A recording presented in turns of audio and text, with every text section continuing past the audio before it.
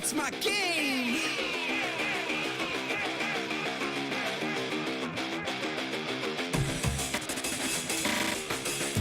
It's my world.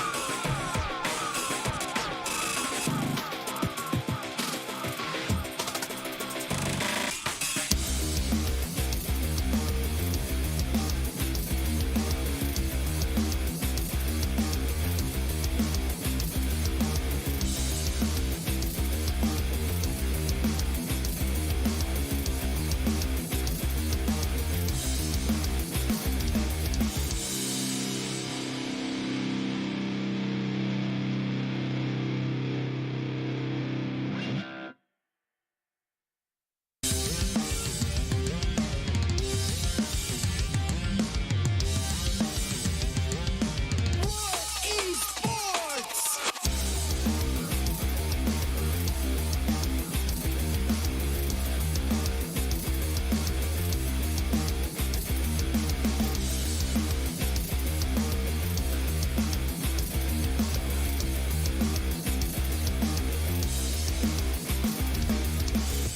It's my game. It's my world. It's my community. We believe in unity.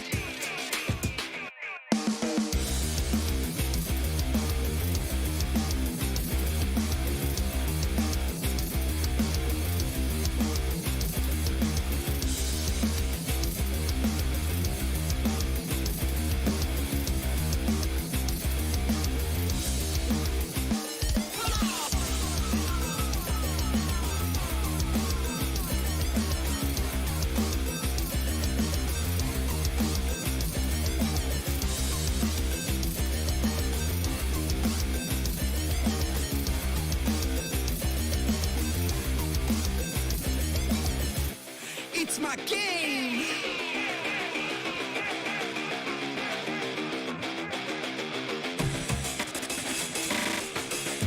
It's my world.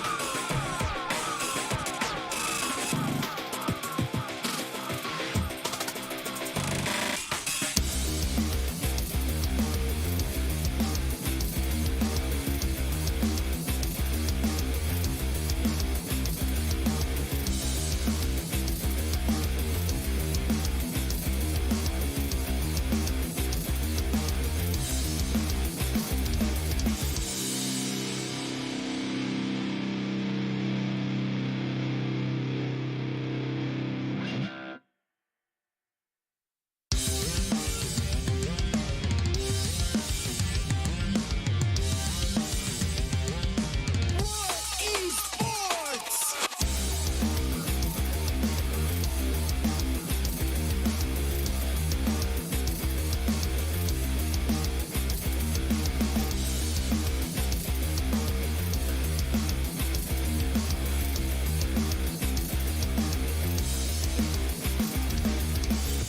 It's my game. It's my world. It's my community. We believe in unity.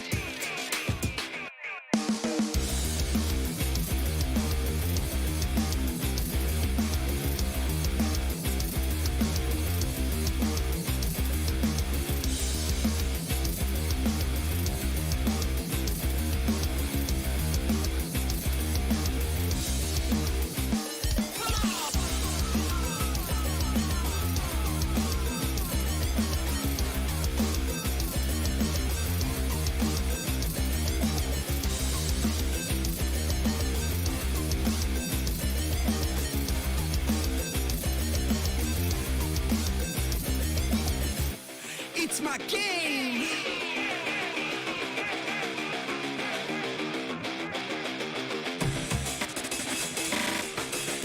It's my world.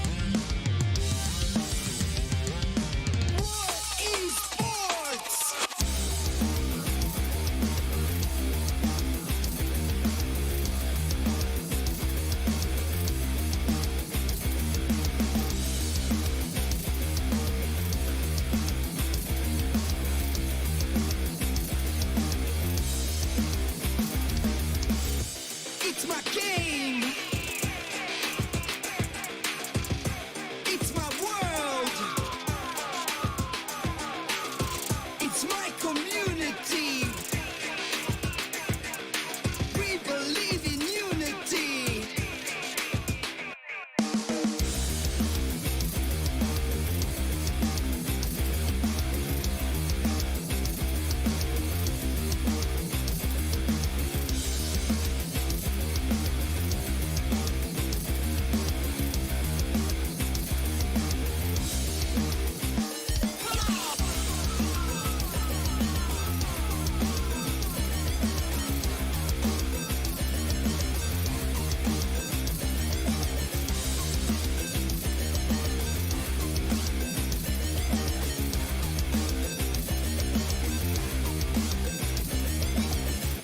It's my game.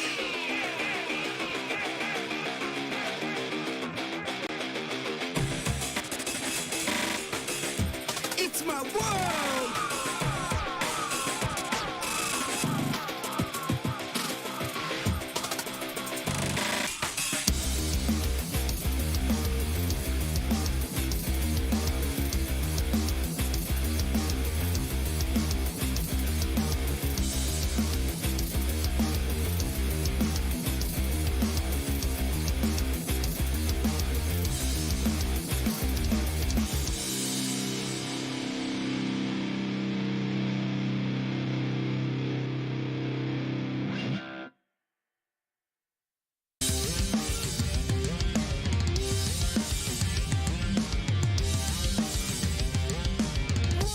Esports.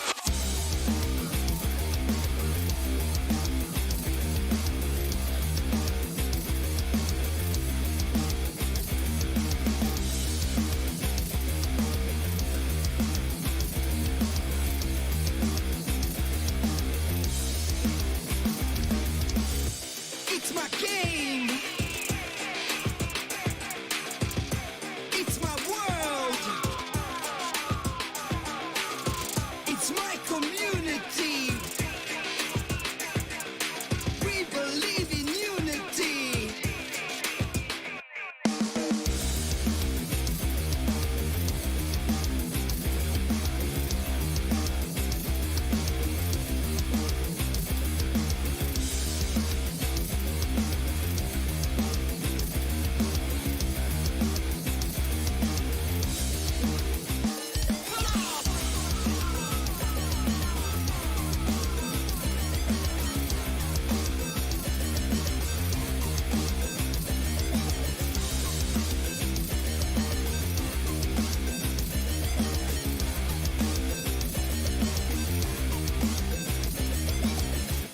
It's my game.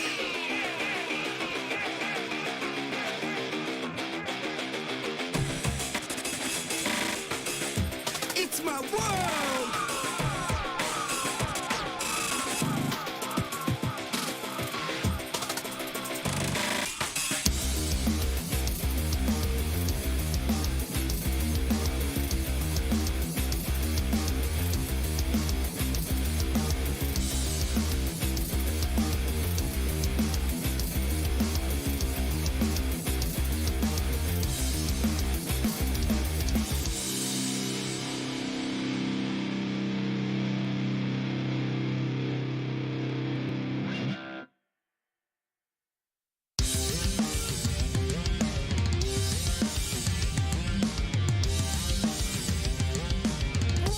Esports.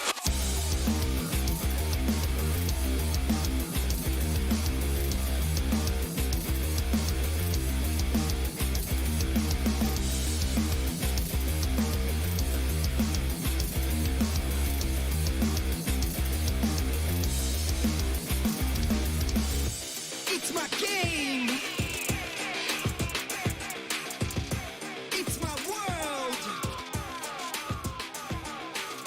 It's my community.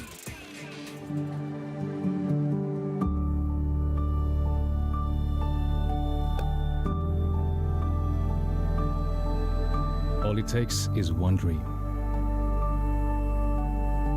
One dream that becomes a journey. To drive an ambition. Believing in yourself. persevering challenges. Always focused on the dream to grow aspirations. Having the will to keep going. Building a future with a legacy. Knowing dreams can come true. Over 11 years of growth. The spirit of entrepreneurship created possibilities.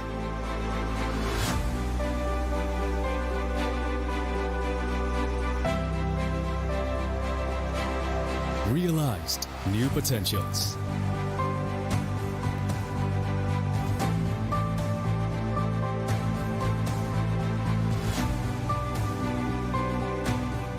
Innovate for the better.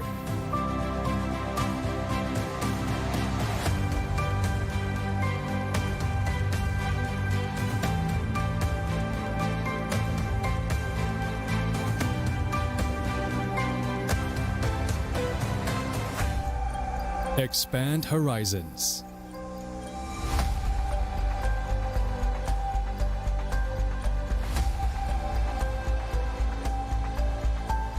To change lives.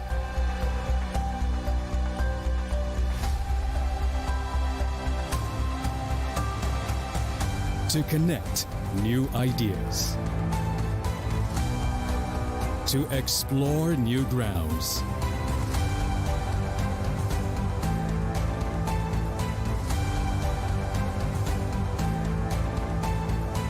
With the future in sight.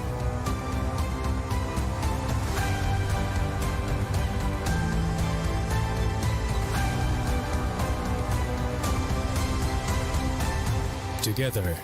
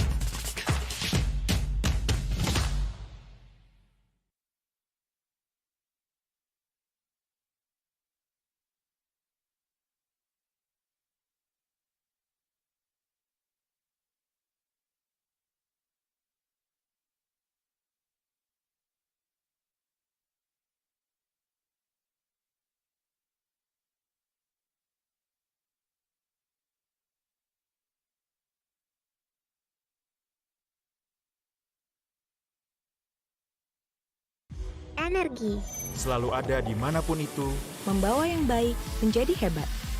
karena tidak ada lagi batas. Kemanapun lintasan masa membawa, hingga ke masa depan. Sejauh mana kamu bisa bermimpi? Jawabannya, sejauh yang hati kamu inginkan. Dengan energi yang menggerakkan kamu Dan kamu. Pertamina, energizing you.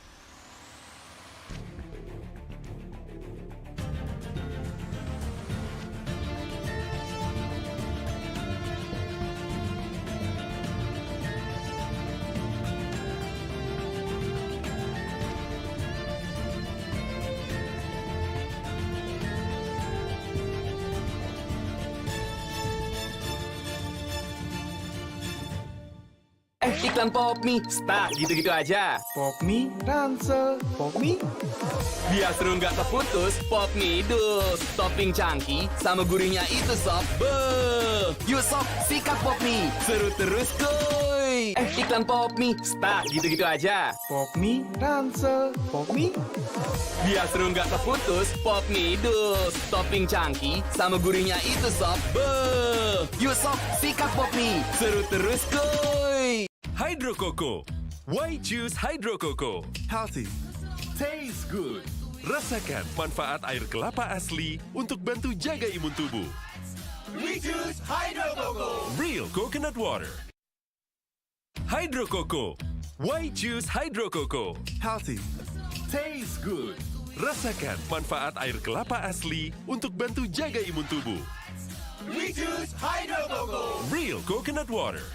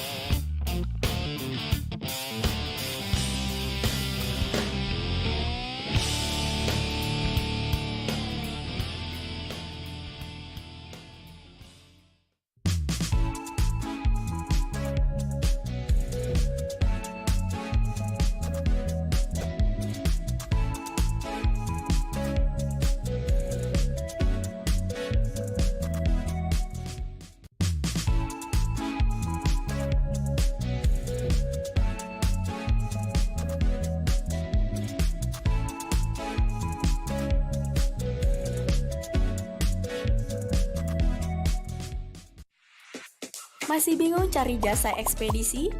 Central Cargo hadir sebagai solusi pengiriman barang Anda dengan terus meningkatkan kualitas pelayanan. Sebagai komitmen kami, memberikan pelayanan terbaik untuk Anda. Kini kami telah dipercaya oleh ribuan customer. Di balik pertumbuhan Central Cargo yang pesat, kami memiliki ratusan drop point yang tersebar di seluruh Indonesia.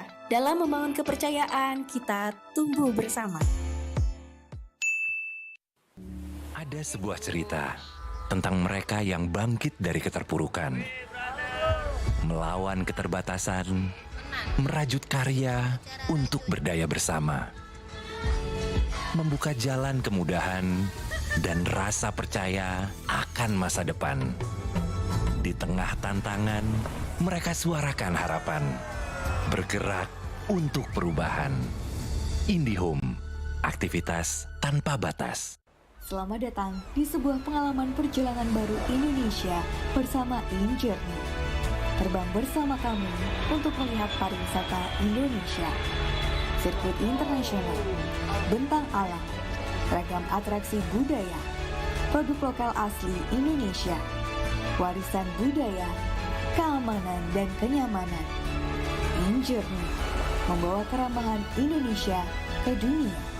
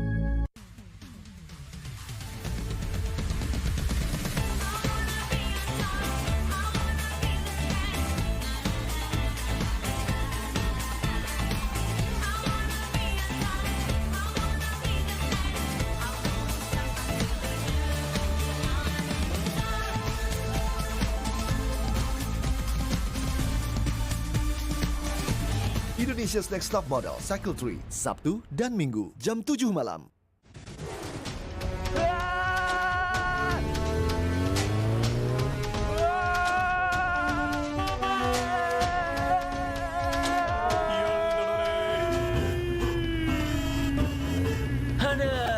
Drama terus. Nonton nih komedi yang nyegerin, lucunya gak habis-habis. Ngelospol. Capek hati drama mulu, mending dibawa happy. Berani melawan keterbatasan demi memberitakan kebenaran. Terus berjalan menghadapi perubahan, berinovasi menjawab tantangan zaman. Menjadi tempat informasi terpercaya yang cepat, berimbang, dan akurat. Tak sekadar memberi wawasan, namun juga membuka pikiran.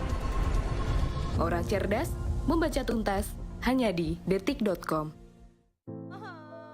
Warga plus 62 emang banyak maunya. Dari drakoran sampai banjir air mata. Nonton action yang mantul. Sampai nonton tendangan cantik. Maksudnya ini, mau nonton apapun, semua ada di video.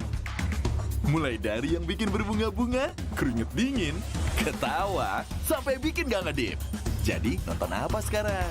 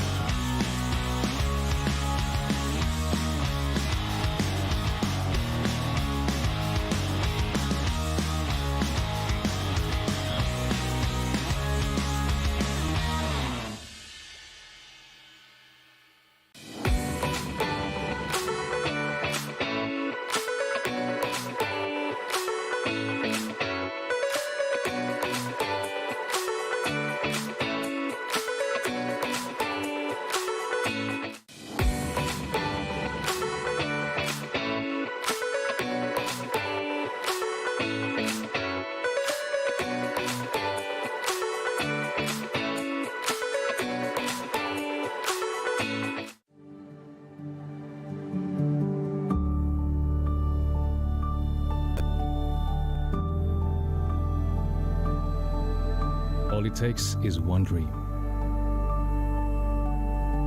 One dream that becomes a journey. To drive an ambition. Believing in yourself. Persevering challenges. Always focused on the dream. To grow aspirations. Having the will to keep going. Building a future with a legacy. Knowing dreams can come true. Over 11 years of growth. The spirit of entrepreneurship. Created possibilities.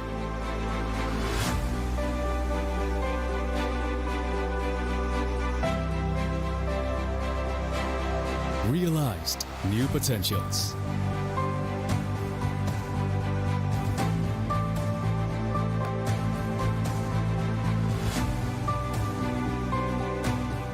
Innovate for the better.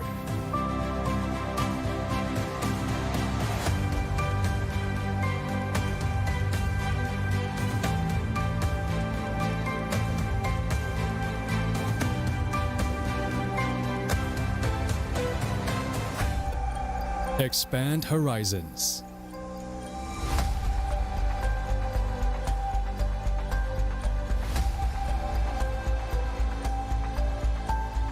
to change lives.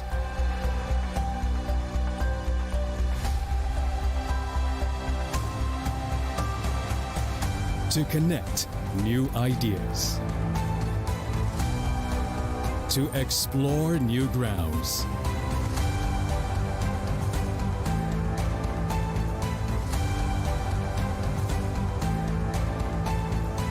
With the future in sight.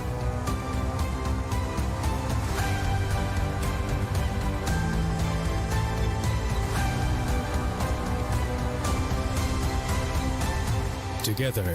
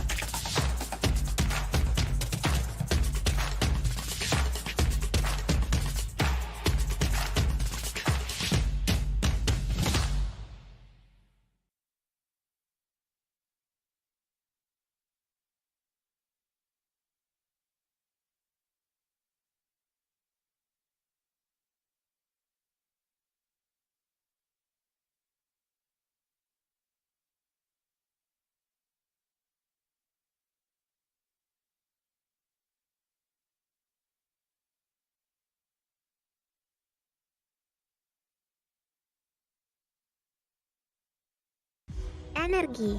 Selalu ada dimanapun itu, Membawa yang baik menjadi hebat. karena tidak ada lagi batas.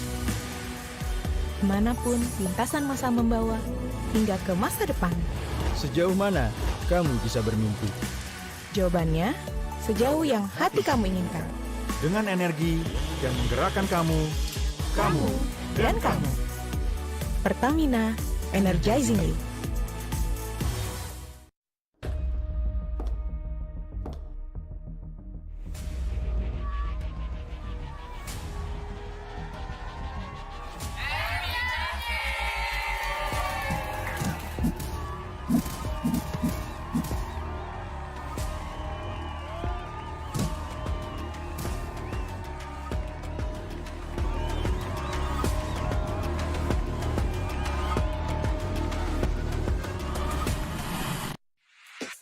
Masih bingung cari jasa ekspedisi?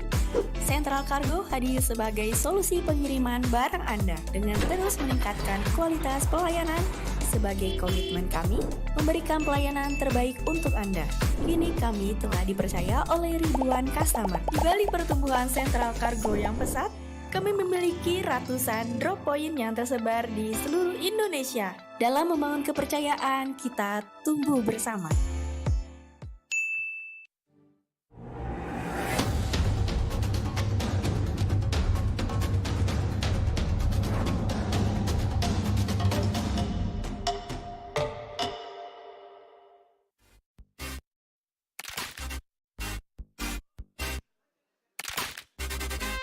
Alright.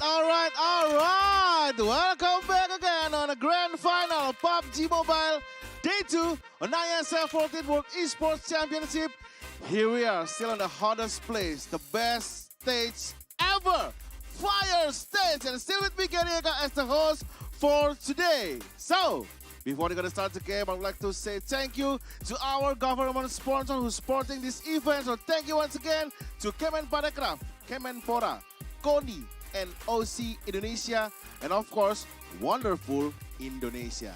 And if we are talking about the competition, there is always a prize. So the prize pool for PUBG Mobile is total 100,000 US dollar.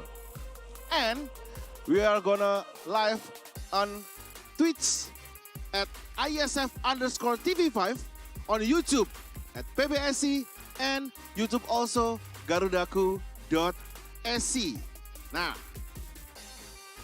the previous host of the IESF World Esports Championship from 2009, we have Korea. And 2010, we have Korea also. 2011, still Korea. 2012, still Korea. 2013, Bucharest, Romania. 2014, Azerbaijan. 2015, go back to Korea. 2016, the best one, Indonesia on Jakarta. 2017, go back to Korea in Busan. 2018, Taiwan, Kaohsiung. And last is 2019, Korea in Seoul. And of course, our lovely 16 finalists of PUBG Mobile Grand Final. We have Egypt, Brazil, Jordan, Morocco, Vietnam, Saudi Arabia, Korea, Brunei Darussalam, Pakistan, Turkey, Maldives, Kazakhstan, Iraq, Sri Lanka, Chinese Taipei, and our host, Indonesia. Of course, follow me here. So I'd like to tag to our marvelous and greatest caster here.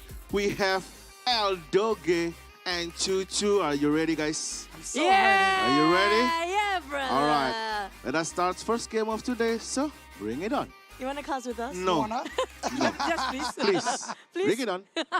Thank you so much, Mas Gary, or Gary, Mr. Gary. Today has been delightful for us. And welcome back, ladies and gents, to the World Esports Championship 2022, brought to you by IESF. But also, we'll be your casters and your storyteller today. I'm going to be Choo Choo, and this is going to be Dan. Eldog is here also. So, the second day, Choo Choo, the Judgment Day, the most important day because they're collecting a lot of points to proceed towards the top 3, because Masgari already mentioned only 3 teams that will getting the prize pool for about 100,000 US dollars. So what do you expect? What do you expect for today? I mean, like, yesterday has been a lot of, there's only 2 flags flying a lot. I mean, Sanhok is a different story, but when it comes to Vietnam, the kings of Sanhok, we only have one Sanhok anyway. So, I mean, like, is that even fair enough for us to crown them as kings? Yeah, but again, like I mentioned a lot, Vietnam is kind of, spicy when it comes to Sanhok. They can control it well because not only Eagle, which is playing right now, the Xavier, one of the strongest team in Vietnam also. But back to the game, Erangel and Miramar. Only 2 flags, Chinese Taipei and Brunei Darussalam. You know what, we are excited about the game, but we are super excited for our sponsors as well, because without them, none of us will be here today. None other than main sponsor JHL Group. Thank you so much for sponsoring us. And also, we are sponsored by JHL Auto, Nusape, DAS, Good and Crypto, Taiwan Excellence, Pertamina, Hydro Coco. Thank you so much to our official telco partner, Telkomsel. We also have official smartphone partner, the Samsung Galaxy A series, and also internet service provider partner, IndiHome, our travel management partner, HIN, hotel partner, Episode Hotel, and Marusaka Hotel, which we are at right now. Esports broadcast partner, Minsky Global, IFEL, ESID, and production partner, Lemon ID. Also, our media partners here, Trans7, Detikcom, Esports.id, Video.com, Dunia Games, Dance TV, Dance Play, Merah Putih, Bola Score, and Kami Bija. Yep. And also want to say thank you so much to Antis, Prosa, and Sovel, who is joining us for the IESF. And last but not least, thank you so much for the government support, Kemenparekraf, Kemenpora, and OC, KONI, and also Wonderful Indonesia. Woo! Wonderful Bali, wonderful Indonesia. Yeah. And things have been really heated up. We only remain with tomorrow, our last day. Oh, yeah. Time flies so fast. Time flies so fast. From the play-ins towards the grand final. And we discussed a lot. Not only the time flies so fast, but the pack, the action pack, also fly high right there.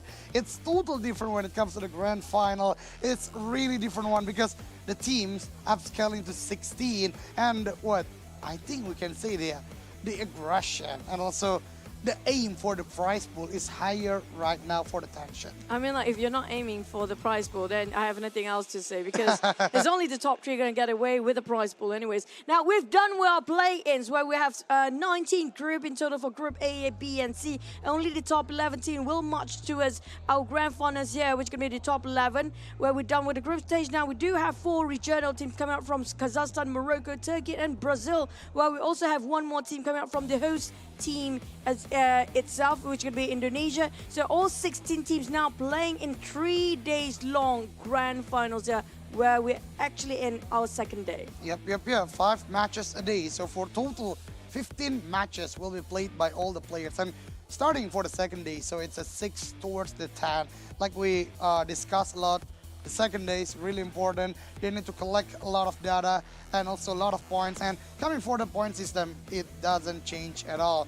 The first one, or the winner chicken dinner, will get 15, second 12, third 10, fourth 8, fifth 6, up until the 13 towards the 16 without any points, and every elimination they will get 1 additional point. At least this is applicable right now. Yeah, applicable. Yeah, because we do have 16 teams. yeah. I mean, like, that's good news for us. Somebody will go empty-handed, hopefully not. But at least we got something up to 16 plays. But when it comes to the prize pool now, the lion's share of $100,000 here for the grab. We're talking about 50,000. Half of it taken by the champions. The second will take away only 30, while the third taking away 20. Fourth place, nothing. And like you mentioned, Juju, imagine if the fourth place, the gap point is not that high, they will be they are going to be very disappointed. So that way, need to prove the best of them. They really need to play consistently. No more mistakes, if I can say so, because second day is the mental building when it comes to the last day tomorrow. But again, the participating teams for the grand final, after 3 long days for the play-ins, we are having 16 teams, which are South Korea, Chinese Taipei, Vietnam, Iraq, Jordan, Maldives, Egypt, Pakistan, Indonesia, the host, Brunei Darussalam, Sri Lanka, Saudi Arabia, Kazakhstan, Morocco, Turkey, and also Brazil. Yeah, but speaking of the teams that didn't have to play the play-ins, which are going to be the top 5 team, including Kazakhstan, Morocco, there's going to be Turkey and also Indonesia. You know, hopefully yesterday was enough for them. Oh. They have to warm up by now. I mean, they don't have a choice here. They do not have a lot of time to warm up, like you mentioned before, and I really agree with that, because you can see how stepping up the players or the teams coming from China, from the play-ins. Even right now, when we see about the leaderboard, the top 2 even not coming from the grand finalists or the invited teams, because the number 1 so far is Chinese Taipei, and the second one is Brunei Darussalam. If things are going to change today, we're going to have to wait and see. Totally true, We're going to have to wait and see, because I'm looking forward for another team to step up the match here. But when it comes to the top teams, even in a wrangle, specifically in a wrangle here, we talk about Chinese Taipei. They're so good in the positions, even though they're a bit conservative in the first few minutes. We do have the Bruneis chasing the tails of Taipei, only 1 point different in the total of overall ranking. Turkey and Jordan. Now, Turkey, this is going to be a high expectations teams. We're talking about grand finalists of PMGC. Now, will they stay quiet? Totally. I mean, there's a problem when it comes to Turkey, I guess, because they fought a lot. We can see from the total damage, it's more than 7,000 damage. It means that they fought a lot yesterday, and I think that's one of the problems, because they managed to fail to go to the very late game, or even if they can, it's only with last man standing, only 1 player, like we watch when they play at Erangel. Meanwhile, Jordan is my respected team when it comes to the first day, because they're so creative. Only the first day? Yeah, no. So far, Choo, don't be like that.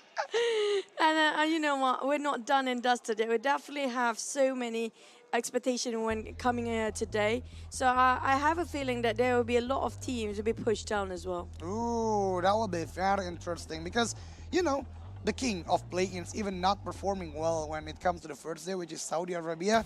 So let's see, because we want to see all the teams giving their best. Again, they already traveled quite a lot, not even quite a lot. It's so far from their country. The pride of their country is what? The spirit of them for today IESF. So I really want to see them play the best for today. Now, speaking of today's performance, when it comes to first Rango, what are our predictions? Who will be cursed by our jinx? And as always, who will be the unfortunate teams picked by the castles? For me, it's going to be coming up from Turkey because I'm waiting for them. Yesterday, maybe they're trying to just sort of getting the grasp about what's happening around there because they haven't been playing. But for you, it's a different story, right? Yeah, I really like Chinese Taipei gameplay when it comes to Erangel because they are so conservative. They do not want to take the war, especially for the mid game. It's still unworthy for them. I think they are like the gameplay for Pakistan when it comes to the play-ins. They're just going to the compound, defending up until the late game, still having full manpower, and they are so strong because both of the Erangel won by Chinese Taipei yesterday. Well, that's kind of true. I mean, like, you know what? I want to favor Chinese Taipei, but I have to disagree due to the fact that they are so conservative. Yeah, you can do that in the early few stages or early few days, but when it comes to the last few days, it won't work out like that because the teams start to manage to read out and how to counterplay about your rotation. Like, I don't know, you have to improvise and just, you know, have a variety of a strategy to come up if things happen to be read out by the other teams. In this case, Chinese Taipei, I haven't seen them going for the rush. They haven't been on offensive side. It's always on the defensive side. So I want to see something more on them. If they can give me more, then I'll be pleased. Yeah, that's a good point actually. Yeah, I mean, this discussion really similar when in the play-ins we are discussing about Senegal. And also, if I'm not mistaken, Ghana, because they play really conservative, going for the compound, like I mentioned a lot. But I don't know, Chinese Taipei just has their own magic, if I can say, because, you know, when it comes to a team like that, usually they will lose when it comes to the last war or the last battle, especially when it comes to the latest Erangel. Morocco still having 4 players, but they still can be eliminated by Team Chinese Taipei.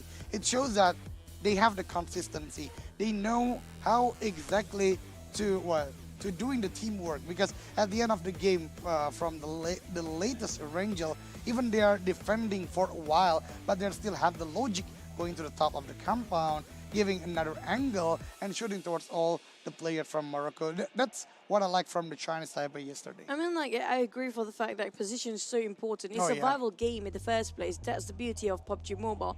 But you have to be, like, you have to step up to the occasion. We're talking about the players have to start to retaliate as well. I'm looking for a team that can balance out both. Being a bit safer in the first few circles, then start to be aggressive when it comes to 3rd and 4th. Now, if they can actually execute that, that's going to be really just the perfect combination and just at the most best sweet spot ever. Yeah, I mean, the only team on my mind right now is Brunei.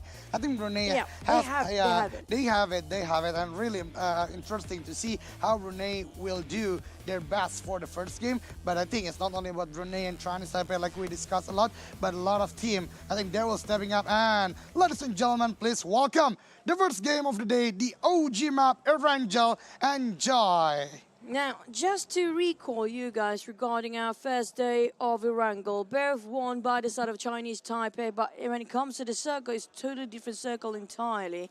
Just to remind again, on the first day, it was around the hospital and around ruins. So it's more towards the left side when it comes to the first day. We're a little bit the same when it comes to the second day. Yeah, the flight path skewed towards more on the southern part. But if it happens to be around Stalber or Severny, for the circle, then that will be very hard for all of the teams. But the flight path, even starting the day, not so well for all of the players. And you know what? It's still the same condition. I don't know. There is no one going to the Sosnovka Island because, you know, high tier loot there. I think they do not want to take the risk to cross the bridge because if the circle, like you already mentioned, going to the Severny, it's really hard for them. But we'll see. In a short time, we'll see where is the first circle. I'm waiting if there's any clashes still, because we're looking over for some teams happen to not securing some drop spot yet. So especially sort of a fly. Well, you know what? I don't want to jinx it, but I feel like I do now. Yeah, and this is a really tough situation for a lot of teams, especially like Vietnam, because they're dropping at the Nouveau Repnoye. I think it's the farthest city when it comes to the first circle. But again, if they can loot fast, they have a lot of vehicle, they can do the momentum towards the circle. But, 3 teams right now, Indonesia, Brunei, and also Jordan. I think they're still confused, a little bit confused to go towards their place, especially Indonesia, because they're changing their drop spot. Look at one player chasing Sri Lanka, even 4 teams right now near each other. It's not a great start for them, especially coming up from the host team. Indonesian team really have to have a momentum and already maybe on his knees. Willie Aja trying to actually loot up and just making sure building up his gears while approaching to the side of Amore from Sri Lanka. Now Sri Lanka, they have been quiet. I'm surprised sometimes they can just suddenly have the surge. But here comes Willie Aja, shot down on Amore. It's going to be Eds, and that's going to be the first blood coming up from Indonesia team, but also for the side of Indonesia, they are trading 2-1. Both teams are having a bit of a loss since the start. Yeah, this is a big problem when it comes to the first or the early stage of the game. Last only with 3 players, even though it's still possible to get a winner chicken dinner. But again, you are going from the southern part, going to the north part. It needs a lot of manpower. You need a lot of utility when it comes to the late game, because I believe the last circle will be quite tough for a lot of teams, especially going from the southern part. It's already far, and when it comes to the rotation, maybe there's a percentage they will do clash or clashing each other. The worst part right now is everybody moving to its one direction. Oh, yeah. I have a feeling the clash will actually might happen in second and third phase. Oh, second and third phase? Okay. Second and third, it's going to be a bit earlier than the usual. It's not the third and the fourth anymore because everybody seems to be taking a lot of the southern part. Not just that. Nobody's actually in the north due to the flight path. And hopefully some of the team figured things out. Just hop on vehicle instead of looting, just go straight to north. If that happens, they will be the most lucky and fortunate team. I mean, I can't argue about that. That's what actually inside my mind also, because, when it comes to a circle like this, a lot of players really want to have their own comfortable compound. And, from the eastern side of the map, there is Mansion, then Yasnaya, and a lot of objective that they can achieve. But if they are having the same mindset, going to the second and third phase will be quite interesting. But I think that it can't be a full war when it comes to 4v4 situation. It's just accounting about the rotation, and it is so stressful when one of your player or even 2 can be cut down and become an elimination for the other teams. That's provided it's 4v4. If it's 4v8 or 4v12, that's most the case, really. It's never like just one team around the corner. Since the start, we saw 3 teams sharing the same compound here. So they're definitely having a bit of a problem to mark their territory since the start. It's been quiet, a bit of calm before the storm. Hopefully it's going to be still calm till the end of the first phase here. But definitely a lot of teams start to search for vehicles because they do know come out even from Gakka region is just so far off if the circle happens to be ending on top of Severny. Yeah, but talking about the side of Saudi Arabia, we just discussed they are not performing well at the first day, but today, I think they are favored a lot by the first circle. Yasnaya Poliana inside the circle, they can collect all things that they need for the mid to the late game fight, and this is good for them, I think, because this is a good start, and if they can do it well, it will be a very good a point for them today. But look at this. Brunei already being swarming up for about 3 players from Jordan. Joey right now winning an AK and a close combat with a holographic side, but still not knocking down. Even not only 3, 4 players from Jordan, and that's an easy fight because 4v1. Brunei lost of their members just only 6 minutes of the game. It's not great at all coming up from Bruneians. They are quite separated between each other. Too far spread amongst the roster. And it's definitely not giving them any sort of information to actually do something about it. Where are the others of the Bruneians? We haven't seen them at all when it comes to Chewy. So we saw a lot when it comes to the first drop just now. Same goes the story here again. Indonesia, Sri Lanka, and now Brunei and also Jordan as well as another team. But back to the side of Brazil. My God. I think you were right, Chuchu. the second day is the real deal. I mean, a lot of strategy changed. Like Brazil, yesterday we saw them playing near the Gatka area and also being taken down by Maldives with an unexpected prawn shot. But right now, they're moving to the Milta, going from the right side, and I think still a very good condition for them. And the side of, well, I'm not surprised Chinese Taipei was playing in the blue zone just now. Again. But in the meantime, this is very uncomfortable for the side of Chinese Taipei. It's definitely Saudi's advantage, like you mentioned earlier, because they love to drop themselves around Yasnaya Poliana. And this might be the case, and they already parked themselves right in the center of Yasnaya as well, with their vehicles and everything else. Now, the problem with you getting the center of a circle since the start, how well can you defend it? Because it will not be sort of a, one team coming in and you can take a break. No, it's going to be continuously no stopping crossfire for those in the center. Yeah, we watch a lot when it comes to the play-ins, a moment like that, when you can defend one, but the third party coming, it's really big trouble. But I guess a condition like that will happen for about the third or the fourth pace, so it will be kind of late of the game itself, because we can see it right now. A lot of teams, I guess, change their strategy. Even for the hard circle like that, teams like Morocco, they have their own plays. Even Kazakhstan still going to the Milta. So first pace really are still doing the same, except for 3 teams, which is Sri Lanka, Indonesia, and Brunei, if I'm not mistaken, because most of that team is playing at the edge of the circle, and I think fighting for the vehicle and then clashing for an unexpected compound still happens. So let's see about the third or the second to the third pace of the circle. You're not gonna mention Chinese Taipei in Vietnam is playing at the edge of a circle as well. I mean, like, and they usually do. You can't deny that. Yeah. I mean, that's what they are usually doing. Vietnam really playing like that at the play-ins. Chinese Taipei, even though they're playing quite different from the first day, I guess the first circle or the first pace, they can still manage to hold or defend from the DPS. So it's still good for them. Lah, yeah. It's like an ending of my statement. Lah. Okay, do have 3 teams playing a bit slow here. Turkey, Sri Lanka, and Vietnam. They're taking their own sweet time, so Circle is not favoring them, but not too far off either. Now, the Circle will popped again. It feels like really going up south all the way, more to the southeast here. Just Naya in the center. Now, Saudi, this is the time they can gatekeep.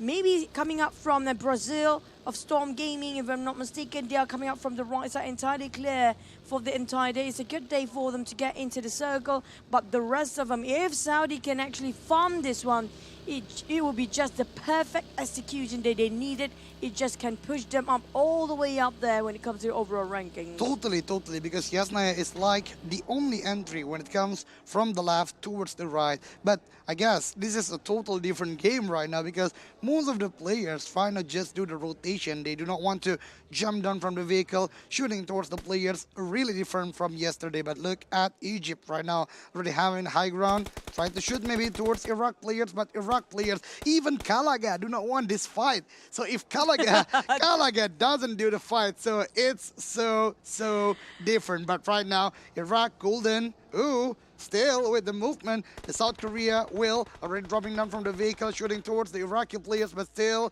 can't manage to have one knockdown. This is clash between rotation, like I already predicted earlier. Yeah, we predicted it. Oh, yeah. So sorry. It's still the second phase. Yeah. Still the second phase, and it's quite early to have fights in Renga in second phase. But due to the circle, things are making it really challenging for the players. And I'm surprised Kalaga is evading himself from fights. That's something new. Back to the side of Saudi Arabia. They got himself. What a nice spray. Crispy coming out from Dami of Saudi Arabia. Now we do have the South Korean side. Big Star taking advantage. Chinese Taipei stuck in between 2 teams that's hungry for more.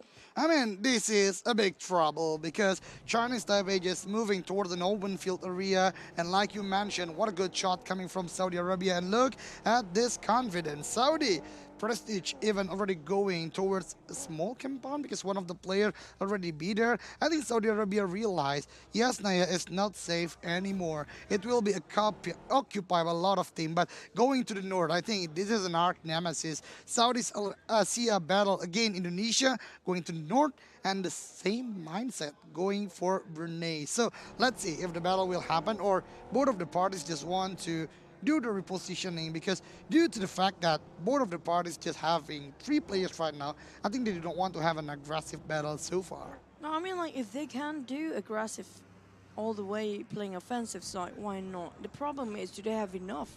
Because right now, looking at Morocco's side, Chapo and Lazy Boy, they don't have like level 3 of gears to work with, so they can just run, and I can call it loot hopping as well when it comes to compounds.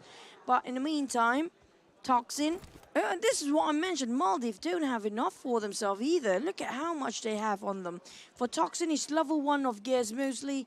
You don't have enough when it comes to grenade. I wish they actually really try to loot up more grenades and smokes, because it has been a game changer if they can actually do that. Shaq and the rest of the Nines, they had a bit of a tough start before, but they are definitely trying to get some elevations. Yeah, might sharing the same compound as coming up from Turkey. I mean, when it comes to Maldives, that's the big risk when you are doing the loot base at Gatka, because Gatka doesn't provide a lot. Even you do the scrapping around the Gatka. So that way, I think the strategy coming from Maldives, they want to go to the Yasnaya. They hope the apartment doesn't being looted by the players right there, which is Saudi Arabia. So let's see later about Turkey finally making their move. Even right now, so close with Jordan. And look at Solke without any doubt, dropping down from the vehicle, shooting towards one of the player from Jordan. A lot of damage, but not a knockdown. And Saudi, finally, what a gatekeep from Kazakhstan, going from Milta, 6 being taken down. And it's going to be the 7 finish off from the side of Saudi. But back to the side of Turkey and Jordan. There's one more team, Brunei, still lurking around. And even the Moroccans are here. We're talking about right on the top of the hill of Stalber. Here comes a bit of a bumper moment. Solke and Solar, this is not the time to have too much fun here. They are kind of in front of the enemies. And we do have Pakistan lurking around the edge at the slopes of the hill, while Lutz and the rest of Turkey managed to secure and dominate this area for now. Back to the side of 1 million team, which is comprised of players of Morocco, Marshall, Chapo, Lazy Boy, and Sankai. Tried to climb up the hill, but the problem is Jordan is there before them. All about timing, all about the positions. If they go in for now, I have a bad feeling for this. Might just best to wait it out first. Yep. But Marshall still moving with the buggy. This is what I learned today. A lot of team right now already realized they need to send some person or scouter to scouting around, because it's an open field area, and if they do not have the next objective when it comes to a shifting circle, they will be in a lot of trouble. So that way, even Morocco right now sending not only 1, 2 even players, Lazy Boy and Marshall, before to see which compound, which part of the hill or the mountain of Stalber we can play with. So this is a really good movement. They just not stacking around inside one compound, but they are widening their vision, they're widening their area. But I think that's still a good for now on. Different case for Vietnam, because they are moving from Novo. They're going from the right side of the map. They want to enter of the circle, but a lot of team already there, even right on the crossfire coming from team Morocco. Indonesia also from the top of the mountain shooting towards the Vietnam, but they still have a good vehicle and still manage to go inside the third circle.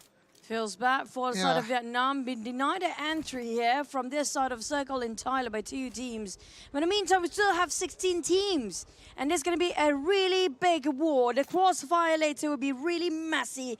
But a lot of scrappy plays, definitely, when it comes to the 4th one. In less than 10 seconds. Here comes Ragnarok spraying over. Beautiful spray, but almost connect. Twanzy on the ground on his knees. Bleeding out. Now, can Ragnarok seal the deal here? They're moving forward. Masawi, they spotted out Namshin. Ragnarok couldn't back him up. Now, it's going to be 1-to-1 trade for now. But the problem is the blue zone is creeping in as well as we speak towards the 5th phase later on. A tough situation for both of the parties. They need to go toward the circle, but the nade coming from Jordan connected well to the knockdown player of Team Vietnam. But again, the classic Vietnam, they have a lot of position to counter the gameplay coming from Jordan. But Indonesia, I think they want this momentum. Also Namshin still doing the healing, so it's not good. Again, you are still outside of the circle or near the blue zone.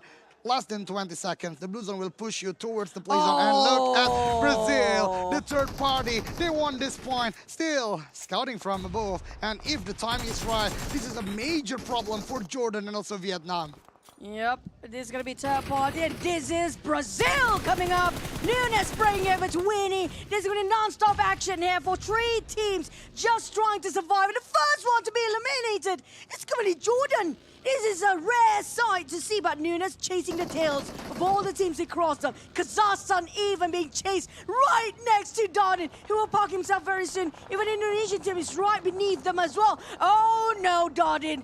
From the pan to the fire, from everything else, just now, straight into the lair of Indonesian team. Willie had been waiting. Here comes one more spray and tries to take them down. But Willie got cornered. Where to go? I mean, what kind of game is this? A lot of movement, a lot of confusion. Even Brazil right now, right after the third party, they're moving around without any objective. Even one of the player being taken down by Team Indonesia. Leomord, what a good shot with the M4. Not only Brazil, it smells like a big war will happening here because Turkey is spotted at the top of the hill. And look at that. Brazil still moving towards the lower ground, but they fail to have a good compound, to have a good entry toward the circle. And I think Indonesia, at the same time, they say they have the mindset to go toward the circle because a lot of teams from the high ground already heard a lot of gunshot from below. Too many teams on the right side of the circle right now. Take it south or north is the same anyways. Back to the side of Saudi, they are farming on the other side. Kalaga funny start to shoot against Axa on Kazakhstan team with a Mini 14. But nothing seems to be connecting by far. The dots are not joined by each other. Back to the side of Kalagan, even spotted out the Egyptian team from behind. Golden spray towards Puncher. Axa trying to actually open covers with the smokes, but spotted out! Axa on his knees, finally Golden spots him. And might be the Indonesian team trying to butt in from behind. It's going to be backstabbing. Kazakhstan stuck in the rut between 2 teams that's really aggressive right now. And Iraq, they need to have a bit of a reset to revive Reva. But we're talking about Brazil. They repositioned themselves all the way here. Yeah, classic Iraq winning aggression. And Brazil, I really respect about their movement, even though one of the player being taken down, but they managed to secure that vehicle, which is a very, very huge capital when it comes to the late game like this. A lot of players, a lot of team will come from the east side of the map. We can see right now, not only 1, but 3, not only 2, but 3 teams will go toward from the same direction. But suddenly, Morocco, one team that are so proactive, going around with a lot of scouters right now already at the middle of the map. It's not just that. We're looking over one play of Chinese Taipei. Just happens to be in the middle of the chaos. And that's going to be the fights between the elephants and the mouse who will be the victim. In this case, for Horse Run, the last member remains for Chinese Taipei. Now, how can he outwit all the players who are right next to him, including one Morocco players? Is just lurking around the corner. SK Tan trying to bait them out their shots for the side of South Korea by playing with this buggy just to make sure that they know exactly where the position of the shot. SK Tan, he's the bait for the team. Dami already done, but it's going to be D7 and Prestige. Now, if Prestige is still alive for Saudi, they still have a big shot of winning this. Oh, totally the mastermind, we can say from Prestige itself. But I really want to discuss about Hoshuan. Sometimes the best hiding spot is the most obvious one. So I think that's what Hoshuan want to do right now. But coming again from the right side, still a very chaotic moment. A lot of teams will proceed toward the circle. And Kala got a classic one. Mini 14 without scope, only the iron side. Still pressure towards all the players, but from Turkey, 2 players even being knocked down, not by the shot, but by an explosion of the vehicle. And Renee following after that, really chaotic moment right now. A lot of open field, and right now Prestige, this is the players we mentioned a lot, still shooting towards a lot of teams, and they're playing at the edge of the circle because they know if they go to the middle so fast, they will be the central of attraction from all of the teams that want to go towards the circle. Willie Aja has been survived so long in the middle of the war zone. How did he do that? He does so much ninja move just now. Back to the side of Morocco. Now it's going to be Maldives being eliminated. Next, we're down to 10 teams. Kalaga cooking up the nade, pressuring towards the buggy with nobody's in it. Back to the side of Kalaga.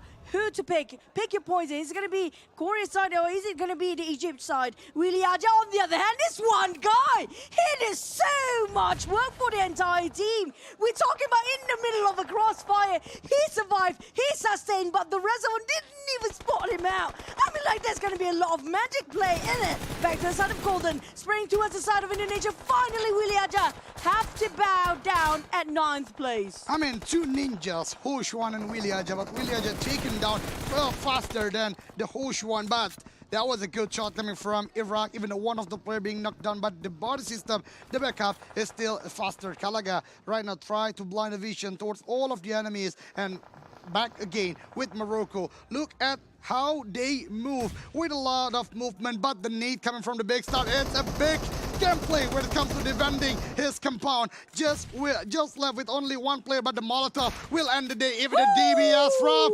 Senkai defeated the player from South Korea. Right in the face, in a very lonely corner. That's where he waited the longest for the one shot of DBS. That's going to be securing 4 eliminations coming out from Morocco with one person knocked down. We're down to 7 here.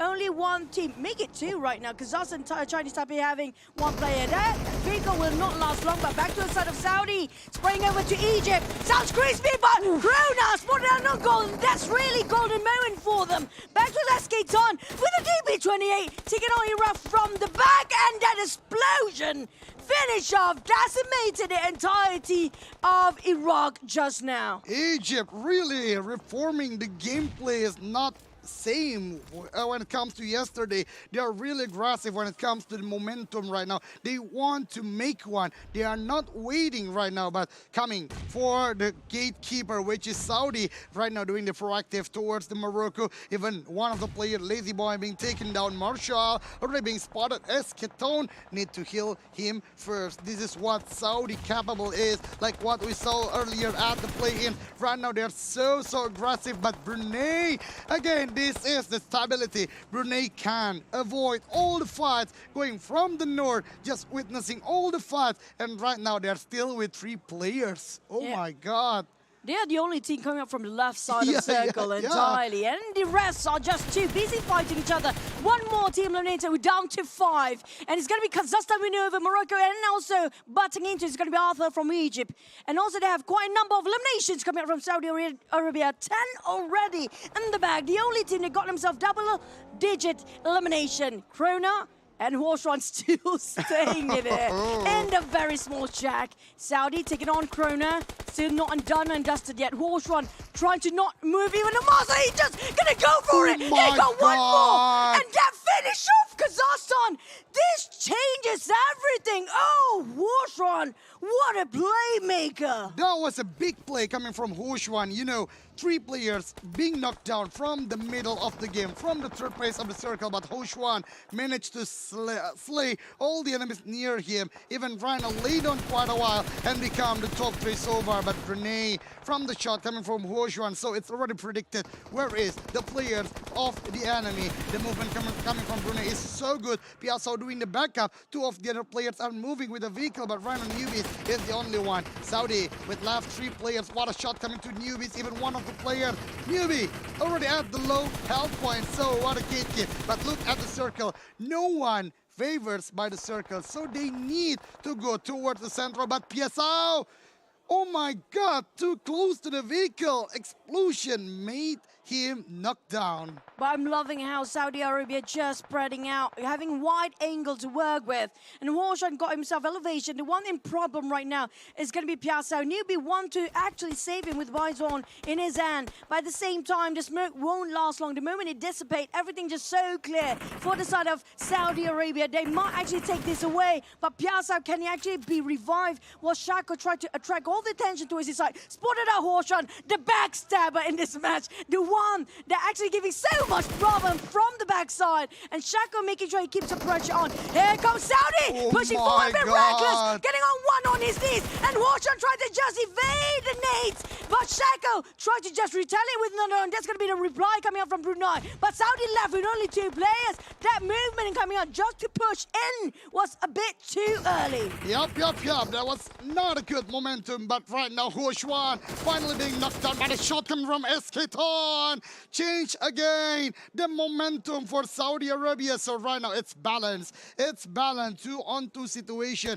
and both of the parties not inside the circle. So far, Prestige still waiting for the right momentum, for the right timing to show towards the Shako player or the player. Even SK Town right now becomes the bait. He wants to reveal the position of Brunei Darussalam player. He's being knocked down, still not, but low health point. Prestige failed to have an elimination, and at the same time, Brunei, what a movement. They go toward the circle. Piasao still do the froning. Shako still quite exposed, but there is a different elevation between both of the parties. The nade, it's so close to knocking down Prestige, and this is the calm before the storm, Chuchu. It's 2v2 right now, and the Blues are closing into a side of Saudi Arabia Fez. This is not great for them. They need to move forward. They need to advance, but how? The slope is not helping them either. Shako will actually be knocked out almost even. Prestige, lucky enough, he got himself that cloud of smoke. Back to side of Shako, playing it safe. All proning down for now, making sure they will not be discovered. All back to might be actually being left behind for the side of SK Turn as well. Now, all they need to do is just know exactly where to go and where to look. For the side of Brunei, they're quite spread. That's a good start. But saying go for Saudi Arabia, they're doing the same thing here. It's going to be Shako versus Prestige, but Shako will look over SK Town first. Piazza will the one to make a big difference for the side of Brunei. But in the meantime, going on flank is an open road, open straight in between. How to cut across? There goes. I think that's going to be the smoke. That's going to be the cue. Prestige, he wants to push forward. But if he didn't spot it out Shako, that's going to be the end for Prestige. Yeah, totally true. Shako right now really controlling the game for Brunei. Shako doing a very risky trade, I guess, because Shako is exposing, is still picking towards the Brunei, towards the Saudi, but the backup coming from Saudi. Two of the play, but SK Ton being taken down. Prestige is being taken down also, and Brunei opened the game, opened the day with a strong performance. Winner, chicken dinner. So it's kind of back-to-back because the previous day, the first day, closed by Brunei, and right now, the first day, again, Brunei shown us the quality of them, and congratulations, Brunei Darussalam, for the third winner chicken dinner at the grand final. I mean, what a performance. I have to give it so much credit for the side of Bruneians. They know exactly where to go. They know they're so composed. If you look at how calm they were just now to decide about where to shoot and where to look. And Shako took a big, bold courage just to push towards the flank side in case the team coming up from Saudi, especially when it comes to Prestige, try to move on the flank. He's there first.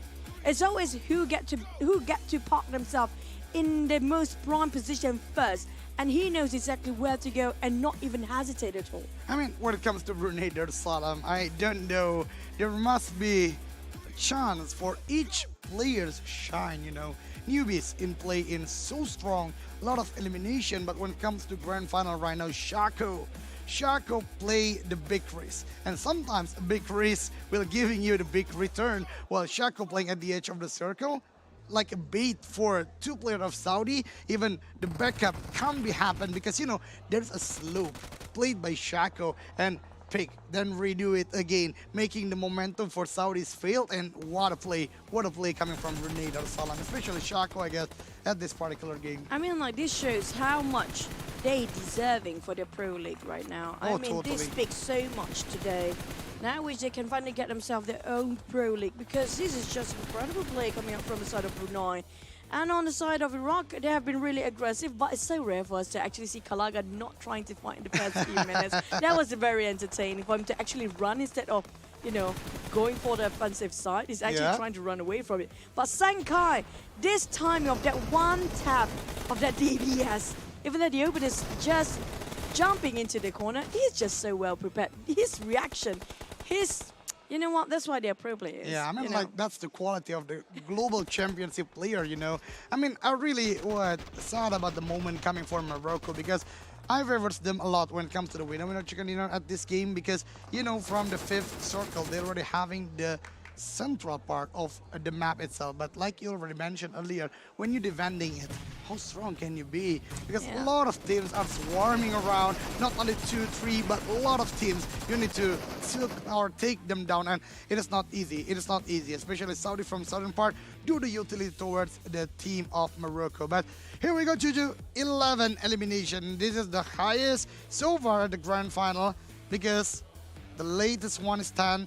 Right now the double digit again happened, and 11 got by Brunei Darussalam. I mean, like, there are two teams that definitely dominating right now when it comes to the population of PUBG Mobile, where they eliminated like 2/3 of the total PUBG Mobile population right now. Yeah. It's going to be 1 point shy difference between the Bruneis and the Saudis, because right now the Saudi are the team that have the match when it comes to the vibe, when it comes to their mindset. They're so similar. Both Team of Saudi and Brunei are having a good start with balancing out position and elimination. But I have to give it to the Saudi Arabians team. They are more aggressive when it comes to offensive play. They have it. But when it comes to balancing both aggressive and, you know, to rack things up, I have to give it to Brunei. They do know when it comes to when to defend and when, especially defensive side, for a bit more. You know, this kind of a the spear and the shield story between these two teams. Saudi is more towards the spear side, and Brunei is more towards the shield side. But they're both really good when it comes to offensive. But it's a bit more than the other, just a tiny bit. Oh, just a tiny bit. So what I like about Brunei, like we already discussed earlier, they really know how to analyze the gameplay. When you mentioned the only team going from the left side is Brunei, because I think Brunei going from the top, then they realized a lot of teams coming from the right side, which is the east side of the map. They change their rotation. They're going from the left, which is quite chill a bit because there isn't anyone in there, and that's a big advantage coming for Brunei. Even though they are left with only 3 players starting from the early stage of the game, they managed to get a winner chicken dinner again by the position. So that way they are avoiding all the fight, they are stealing the elimination from all the knockdown, and they manage to have a lot of utility when it comes to the end game. And you know, the thing about Chinese Taipei, they are very conservative. I mean, like, this is what I want to emphasize earlier. It's good if the circle is generous. Okay. If it's a normal common circle. But if a circle is just really contradicting with the flight path at these extremities, this is just quite hard for the teams that want to play as safe as possible, because it's so hard for them to actually play as usual. Here comes our overall stats. Definitely it's going to be 61 players all finished by the shots, because nobody being taken off by the blue zone. I really like this statistics. I mean, this is the second time I do the cast for the grand final. There is no one being taken down by the blue zone. Even a lot of fight happened from the 4th pace, going from the northern side like Jordan and also Brazil, if I'm not mistaken, and from the high ground is Turkey, but they still managed to fight the best of them. They are not trying to heal from the outside of the circle, which is the blue zone, and that's the spirit. That's the spirit for me coming from all the players. I'm not pleased with the throws being used here, because we do know 300 is normally the standard that should have been. But right now, MVP is going to be Piazza! Woo! Thank you so much for this MVP, Piazza. We all needed to see your face a bit more, because you know what? He was actually a bit toned down when it comes to his mindset and mental. And today we can see he's super happy, and you definitely deserve this. Give it a go. Maybe we're gonna see you in your own PMPO one day. Yeah, don't be shy. newbies even when he becomes the MVP, do the love sign. So you can do a lot of things also. He can flex. Yeah, so he can flex. Yeah, he can flex. Yeah. So yeah, Brunei Darussalam, I think, really stealing the spotlight when it comes to the IESF. No pro league whatsoever on their country. We can say for about 1 or 2 years, because if I'm not mistaken, at the beginning of PMPL there is, right? They used to have a wildcard region. Oh, wildcard region, yeah. But then it's kind of changing the format, and next season is going to be a different story. But you know what? I hope everybody can have finally their good start after they're starting off the engine with our match number 1 just now for day number 2. If not, they need a coffee, because we're going to head into our break for our own coffee. Hope to see you guys when it comes to Miramar next.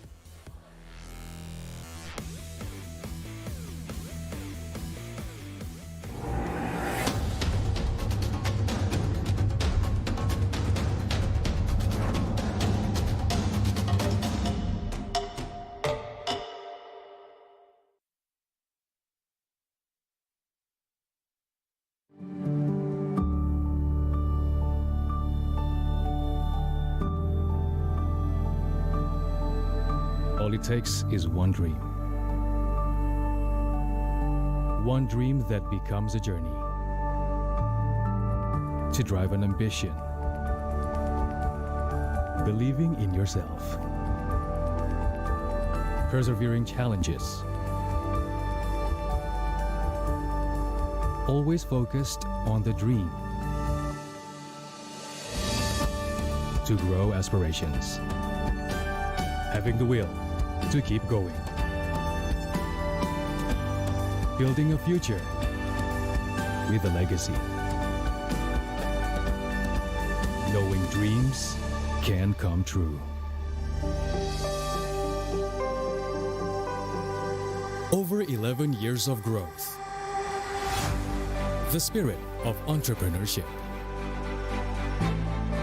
Created possibilities.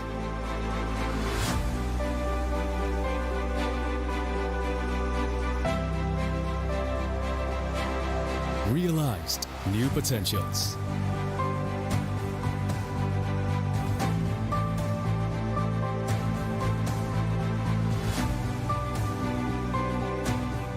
Innovate for the better.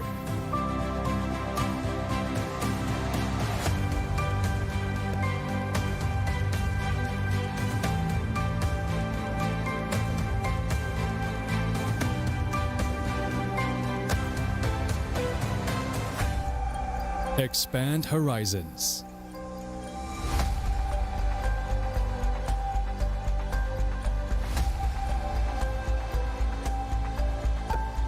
To change lives.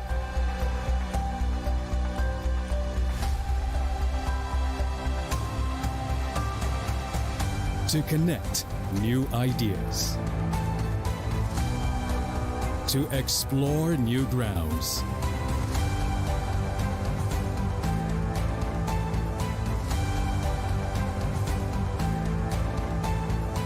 With the future in sight.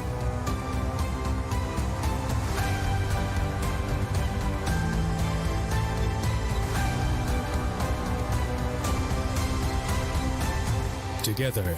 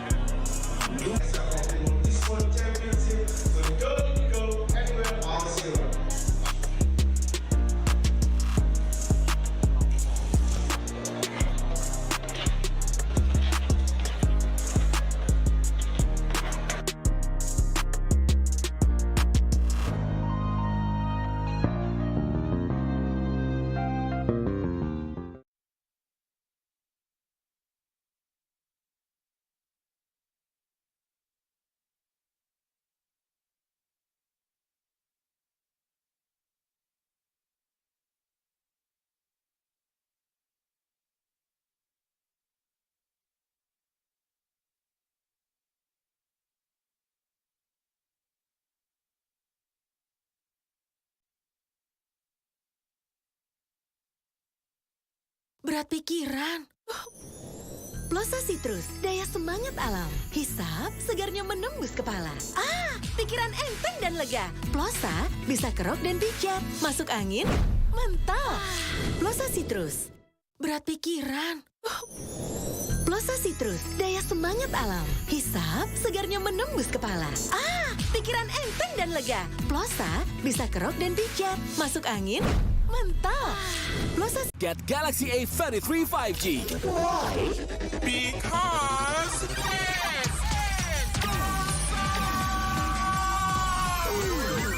Galaxy A33 5G with awesome processor. Buy now. Get Galaxy A53 5G. Why? Because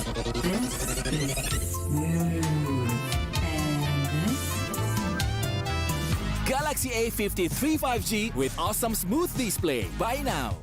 Selamat datang di sebuah pengalaman perjalanan baru Indonesia bersama InJourney. Terbang bersama kami untuk melihat pariwisata Indonesia. Sirkuit internasional, bentang alam, ragam atraksi budaya, produk lokal asli Indonesia, warisan budaya, keamanan dan kenyamanan.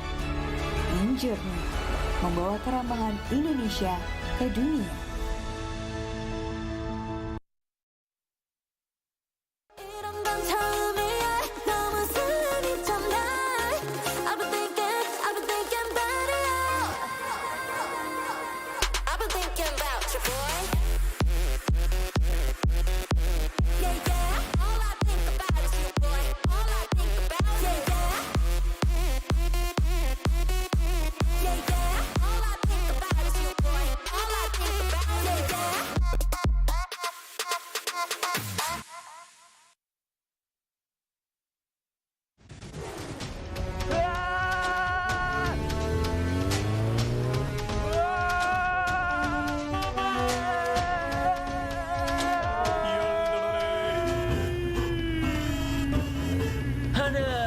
Drama terus.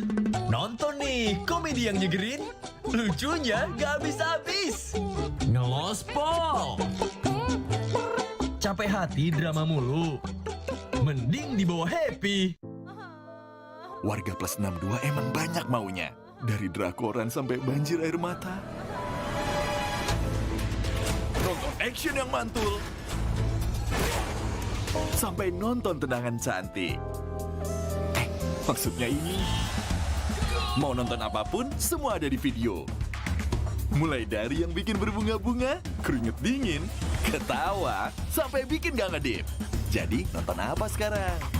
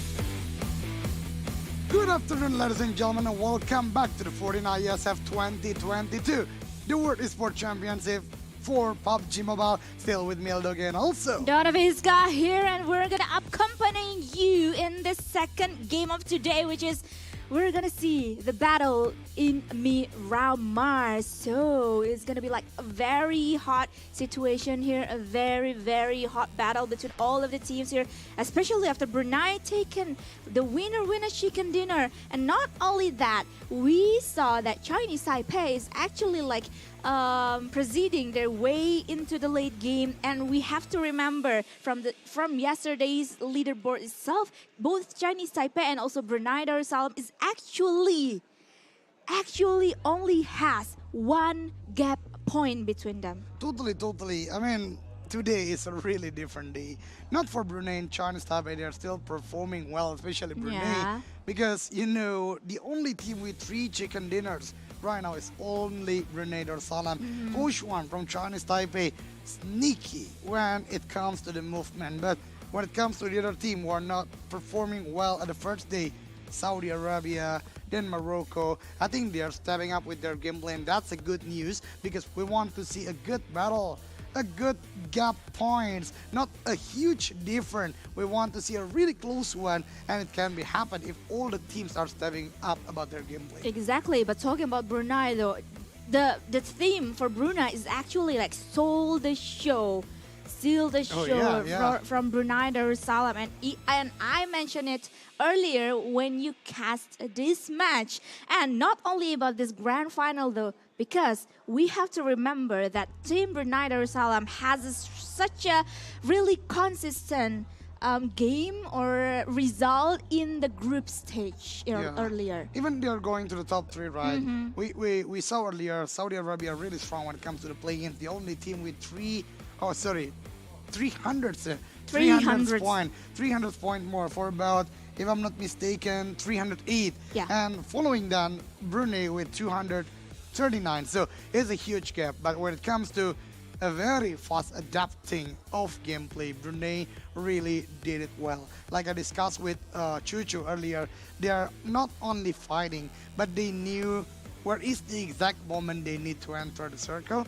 They knew about the condition of the other teams, and they do not want to enter the fight. They avoid it when it comes to the mid game, and I think that's 2 points. That's 2 points really strong for Brunei, so they can got 3 chickens so far. Yeah, especially like when I saw or when I watched the game or the late game between like Brunei Darussalam and also Saudi Arabia, it impressed me a lot, and I think if they manage to like get into like some kind of like PMPL Southeast Asia, it's gonna be like a big thing for them, especially actually. Yeah, I hope there will be Pro League for Brunei again, because let's be honest, that's a high quality gameplay, and they are not facing any small contenders, quote unquote, but the player from PMGC, the big community from Indonesia, then a big community from all our other nation or region. So it's a big result to considering a Pro League in Brunei, because only one team can show this. How about the others? I think the competitive scene is so well right there, so it can be, or it resulting a good team like this. Yeah, so you are gonna favor Brunei to win the winner chicken dinner in this Miramar? You heard me a lot, right? Yeah, speaking of Brunei, they got their vibes here, they got their momentum here. So yeah, it's quite a big chance for them actually like to take the winner chicken dinner, because actually like yesterday, in the first day of grand final, Brunei took the winner chicken dinner in Miramar as our second game. But I'm going for Kazakhstan now, because like Kazakhstan, we have to remember actually like how Kazakhstan is doing yesterday, especially in Miramar. They didn't have any hesitation to like opening or initiating a war in such a open field area, because like especially like when they managed to occupy the regions or the higher ground in the terrain itself in Miramar. So there the Kazakhstan team is gonna like have a really good momentum. I mean, I can't argue with you. The gameplay coming from Kazakhstan is so clean when it comes to Miramar. They are not intending to do an unworthy fight at the open field, which is most of the region when it comes to the Miramar, or most of the land when it comes to Miramar. But I think Kazakhstan is the evolving gameplay coming from Bahrain. When it comes to the play-ins, they intend to like playing at the high ground. Yeah. They got a lot of high or vision and shooting towards all the teams below them, and that's the good point coming from Kazakhstan. Yeah. But for Kazakhstan, they can't be so long when it comes to the high ground. They really need to adapt like what. If I'm not mistaken, Morocco did from the previous game. They need to send one player or even two if they still have 4 players to go inside the circle, then saving a good compound, a good place to play at the next one, so they are not a late team. Because when you go from top of the hill, go down below, it's so easy for all the teams shooting towards you. You can't do any counter attack. You can't do any fight with them because you're focusing with your route, and it's not easy for you. Yeah. Exactly. Especially if the route is like really challenging, right? Really stiff. It's You can really see. stiff, and then whatnot, and we're gonna see the result in this second game that's gonna be take us into Miramar. But talking about Miramar and also Indonesian team, maybe we're gonna like discuss a little bit about Indonesian team. How do you feel about them in this Miramar after we saw 2 of the matches yesterday? I mean, Indonesian teams, I guess, the problem is starting from the drop spot. That's the first point.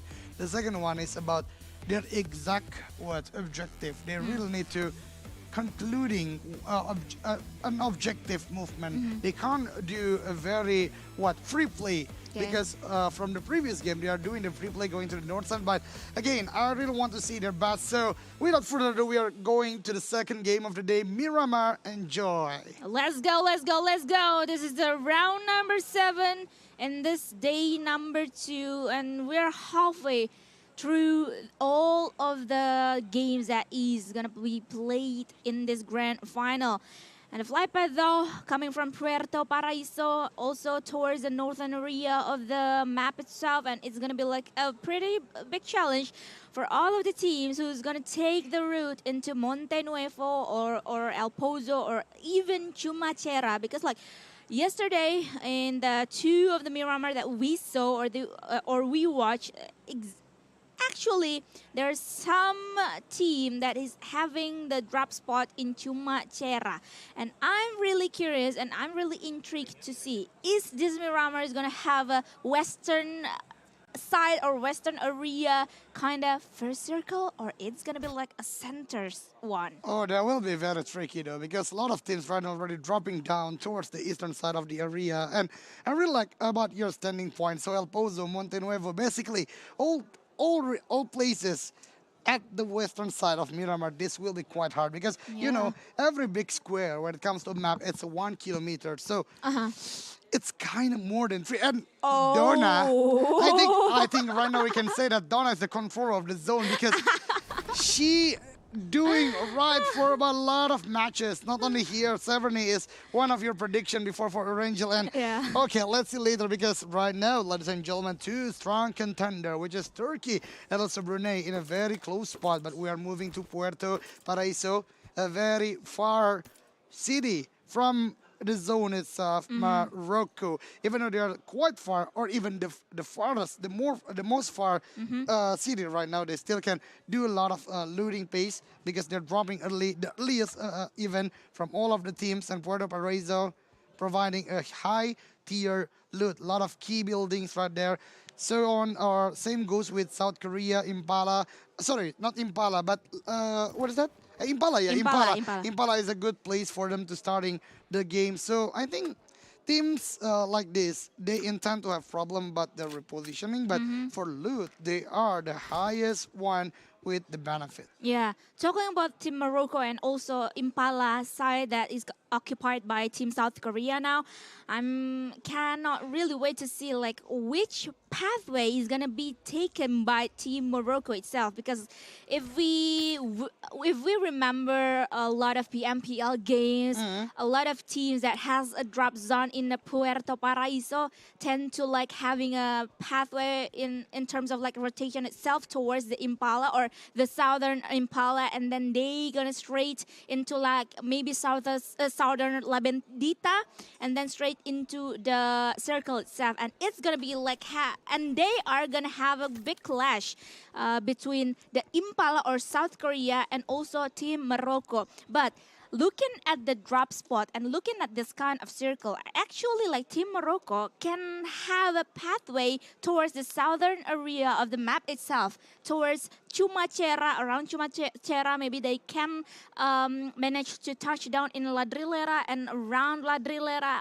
as well. So it can be like more safe for them in terms of the rotation. I mean, maybe our Indonesian viewers will remember how EVOS Reborn or GigFam ID doing the rotation, right? GD as well. Yeah, GD as well. Going from the southern part, Impala and Puerto is kind of tricky because if you just push forward, straight forward to the circle, it is so hard. You know, movement from Minas Generales, movement from Los Leones, movement from even Pecado will be a good gatekeeper towards your team. So that way, that's a good point, Donna. And I think most of the viewers, even from the other nation, knew what is the thing that we are discussing about. So southern part is a good position, but South Korea, I think they just want to go toward the circle because this is one of the point. Even though they are so risky right now, going straight forward toward the circle, but back again, 1 point for South Korea and Morocco. Morocco is they are doing the load pace faster than the others. So that way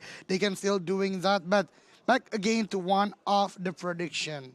Kazakhstan, I think they are quite comfortable right now going for the Valle del Mar, even not only the city, but collecting all the vehicle possible. So they are quite strong. For first aid, then a lot of good weapon, vest and helmet. I think that's a good capital to start with this game for Kazakhstan. Yeah, with that kind of capital and with this kind of like position that they had now, they surely can be a gatekeeper that is really dangerous for all of the teams that is gonna take the southern area of the circle itself for their rotation. So yeah, the other team that is going to take that pathway is got to be really careful. But now, talking about Morocco, they are knocked down and they have their contender here, the Chinese Taipei. And it's going to be like a big clash because it seems like Chinese Taipei is really committed towards Team Morocco. 2 men down, or not 2, but all of the men from Morocco has been eliminated. This is the big problem I just told to the viewers. When you come from the Puerto Paraíso, going straight forward to the circle is not that easy. And yeah, this is why I become the analyst though. So yeah, Chinese Taipei is doing the gatekeep. It's Los Leones. It's so predictable because the open field is so hard to be passed with, especially when you do not have a good vehicle. Last time we saw the Morocco team using a minivan, and it's not a suitable vehicle when it comes to terrain like near the Los Leones area. But moving about vehicle, Indonesia, maybe it's not playing, I guess, for the first game because he's just so fast going to the lobby. But right now, collecting the first elimination for Indonesia. So a lot of fight coming on from all of the teams. Maybe want to go towards the circle, and it's not that easy because it's far from the flight path. Yeah, but Indonesia though really need to be careful because not only they met Team Fireflux from Turkey, but around them as well, there are Team Korea that only passed by them because of the rotation for now. But South Korea, they want to take the highest point of Miramar itself.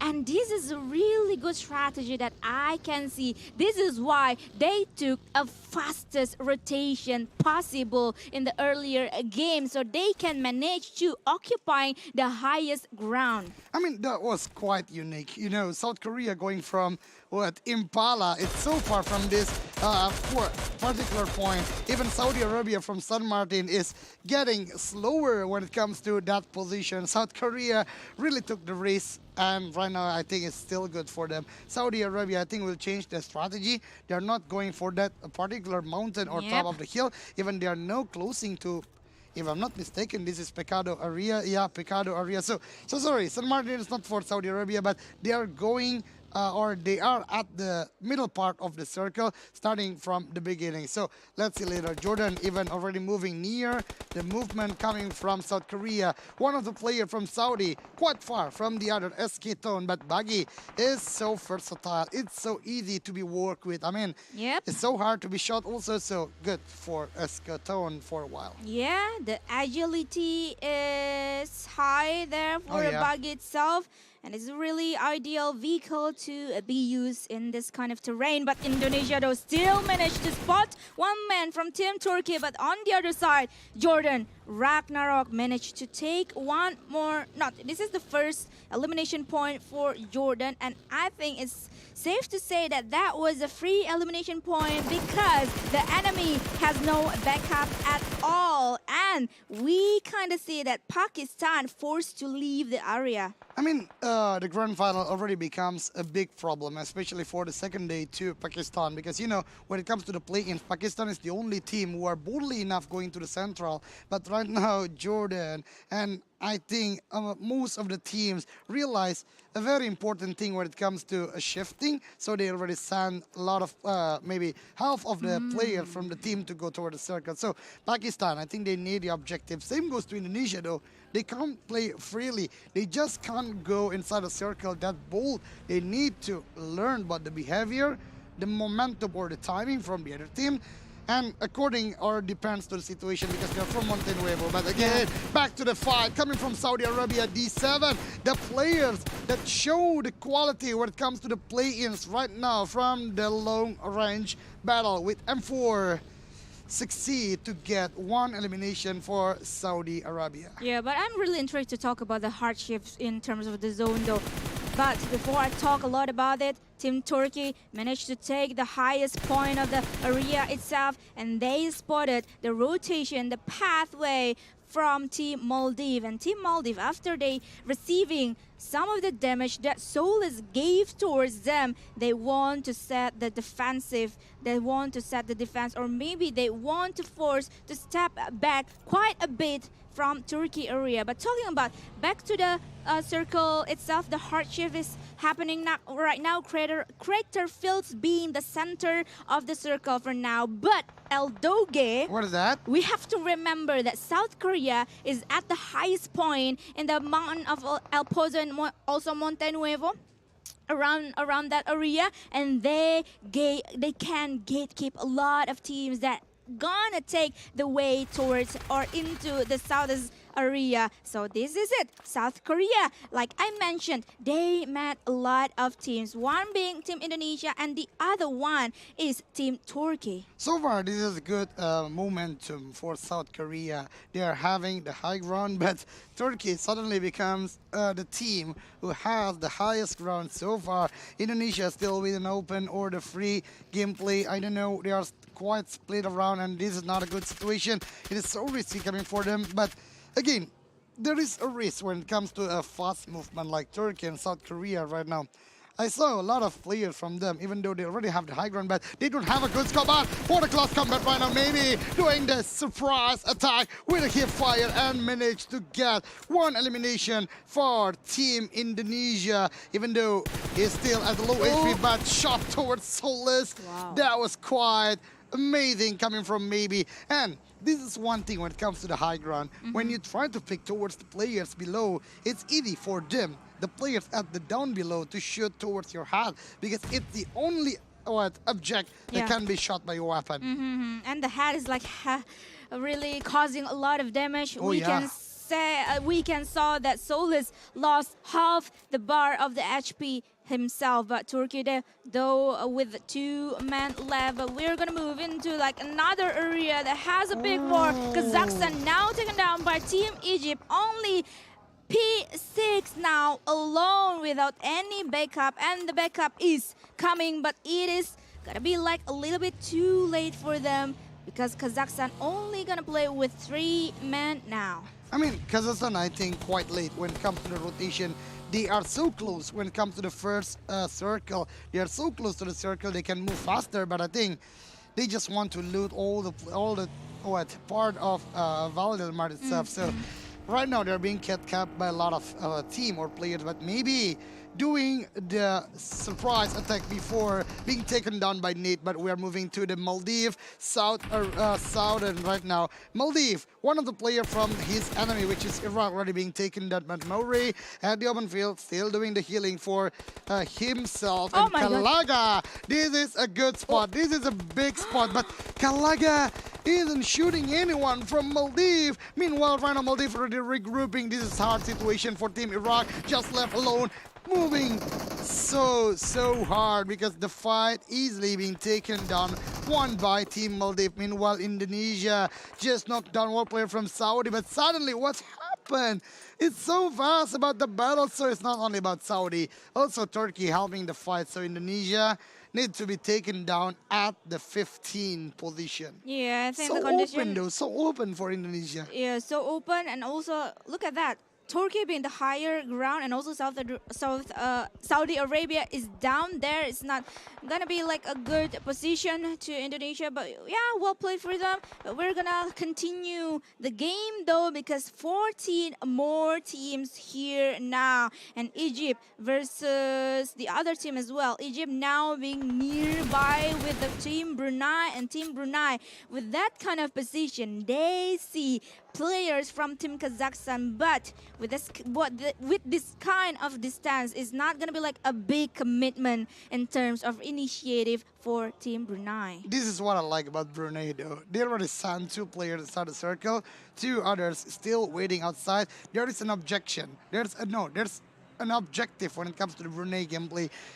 Last 2 men still outside is doing so well for suppressing towards player 1 to go inside the circle, and in this case it is Egypt. So Brunei is still having a good condition, but Yasau being spotted, shot by player from Egypt, which is Corona, but Corona being taken down, also making Egypt right now just left with 1 player. The momentum is there. They can suppress Brunei when one of the player, which is Piazza, being taken down, but right now it just disappears. South Korea right now managed to move from the high ground, already signed 1 player to the down below, and I think this will be big if Brunei doesn't realize 1 player near them.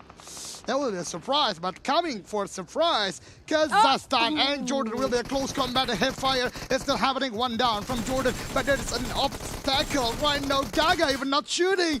Lead will become the last man standing, and he's not even here. He's quite far, and Jordan, what happened today? It's so different from yesterday. It's less than 5 seconds, and all the players being taken down, sent to the lobby by Kazakhstan. Oh my God, Jordan, it seems like a lot of confusion going on around them this past couple of days.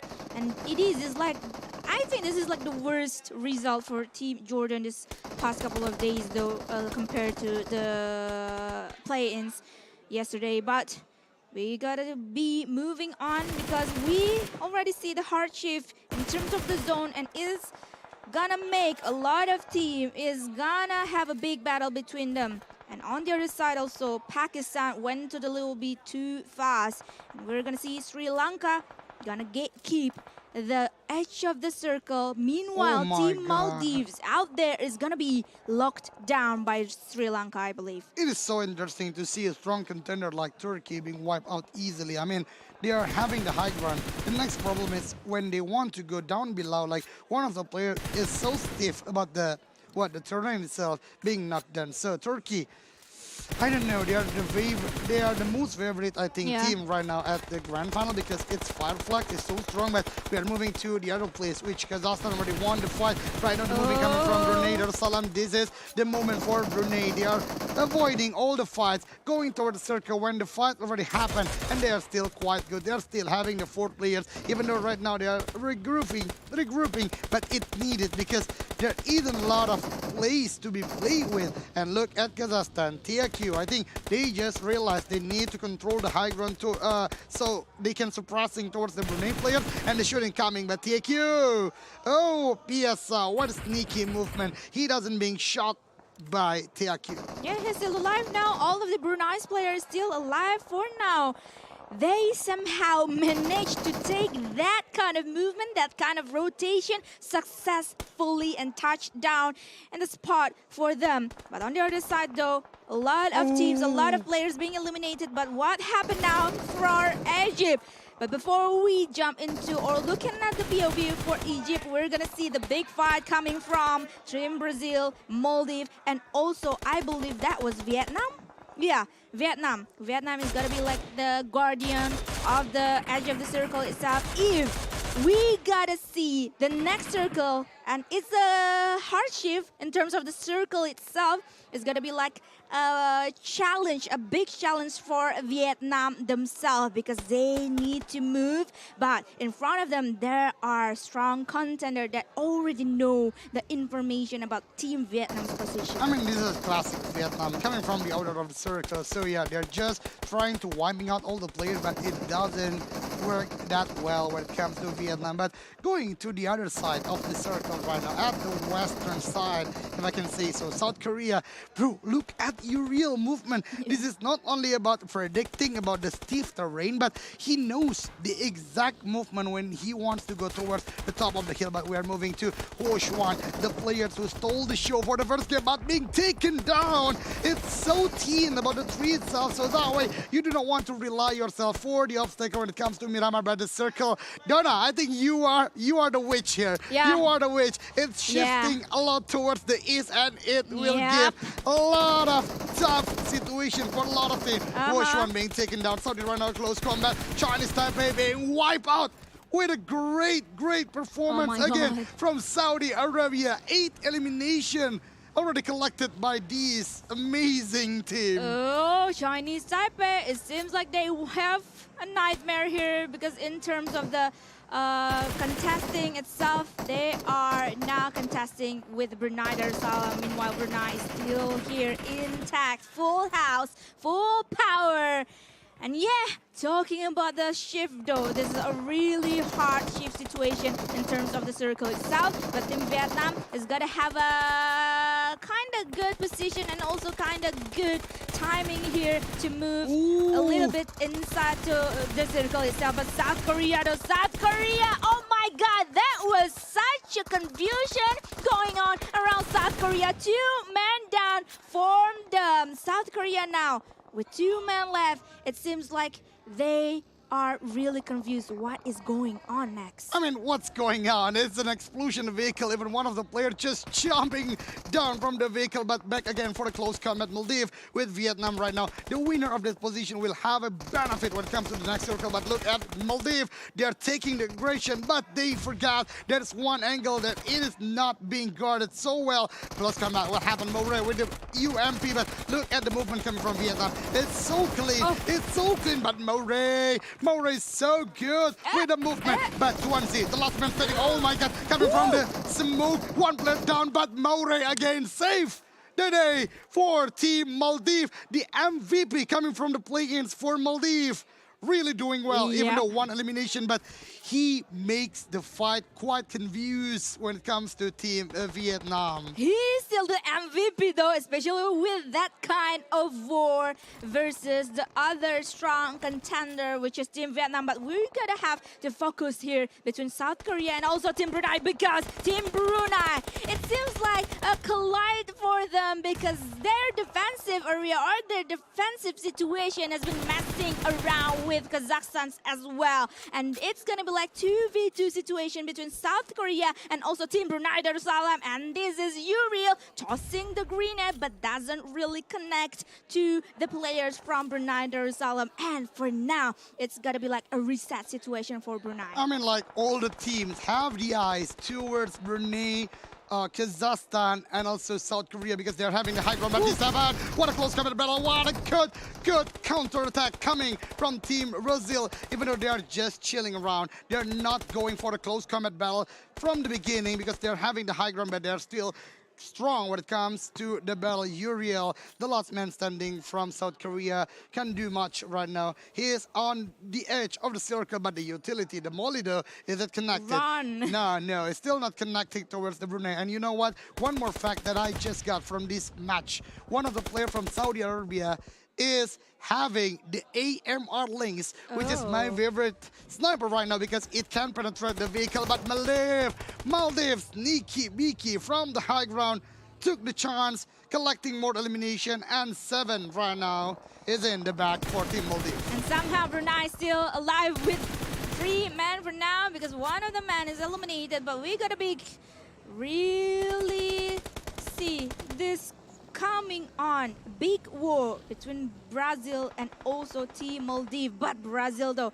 is gonna penetrate the game or the war towards Team Saudi Arabia, and 7 is gonna open the vision and also open the fire towards the Tayo itself. Prestige managed to went away, managed to dodge the bullet away, but Dadindo still gonna hunt him down. Prestige managed to touch down under there. Yo, I think this is the first moment our prediction going to top 4, both of us, Brunei and also Kazakhstan, but we'll see later because I think Brazil right now control the game. They have the high ground, the weapon is still there, and also a good vest, and you can hear the shot coming from Saudi, which is the AMR links, but he's just left alone, so it's not easy anymore. Brunei being through by a lot of needs coming from Team Kazakhstan, which is extra Chewy.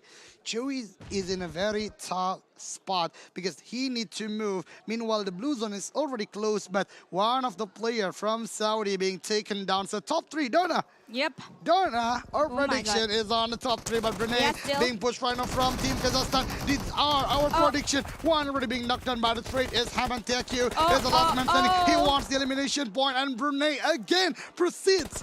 Not only top 3, but going to the top 2. Oh my God. Oh my God, oh my God. But there is going to be like a big calamity for Team Brunei because they didn't have time to reset, and Team Brazil got to be taking this opportunity, big opportunity to win the winner chicken dinner. And Nunes is gonna be the frontliners from Team Brunei to see the last man standing, which is newbie from Team Brunei Darussalam that managed to be eliminated by Team Brazil, and Brazil finally got their winner chicken dinner. Congratulations. The representative of the South America. Again, congratulations for Brazil. Not only winner chicken dinner, but a strong performance coming from the mid game, controlling the high ground, good momentum going down below. Even they defeated one of the strong contenders, also Saudi Arabia, and collecting double-digit elimination. Donna, what is this? This is a very fun game to watch. Yeah,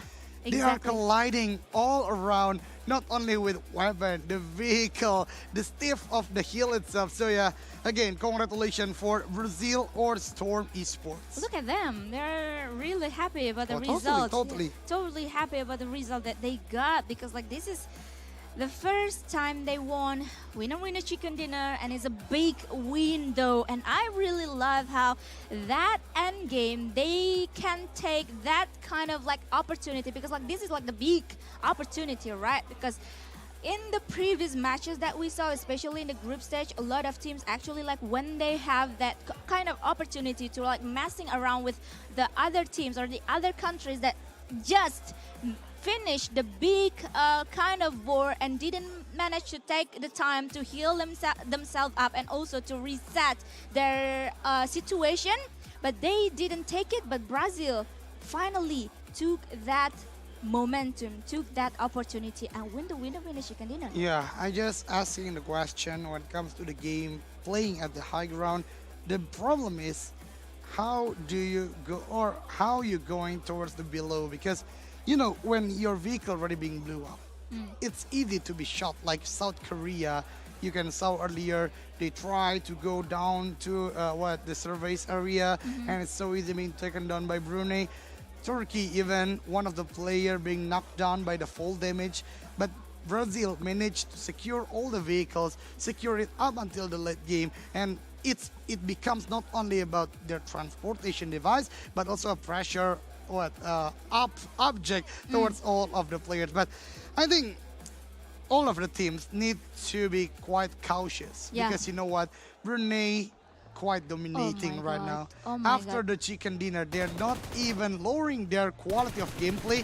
They are going for the top 2, so a lot of points coming for this particular team. And not only that, Eldoga is actually like kinda the Brunei team is actually kinda show us what they got in terms of Miramar, because like I mentioned earlier, they won the Miramar yesterday. Oh yeah. For Team Brunei Darussalam, and they placed second in this match. It shows us that Brunei is really like conqueror in Miramar area. They really know what they're doing, and also especially in terms of the rotation itself that we saw earlier, because like 4 vehicle, 4 men moving in towards the circle with a lot of pressure being given towards them, and they still alive. They still managed to get through all of that. That was crazy. That was crazy. I mean, it's all about the momentum. They're not waiting it, they're creating it. You know, earlier the fight between Jordan and also Kazakhstan is the timing for Brunei to move, right? Because they know when they go towards the crater field earlier than the others, it's so hard for them to not be shot by the other teams. Especially they already do the gatekeep at that place or at that area. So I really like about that. But I think we need to give shout out towards Brazil also, because yesterday they're not at their best performance. But today, especially at Miramar, they can control it quite well. And I really like TQ's movement and also decision though, because like he knew exactly that he is gonna die, because like a lot of damage happening towards himself though, and he, because like at the first time TQ, right? Yes, TQ is was wanting a shot or having a shot towards another players from Brunei Darussalam, and after like he receiving a lot of pressure and also damage, he moves the initiative itself and choosing to like eliminate the one man that knocked from Brunei. You know what, Donna, what I really like about today, or even the grand final in general, mostly of the team that I knew, that I did the cast before, when it comes to a tournament like this, they do not want to give the point towards the enemy. But the mindset is different when it comes to the grand final. The teams want the elimination point. They do not think about they are giving the point, but they want the point. Even the last man standing from Kazakhstan knew he can't win the fight. He's already at the low health point. He tried to confirm the elimination. So that's why from the first game we can see no one died by the blue zone, and that's a good point, especially for us viewers, casters, because we want to see a big fight. And overall statistic 56. I think this is quite different, because you know, a really hard situation for a lot of teams, especially crater field. It's not that easy to be played with. So yeah, less than previous game, but still enjoy.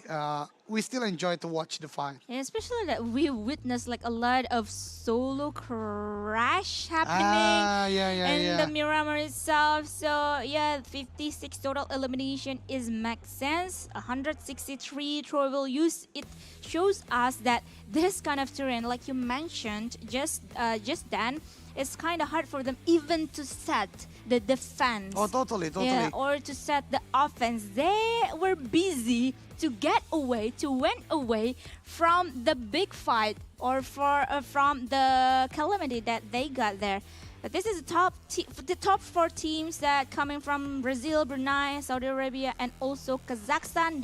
We see Kazakhstan having the most hard situation in terms of travel distance. I mean, I can do an analytical movement coming from this statistic. When it comes to Brazil, they try so hard, man. They try so hard at the high ground. They're suppressing towards a lot of team coming towards them. Meanwhile, Kazakhstan doing the high risk, going inside the world, going toward the circle. So yeah, it's so different. And welcome Nino as the new MVP. That's a good sign, the love sign coming from Brazil. What a strong performance. This is it. Congratulations, Nino, for becoming our MVP of the match.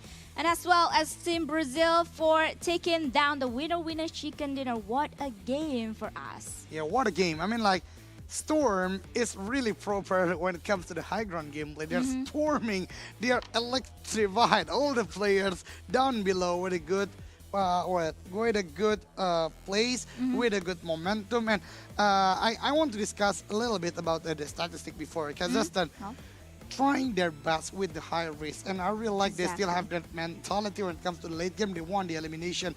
Meanwhile, Brazil, it's like we discussed a lot. You have the high ground, you have the place. What you need after that is defending well, and I think Brazil did it not only well, perfectly. At Miramar. Yeah, and the game was perfect as well. But ladies and gentlemen, that is it for Miramar. But before we jump into the next game, which is gonna be taking us to Sanhok, we're gonna have a short break. But before that, we're gonna toss it back to our amazing host. So, Masger, take it away.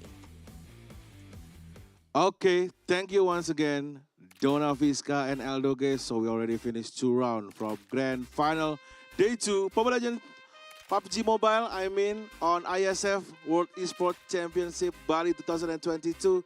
So after this, we're gonna have a commercial break, but like usual, to my fellow Indonesian people over there, I would like to ask some questions. Are you ready? Are you ready? Okay. Artis apa yang kalau diajak pergi selalu mau?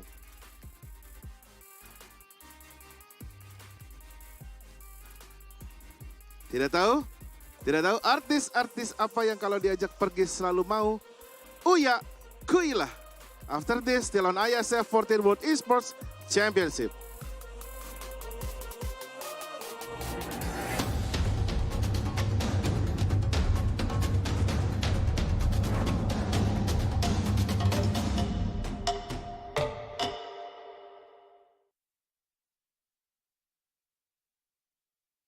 Korban demam berdarah jutaan orang. Nyamuk demam berdarah adalah nyamuk siang hari. Oleh Sovel 2 kali, pagi dan sore. Nyamuk tidak bisa gigit lagi. Sovel, tolak nyamuk demam berdarah. Korban demam berdarah jutaan orang. Nyamuk demam berdarah adalah nyamuk siang hari. Oleh Sovel 2 kali, pagi dan sore. Nyamuk tidak bisa gigit lagi. Sovel, tolak nyamuk demam berdarah. Just a little moment, it was easy just feeling alive. 2 a.m. wide awake, talking like we had the whole night.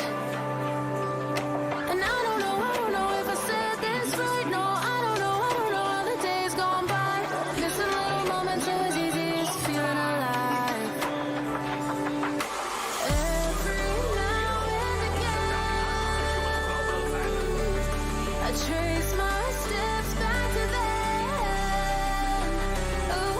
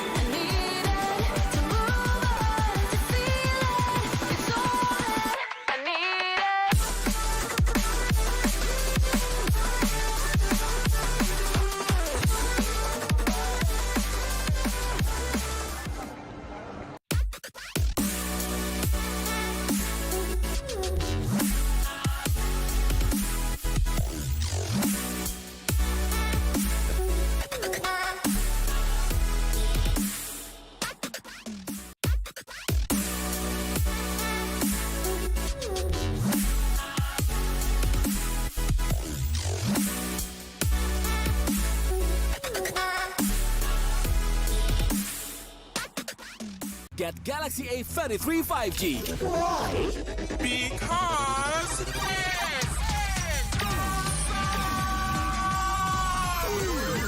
Galaxy A33 5G with awesome processor. Buy now. Get Galaxy A73 5G. Why? Because this is awesome. This is awesome. Awesome details. Awesome details. Awesome details. Galaxy A73 5G. Take more awesome details. Buy now. Selamat datang di sebuah pengalaman perjalanan baru Indonesia bersama InJourney. Terbang bersama kami untuk melihat pariwisata Indonesia. Sirkuit internasional, bentang alam, ragam atraksi budaya, produk lokal asli Indonesia, warisan budaya, keamanan dan kenyamanan. InJourney membawa keramahan Indonesia ke dunia.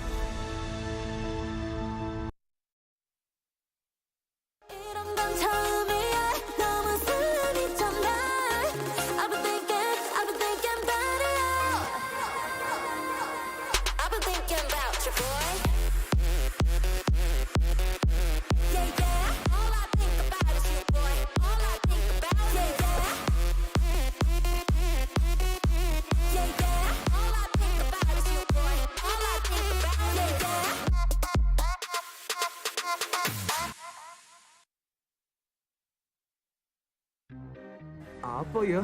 Makanan yang harganya receh tapi enaknya mantul. Banyak pengen loh. Ini dia. Menu receh, harga receh, dijamin enaknya mantul. Enak banget. Coba, Mel. Apapun yang kamu pengenin, di sini referensi lengkapnya. Ada yang ngiler. Jajan terus bareng makan receh dan enaknya mantul. Ini baru Trans 7. Warga plus 62 emang banyak maunya. Dari drakoran sampai banjir air mata. Nonton action yang mantul. Sampai nonton tendangan cantik. Maksudnya ini. Mau nonton apapun, semua ada di video. Mulai dari yang bikin berbunga-bunga, keringet dingin, ketawa, sampai bikin gak ngedip. Jadi nonton apa sekarang?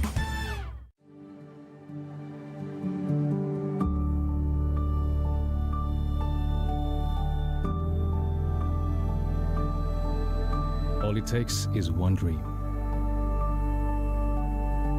One dream that becomes a journey. To drive an ambition. Believing in yourself. Persevering challenges. Always focused on the dream. To grow aspirations. Having the will to keep going. Building a future with a legacy.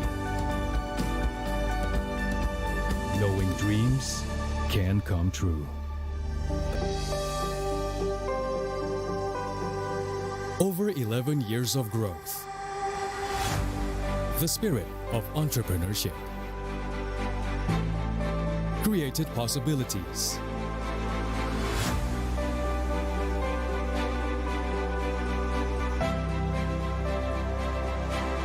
Realized new potentials.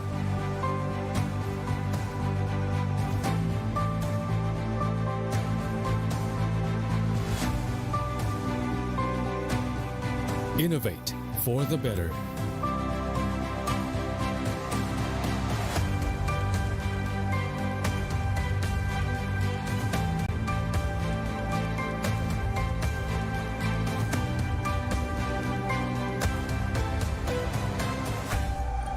Expand horizons.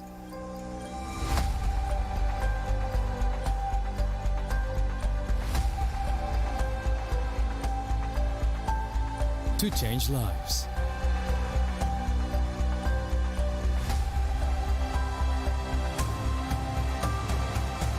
To connect new ideas.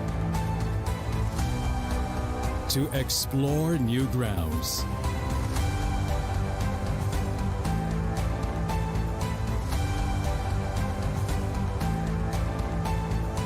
with the future in sight.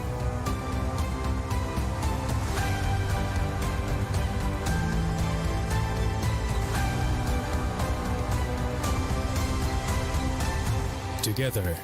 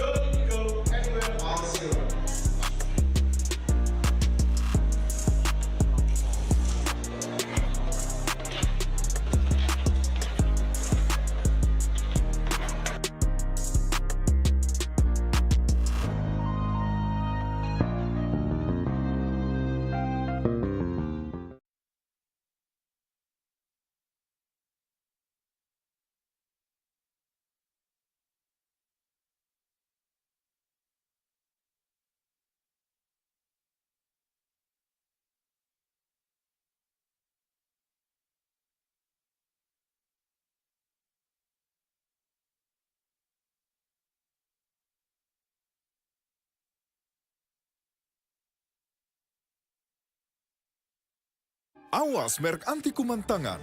Di Amerika atau Singapura pun banyak yang dilarang. Yang ramah, antis, wangi jasmine tea. Tangan tetap lembut, bisa langsung makan, antis food grade. Awas merek anti kuman tangan. Di Amerika atau Singapura pun banyak yang dilarang. Yang ramah, antis, wangi jasmine tea. Tangan tetap lembut, bisa langsung makan, antis food grade. Berat pikiran. Plosa Citrus, daya semangat alam. Hisap, segarnya menembus kepala. Pikiran enteng dan lega. Plosa bisa kerok dan pijat. Masuk angin, mantap. Plosa Citrus. Berat pikiran. Plosa Citrus, daya semangat alam. Hisap, segarnya menembus kepala.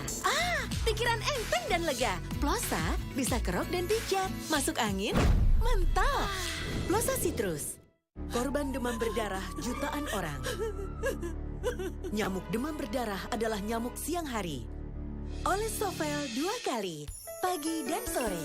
Nyamuk tidak bisa gigit lagi. Sovel, tolak nyamuk demam berdarah. Korban demam berdarah jutaan orang. Nyamuk demam berdarah adalah nyamuk siang hari. Oles Sovel 2 kali, pagi dan sore. Nyamuk tidak bisa gigit lagi. Sovel, tolak nyamuk demam berdarah. Missing little moments, it was easy just feeling alive. 2 a.m. wide awake, talking like we had the whole night. And I don't know if I said this right. No, I don't know how the days gone by. Missing little moments, it was easy just feeling alive. Every now and again, I trace my steps back to then. Oh, I want that feeling. It's all that I needed to move on, to feel it. It's all that I needed.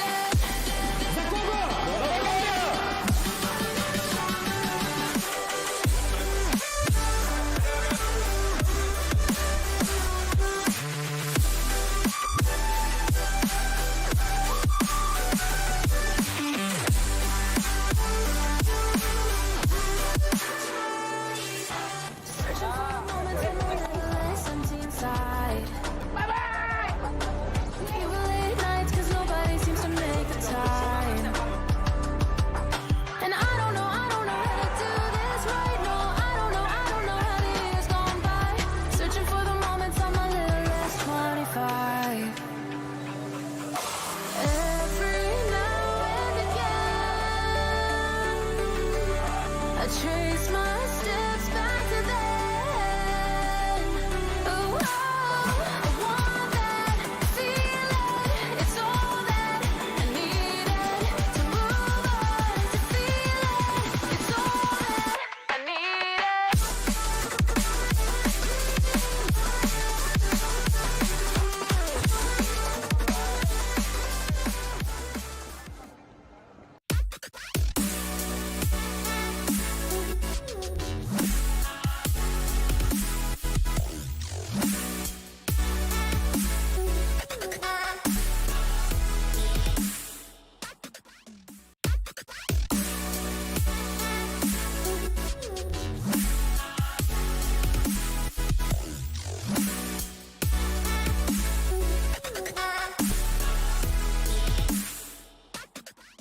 Get Galaxy A33 5G. Why? Because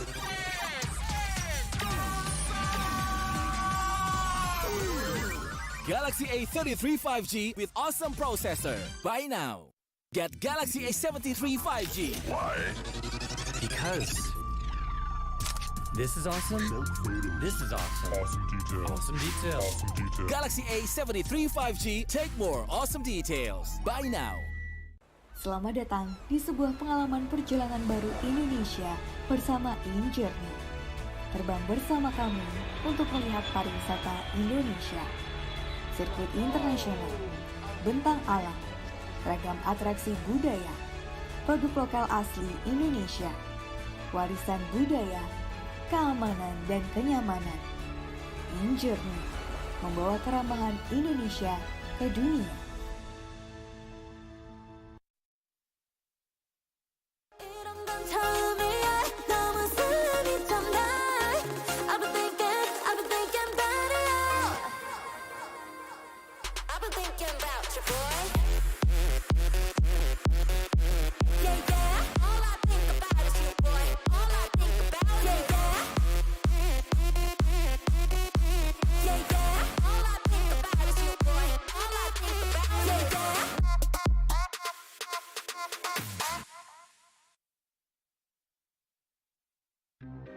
Apa ya? Makanan yang harganya receh tapi enaknya mantul. Banyak pengen loh. Ini dia. Menu receh, harga receh, dijamin enaknya mantul.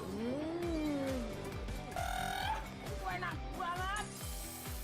Coba, Mel. Apapun yang kamu pengenin, di sini referensi lengkapnya. Ada yang ngiler. Jajan terus bareng makan receh dan enaknya mantul. Ini baru Trans 7. Warga plus 62 emang banyak maunya. Dari drakoran sampai banjir air mata. Nonton action yang mantul. Sampai nonton tendangan cantik. Maksudnya ini. Mau nonton apapun, semua ada di video. Mulai dari yang bikin berbunga-bunga, keringet dingin, ketawa, sampai bikin gak ngedip. Jadi nonton apa sekarang?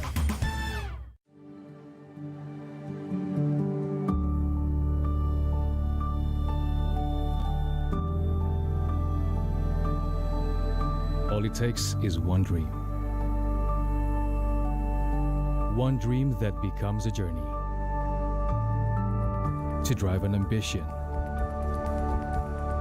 Believing in yourself. Persevering challenges.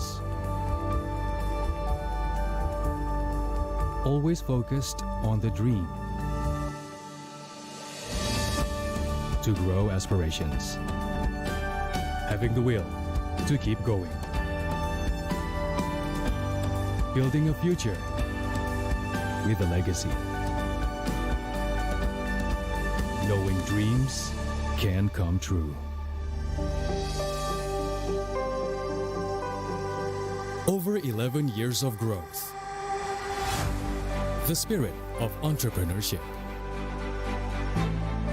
Created possibilities.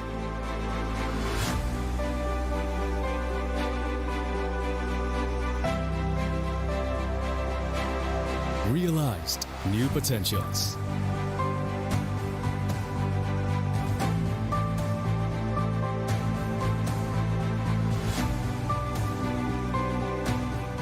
Innovate for the better.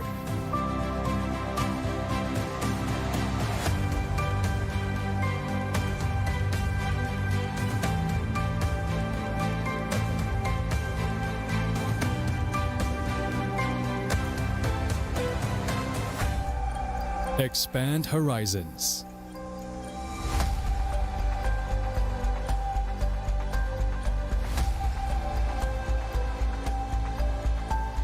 To change lives.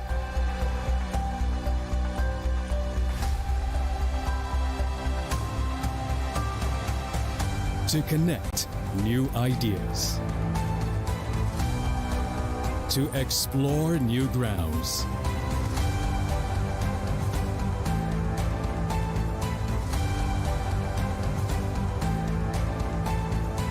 With the future in sight.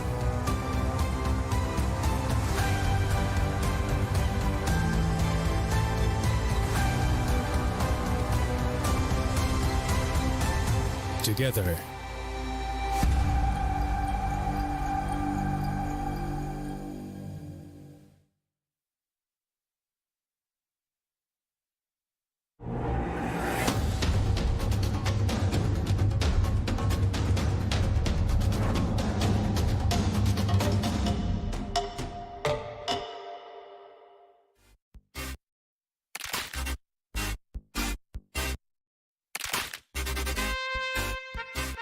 Welcome back again on IESF 14th World Esports Championship Grand Final Day 2 PUBG Mobile. Still on the hottest place in IESF Fire Stage with me, Gedeka here. And before we start the game, I would like to say thank you to our government sponsors for supporting this event. So thank you once again to Kemenparekraf, Kemenkora, Koni, NOC Indonesia, and Wonderful Indonesia. So once again, I would like to ask to you guys all over here. Fire Stage, are you ready? All right, let's hype up again. Come on, come on, come on. Before I take to the castle, our beautiful lady there, Dona Fiska and Cucu. One question, ready? Ready? Ready? Satu kota di Irangel yang jadi jingle iklan sangat terkenal. Tidak ada yang tahu? Tidak ada yang tahu? Bapak terlihat pusing. Kenapa Bapak pusing? Satu kota di Irangel yang jadi jingle iklan terkenal. SMB. Semua makan. Please welcome Dona Fiska and Cucu.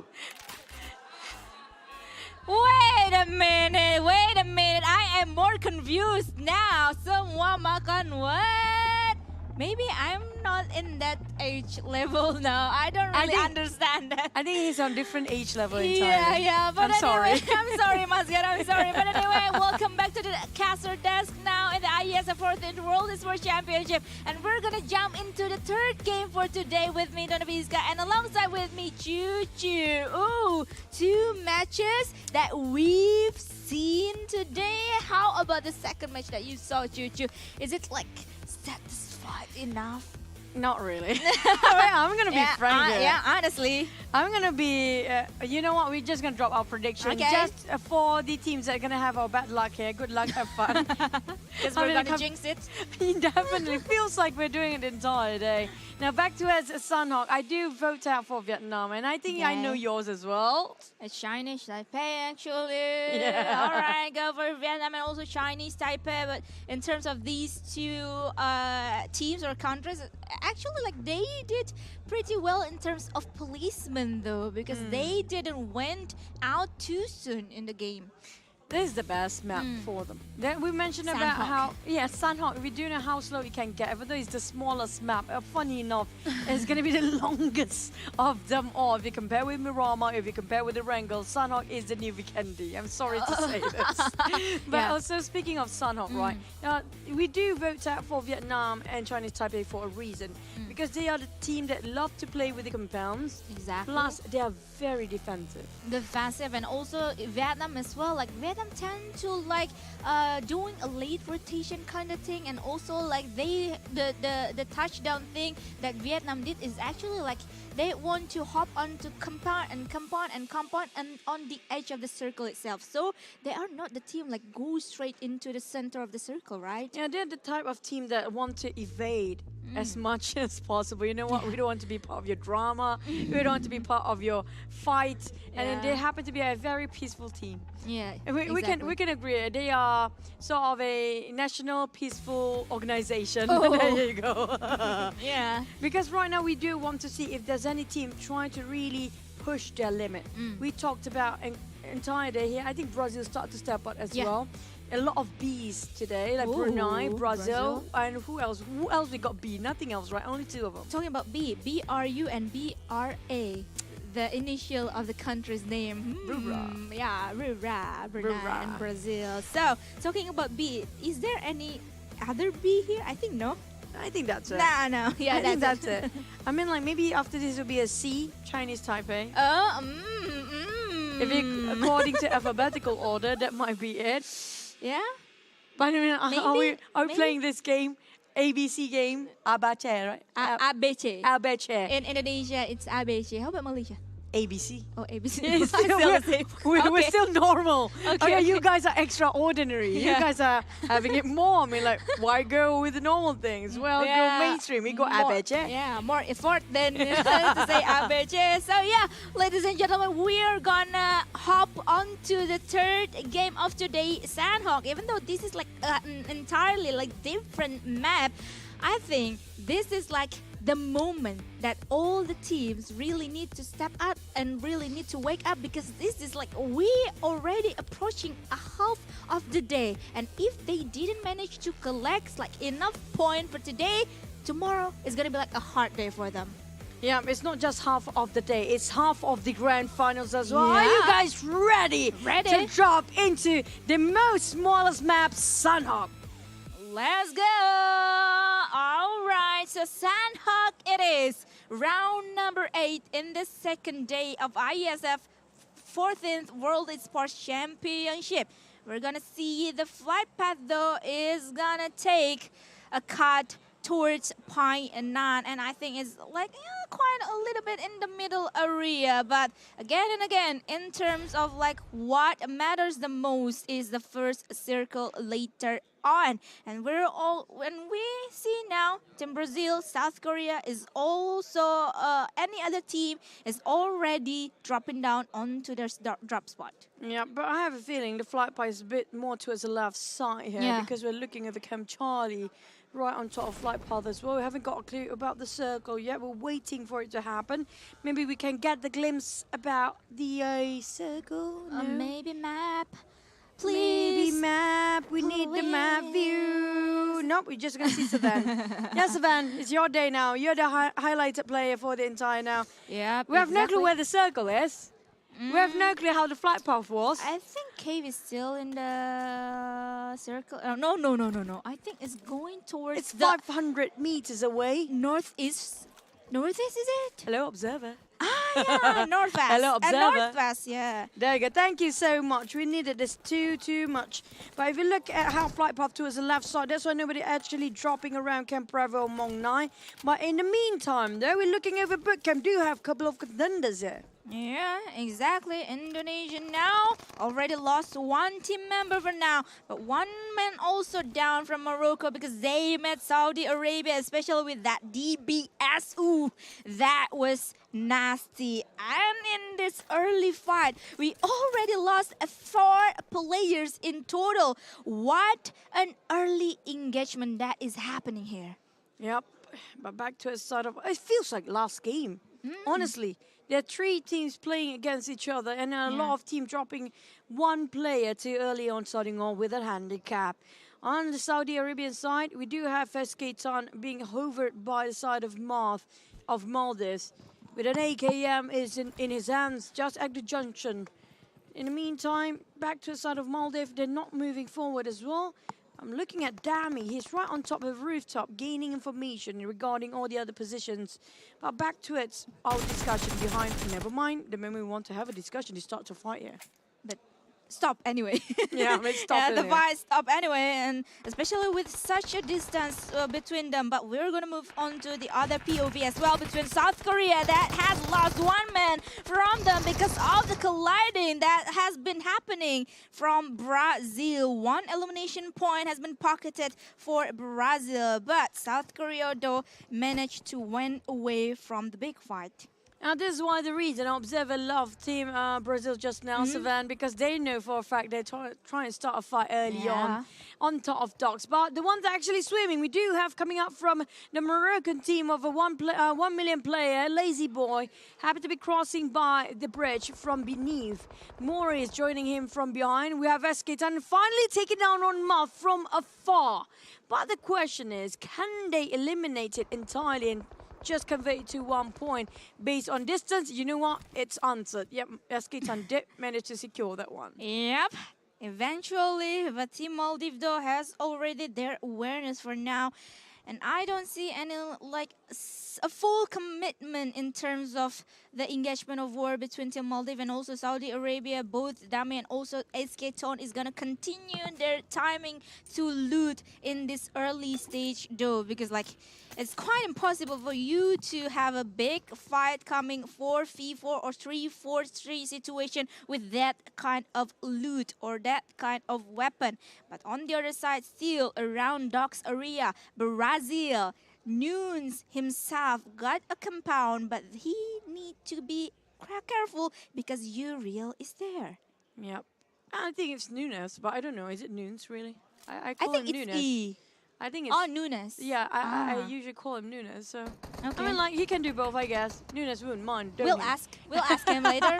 I wish we have an interview with him later on. Yeah. Back towards the side of a Math Boy coming out from the South Korean team with their QBs in his hands.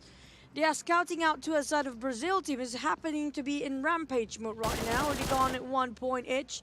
For, I think, the Korean side, not so much yet. So nothing on their side.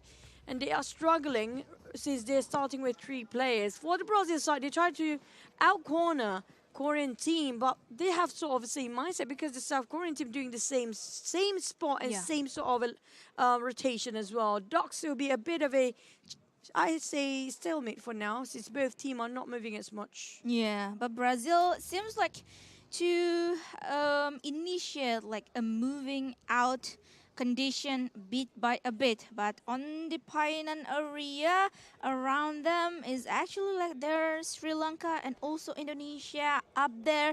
This is actually a good spot for Indonesia if they want to lock down the players from Sri Lanka, because maybe his position is actually can have a very clear vision towards 3 of the men. But on the other side, I believe that I saw some names popped up in the elimination fit. But just now, you mentioned about Indonesian team. The problem is they don't have enough men. Never mind. It's going to be Dardin. Take it down on the quarantine math boy on the ground. Bleeding out on his knees. Finish off straight away by Dardin straight in the face. Nunes, on the other hand, going to go after Big Star, who's bleeding out at the moment. Korean team down left with only one last player who has to carry the responsibility to make sure they survive till the end. Yeah, it was such a fake move out that made by Brazil team or Brazil country back then, and South Korea then they have to face what they have to coast for now.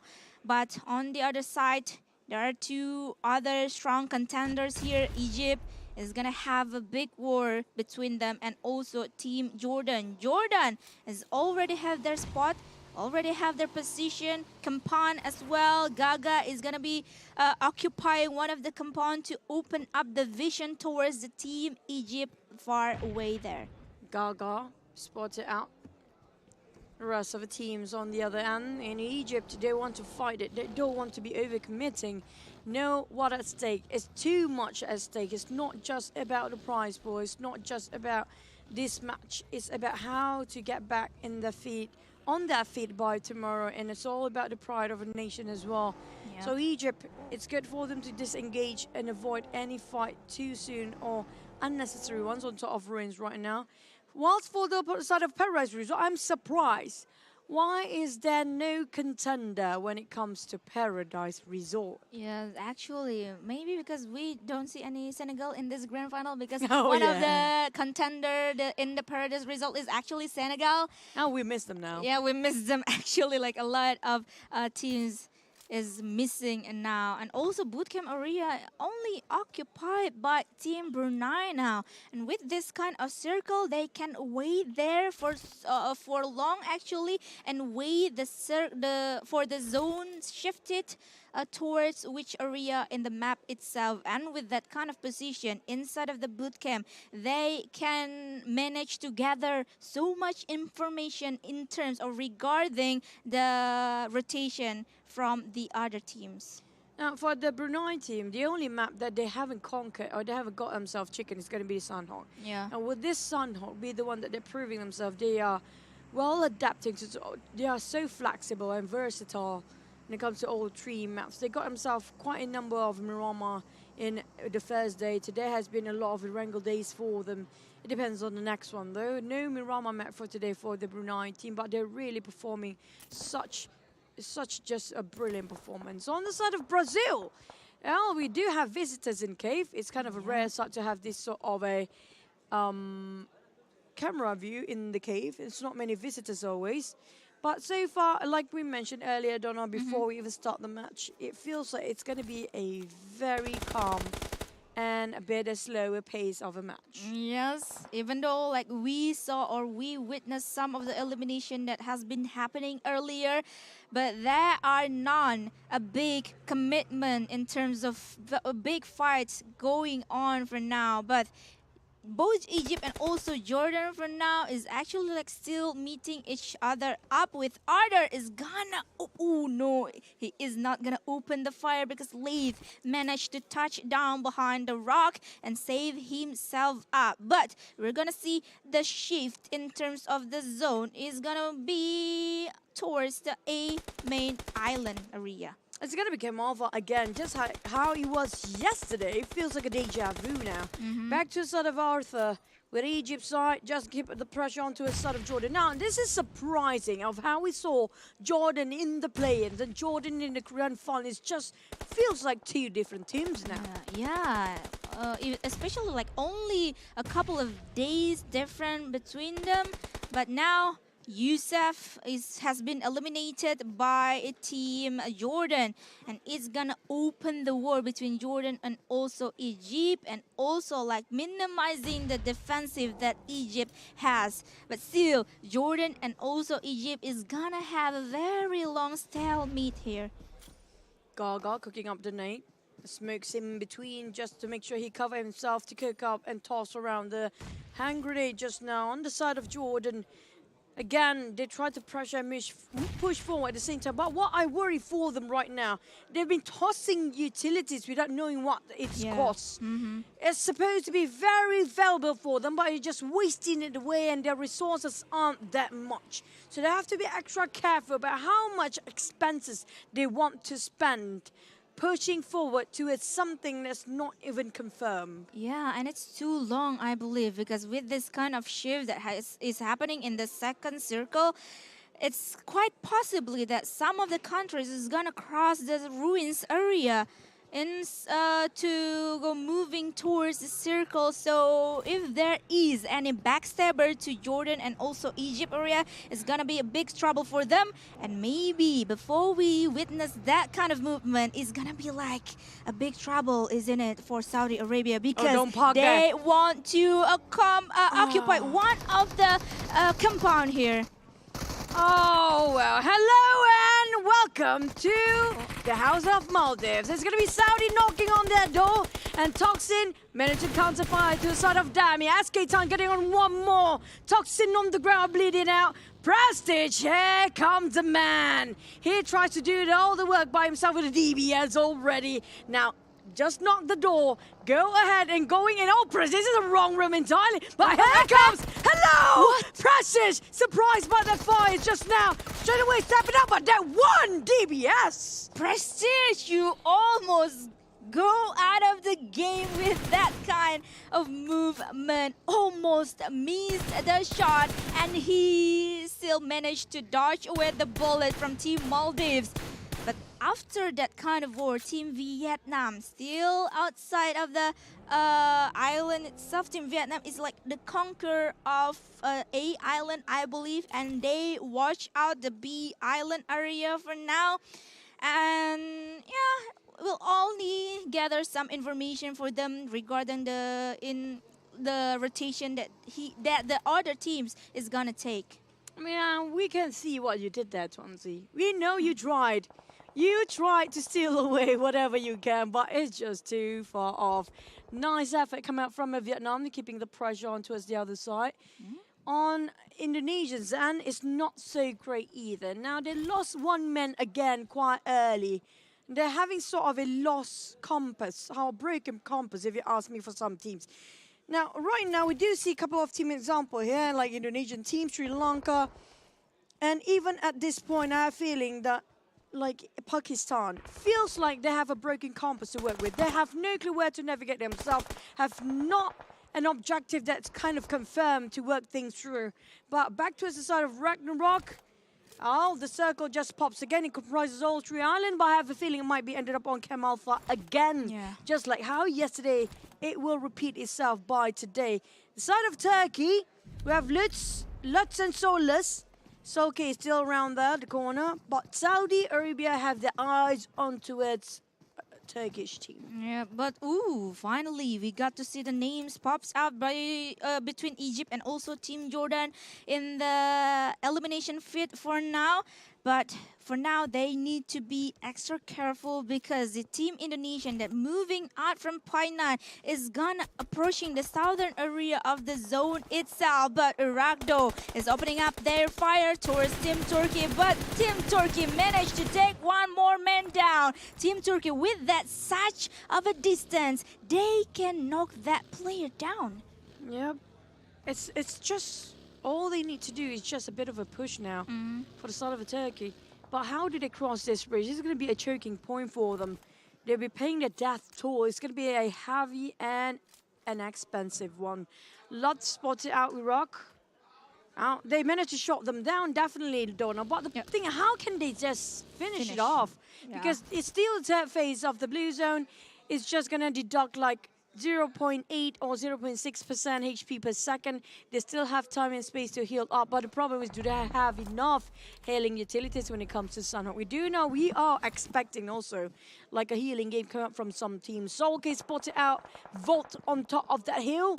But where are the others? They are gatekeeping this, denying the entry towards the side of a safe zone. They got Volt. It was a crispy move coming out from Solke. What a nice opening for the side of a Turkish team. But the problem is they couldn't stay here too long. This is a lose-lose situation for both teams. Oh my god, but the other side, the southern area of the circle itself may be backstabbed by Team Brazil after Team Indonesia tries to backstab Team Jordan and also Team Egypt. It's not going to be a good situation from Team Indonesia because they only left with one more man, also with Leo Mort for now.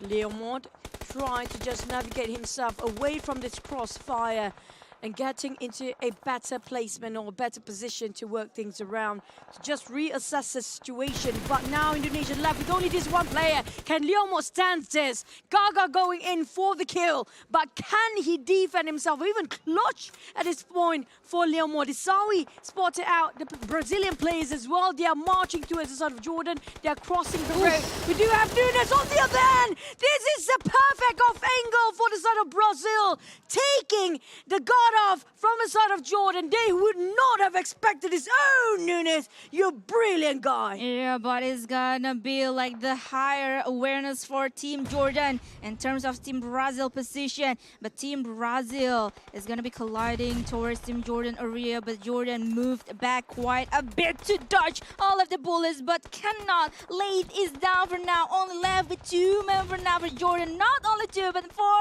now, only Asawi is gonna try really hard to take things out for Team Brazil. Can he do it now? You have Pakistan team hovering around this area as well. In the circle, hard shift again. The only team up there is going to be Chinese Taipei, already conquering the entire circle by themselves. Just vacant all over of the circle. Back to sort of Brazil, they will feel like, no, it's not worth committing too much here. It's going to be the other side of the island. They need to cross over. So Brazil players are not wasting any more time to commit to this fight and not extending their stay anymore. On the side of Jordan team, though, they need to reset and they don't have that much time. We're talking about less than a minute, less than 30 seconds to have a go. Like it or not, they have to take their advancement right now. We do have one more team finished off, down to 14 in the fourth circle. Which is Iraq, down by Turkey for now, but Turkey only left with 2 men, and they are not in a good situation because they are battling up outside the zone itself. But Team Indonesia, with 1 man only remaining, which is Leo Mort, he gotta be careful, but that's it. That's what I mean, because Sri Lanka is behind Leo Mort himself and can backstab him. But Brazil, though, Brazil in their pathway towards the circle, they met Team Egypt, and Egypt managed to take 1 man down. The problem for these teams right now in the low island is going to be how to cross over, because right now, yes, they seems like fighting against each other, but the moment they are crossing that bridge, it's going to be another choke point to deal with. On Bruneian side, newbies and the rest of them still having 4 men well in life. We do have a visitor coming up from the Pakistan team across them. It's going to be pain and fast, spreading out with this sort of a strategy and this sort of an angle. But the Bruneians are not going this alone. They're moving as a 4 in unison, synchronizing their movement. On Pharaoh, he's trying to just keep the pressure on not letting them cross over. He's the one who holds this angle to make sure the team coming up from Brunei cannot pass, and you shall not pass. That's going to be Shako down on the ground. The entry fragger. Newbie tried to counter it, but can they still make it through into the safe circle? But thankfully, though, for Brunei, they still got a compound, they still get a house, and also still got the lower ground, a tree also, to manage to revive all of the team members that has been knocked down. And just like that, Team Brunei is back on track with 4 members, with 4 teams, and also gonna be clearing up all of the players from Team Pakistan for now. But Team Pakistan with Olivas has a clear shot towards 2 of the members of Team Brunei. But Team Brunei, thankfully, they still got a big rock to be hiding out. Oh, that rock won't last that long because we have the Chinese Taipei from behind. It's going to be it. It's going to be the fallen off the Brunei team. Newbies left to the only person left to actually carry out the entire team. We have so many teams in the blue zone. Wait, what? Yeah. How is this happening? Almost all of Is them. this like the entire map is like blue zone already? Only 3 teams in the safe zone. Oh It's my going to be God. Korea, Chinese Taipei, and Vietnam.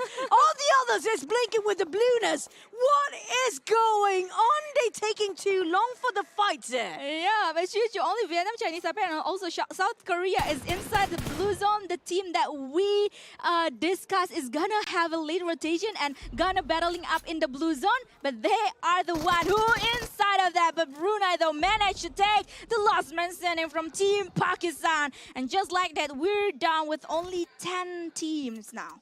That 10 teams, I mean, half of it is here in the blue zone. But back to us. AXA spotted out. What a nice angle now.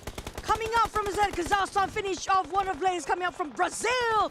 Down to the one member of Brazil who just got himself the last chicken dinner. Hong coming up from Chinese Taipei. Now, this is where they shine most for Chinese Taipei and Vietnam. Yeah. But it's Sawi coming up on the other end. It's going to be Chinese Taipei versus Vietnam. Oh my God. We are enemies right now, Donna. Oh my God, Chuchu, but Chinese Taipei managed to take one more man down from Team Vietnam. Vietnam is not a really good situation down there, especially one man eliminated out of the game. And also Chinese Taipei, with that kind of information, they spread away. They have a split position for now to search for the other team members from Vietnam. Oh, this terrain itself already hard to play along.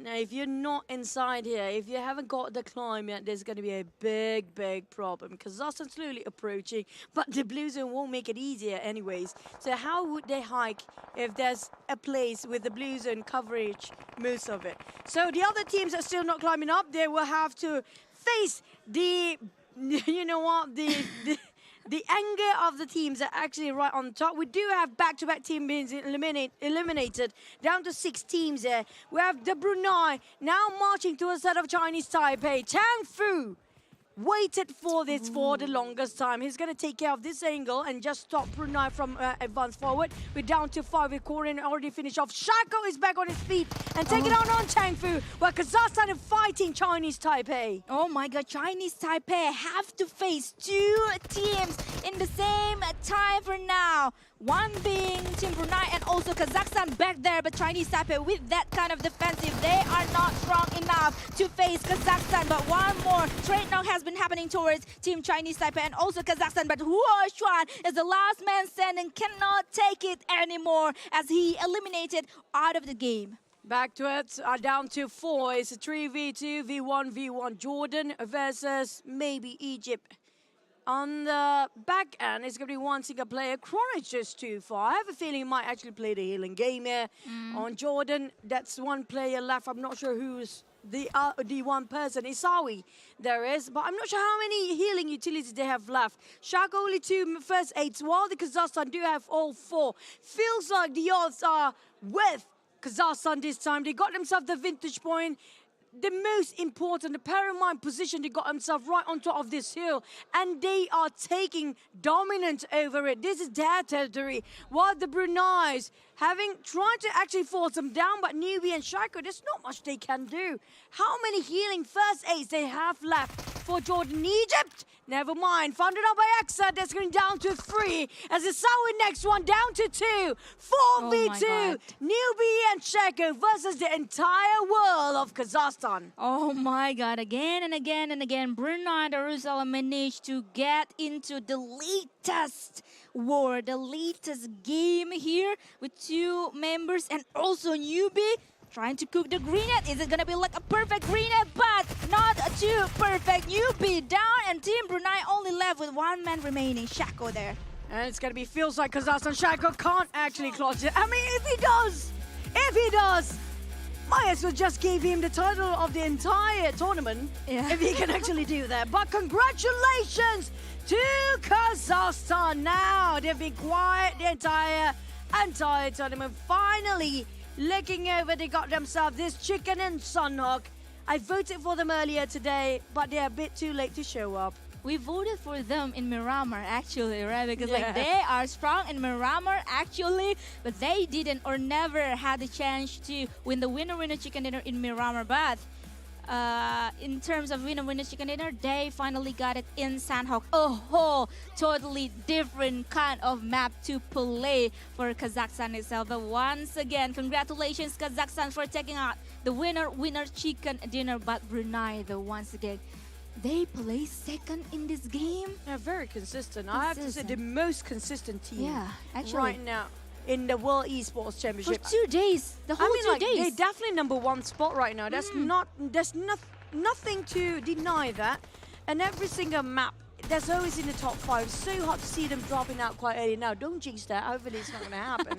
Hopefully not. But it is like impressive kind of like situation for Team Brunei. Though we have to remember that they only play with 2 members only from the middle of the game. It's and 3 in the start. And 3 in the starts, down 1, and also 2 for them to move into like the alpha area, and they managed to get into the alpha area. Even though there is actually like Chinese Taipei is the conqueror of alpha area, and Chinese Taipei is down. You know what? This is something that I have a big question mark in my head right now. The same happened yesterday as well for Vietnam and both Chinese Taipei, especially when it comes to Chinese Taipei. They always got the advantage of the circle where it's like the most crucial timing. I'm talking about not the first circle, I'm talking about maybe the third and fourth circle. They always got themselves in a nice position as always. But when it comes to defending it before all the other teams migrating into the circle, they're just having a hard time to gatekeep, or they didn't even bother to do so. Yeah. They should have done that, because we saw it earlier today. Saudi Arabia, they got themselves in the best position possible where nobody else is there. But they are taking the advantage by farming the elimination. They are not doing that from Chinese Taipei. Yeah, but well, this is it, ladies and gentlemen. 11 elimination point has been collected by Kazakhstan. But talking about Team Chinese Taipei again, because like the downfall, the time when the Chinese Taipei has been eliminated is actually like because they were pinched or sandwiched by 2 different teams. One's being Brunei, and also the other one is Kazakhstan, and they didn't really like commit to make a war towards one team only instead of like splitting their way or they attack. That's the thing that you know what, I'm not angry. I'm just a bit frustrated because how much they can offer on the table. Actually, they're not putting everything out, because we want to see them like they already got the domination of the island. They got everything under the conditions. All they need to do is just hold certain angle by themselves. They have to be. Why they're so hesitant regarding their own firepower? They can actually do it. It's not that hard. I mean, like, they let themselves being pinched or being sandwiched in the first place. But at least today we still got quite a number of eliminations. At least not 40-ish. Yeah. It's going to be 56. So some players being a lot of teams in the blue zone. There's so many teams in the blue zone just now. I was so surprised as well. I thought something's broken on the screen. Honestly, I think it was a glitch actually with the blue zone itself, but not. But yeah, that was classic Sandhawk, especially in terms of like the shift in terms of the circle itself and in terms of the rotation that the teams has played. But 85 throw use is kind of low actually. Too low. Too low, not even like 100. But top 4 teams, Brunei, actually like this is a glitch. Obviously, in terms of the travel distance. It's always them. Yeah, it's always them. Why, Brunei? I mean, like, as long as they didn't get their own PMPL, maybe it's going to be 0 all the time. Until they got 1. Oh, yeah. Please PMPL for Brunei. Yes, we needed that, because it just shows, even though they are not being exposed to the Pro League, look at how good they are here in the IESF right now. Imagine they've been given the opportunity to play in the Worlds or in the PMGC stage. I have to say that it's going to be really awesome. Yeah, and maybe they are, or Brunei is going to be like one of the strongest country to be really in the Pro League itself. But, ladies and gentlemen, this is it. Our MVP of the match, SK Ton from Saudi Arabia, has been pocketed 4 total elimination point, 700-ish total damage, almost 800 now. Heals on par with the damage itself, and also average survival time on 20-minute-ish. It's Sandhawk. It's Sandhawk. I expect heals to be thousands and thousands of it. The most I've seen is like maybe 20,000 for healing. In Sandhawk. MYSG PMPL? I think it was in PMPL, but I forgot which one is it. It was in PMPL, but which region of PMPL and which division, I forgot about it. But think here it Indonesia. comes. I think Indonesia. and maybe C, right? Yeah. Maybe C. But here comes what's most Oh my important, what the God. players are fighting for. Look at the gap. The Brunei's managed to break the triple digit finally with 1-2-4. Kazakhstan falling very closely behind at 97. Saudi Arabia also just 5-point different at third place with 92. But the one at the bottom, Sri Lanka and Indonesia. Oh my gosh, Sri Lanka, Indonesia only got themselves like 20-ish something total points. Is not that great, especially like after 8, I believe it's 8, yeah, 8 matches that has been happening that they played. It's not a good total points though, but yeah, the spotlight has been towards Brunei all over again. 27 gap points between Group Brunei and also Kazakhstan for now. But 27 is actually not too big, especially if the team below Team Brunei itself can manage to take the winner chicken dinner with a double-digit elimination point. I mean, like, they can be taken down by Kazakhstan, but provided the fact they have to be the first one to be out. Yeah. Because if Brunei, it's so hard for us to see Team Brunei being eliminated early. Yeah. So, is that possible even in this sort of circumstances? Because why? It's always they're gonna get points either way for the side of Brunei team. So the moment they try to catch up, Kazakhstan try to catch up, even though they got quite a number of eliminations. It feels like still not able to cut them off because the Brunei still they always got top 5 Donna. Yeah. We never see that they went out earlier than that, Yeah. except for the play-ins. Yeah, they like still actually like always managed to get out from the war, and also at least they left with 2 or not 1 player remaining, and they managed to like stay on the game until late. So yeah, the survival ability from Team Brunei is up there, top notch. Yeah, I mean, look at how they position themselves. Even though it's like they've been pressured, it's so critical, they've been cornered. They know exactly where to go, and that's something that not every single player have. It's something so rare. It's sort of a talent as well to have very calm manner to actually decide what to do next. But the thing is, I miss Laith from Jordan. Yeah, I actually, miss yeah. Laith from Jordan. Yeah, actually, because like Late stole the spotlight actually like in the Second group day, I stage. think. Yeah, in the second day, I think. Yeah, and also like we always see Late in every game, but not in this grand final. Actually, what happened with the team? I don't know, the entire Jordan team being left behind. We can't even see. Their presence is not strong anymore. It feels like they are struggling when it comes to the grand finals. Maybe one of the reasons they have dropped a spot earlier in the play-ins being snatched away by one of the teams in the grand final team. The 5 teams are adding into the pool of 16 teams in total, making it so hard for them to readjust where to drop or a different compound, adapting to a different compound and marking the territory entirely. Yeah, actually, yeah. So yeah, that's it for the Sandhawk itself as the third game of today. And I believe we're gonna jump into the next game just like for quite a bit, because like we still waiting for the game itself to be ready actually. Yes, Okay. and we're gonna see Erangel once again. Okay, since we have so much time to talk right now, finally, I want to ask you, based on today's performance, right, based on the past 2 days, grand finals only, not play-ins. We put aside play-ins because play-ins seems like a different, obsolete thing entirely. It doesn't matter.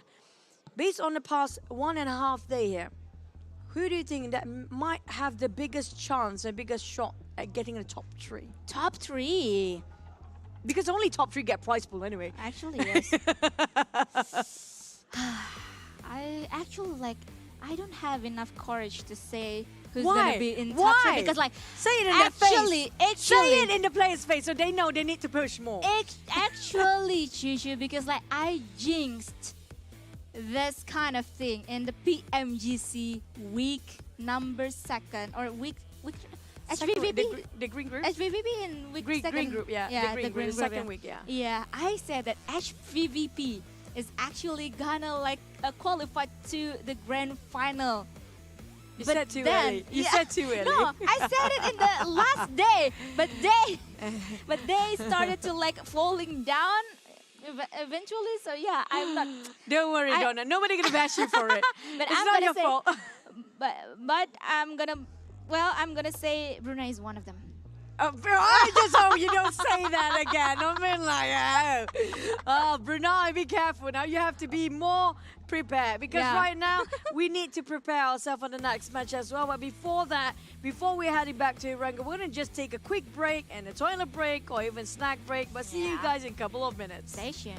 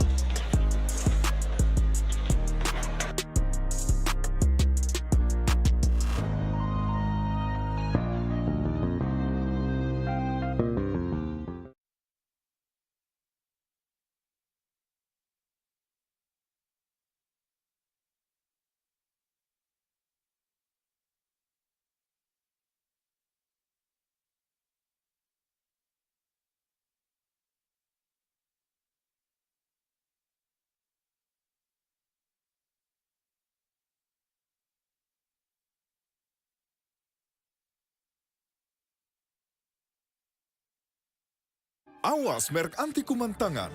Di Amerika atau Singapura pun banyak yang dilarang. Yang ramah, Antis, wangi jasmine tea. Tangan tetap lembut, bisa langsung makan. Antis Food Grade. Awas merek anti kuman tangan. Di Amerika atau Singapura pun banyak yang dilarang. Yang ramah, Antis, wangi jasmine tea. Tangan tetap lembut, bisa langsung makan. Antis Food Grade. Berat pikiran. Plosa Citrus, daya semangat alam. Hisap, segarnya menembus kepala. Pikiran enteng dan lega. Plosa bisa kerok dan pijat. Masuk angin, mantap. Plosa Citrus. Berat pikiran. Plosa Citrus, daya semangat alam. Hisap, segarnya menembus kepala. Pikiran enteng dan lega. Plosa bisa kerok dan pijat. Masuk angin, mantap. Plosa Citrus. Korban demam berdarah jutaan orang. Nyamuk demam berdarah adalah nyamuk siang hari. Oleh Sovel 2 kali. pagi dan sore. Nyamuk tidak bisa gigit lagi. Sovel, tolak nyamuk demam berdarah.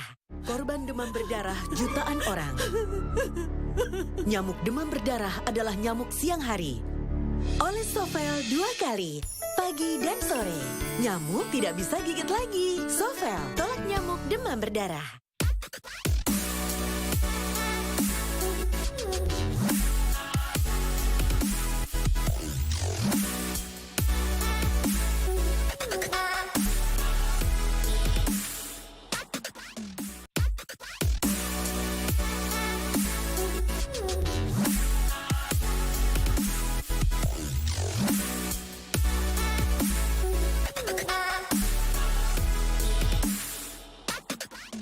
Get Galaxy A33 5G.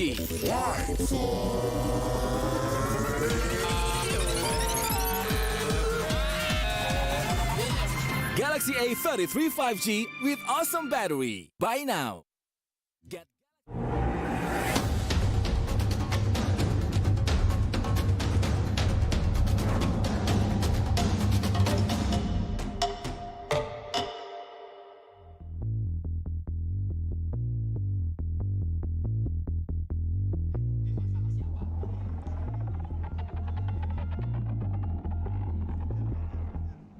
Welcome back, ladies and gents. We're heading out second day, halfway through. I'm Chichi. This is gonna be our beloved, adorable Sir Doggy. Hello, Doggy here to accompany you guys towards the last 2 games for the second day. So, interesting, son. It's not about Vietnam gameplay Really again. interesting. Yeah, it's kind of boring at the beginning, but Yeah, he's being frank. but at the late game, it's so amazing to watching gameplay coming from Kazakhstan. But like I discussed with Don, I think all the teams need to be cautious enough because Brunei Darussalam, 3 games not outing the position out from the top 3. Even the first game is the winner chicken dinner for them. I mean, like right now, they are the only team with a triple digit. You can't deny how much big of a statement they're putting up there. And the one actually following up behind, following pursuit, it's going to be Kazakhstan. But if you compare with all the other teams out there, they're definitely having the most best performance of overall and rounded up. But here we go again. Let's just give the team some bad luck.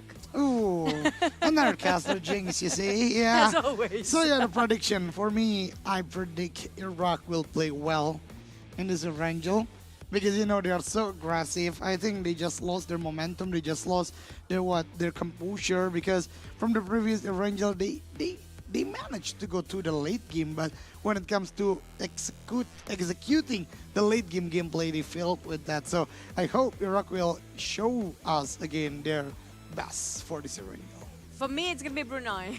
I tell you why. If they're that powerful, yeah, they can fight the curse and they can fight the jinx from my mouth. I believe they are that powerful, so come on, Brunei. Fight the jinx of the caster's curse here on our desk and show us what you made of. Just to justify myself. Yeah. Because if Brunei, like you mentioned, they are just strong enough, I think, yeah. even our jinx, it doesn't happen to Brunei. I mean, 3 games with a style performance that was just amazing. And for you guys at home, do not forget, again, I'm in Chen, to support your nation, to support the team that you think is the best, because it is about time to see who will be the champion. Today, it's only left with 2 games. Tomorrow, another 5 games. So, in total, it's just 7 games left to the champion, to determine who will become the champion. That's kind of true. It's down to the edge here. We're talking about all the teams. Only top 3 will get away with the prize pool. That's going to be the worst part of it, because the others will be devastated the fact that they can't actually go. At least they get to experience Bali. Yeah, that's a good point. I mean, Merusaga is a good hotel. All things in here, impact. You can do the swimming, play the volleyball, amazing beach. Did you try to play the volleyball? No. I can't fight with the foreigners. They're too tall for me. So yeah, without further ado, we're going to the Evangel, the second one, which is the last Evangel for today. Enjoy, ladies and gentlemen. You know what? As esports player, it's kind of usually kind of a stereotypical mind that we have. It's going to be players love to stay indoors. Oh, yeah. But I'm not going to deny that for now because I feel like staying indoors. The heat here is really on the different level, just how the players are right now. Yeah, you do not want to play with heat in Bali, especially at the middle of the noon. So, yeah, it's good fire stage is indoor, even though the name is fire, but it's hotter outside, So especially for the earth stage. So we can just assume everybody who actually be in Bali during midday, they will be like esports players, just staying indoors. Oh, and play their yeah, games. yeah. they intend to use our lifestyle, become an indoor person. So it's safer because... Being idolized in the midday. just the midday. But yeah, back to the game again, the flight path. It's a wonderful one. It's a beautiful one. Everyone can go towards what they want.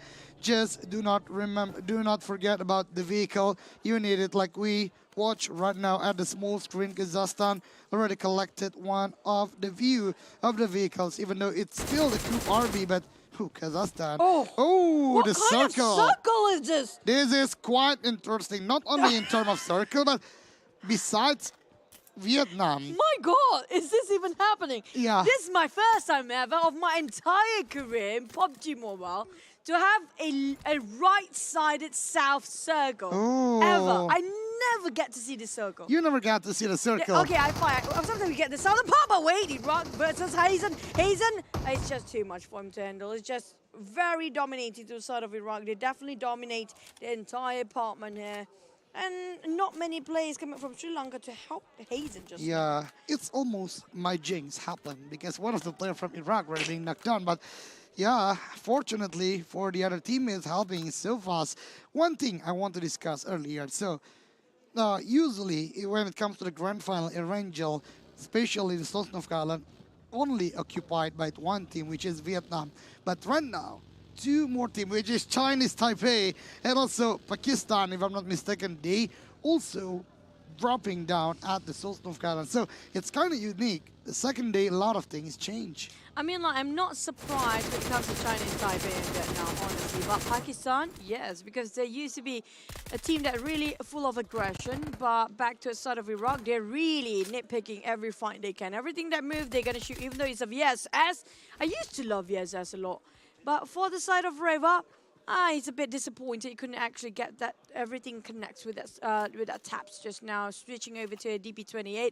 I have a feeling he really wants to find himself an M416. But you know what? The DCI is in more than enough. Hey, why did he take the vehicle just now? I mean, like, where he made a big U-turn. That's a big question. I think they're just cautious enough because, South Korean players are only spotted by only two. So they do not know the others two. So I think they want just do the regrouping. You look at my face right now. Yeah. So it's kind of hard for them. But Indonesia right now moved to Lipovka, one of the other team, which is Egypt, going towards their place. And this is not a good start because, Indonesia, at least they need a good game, because if they want to back to the track, back to the achieving more when it comes to the IESF, they need it. Because for an average, I think an Indonesian team doesn't achieve for more than 8 points a game, even lower than that. So they really need this game. They have Lipovka. There's no big contender because Egypt just arrived. So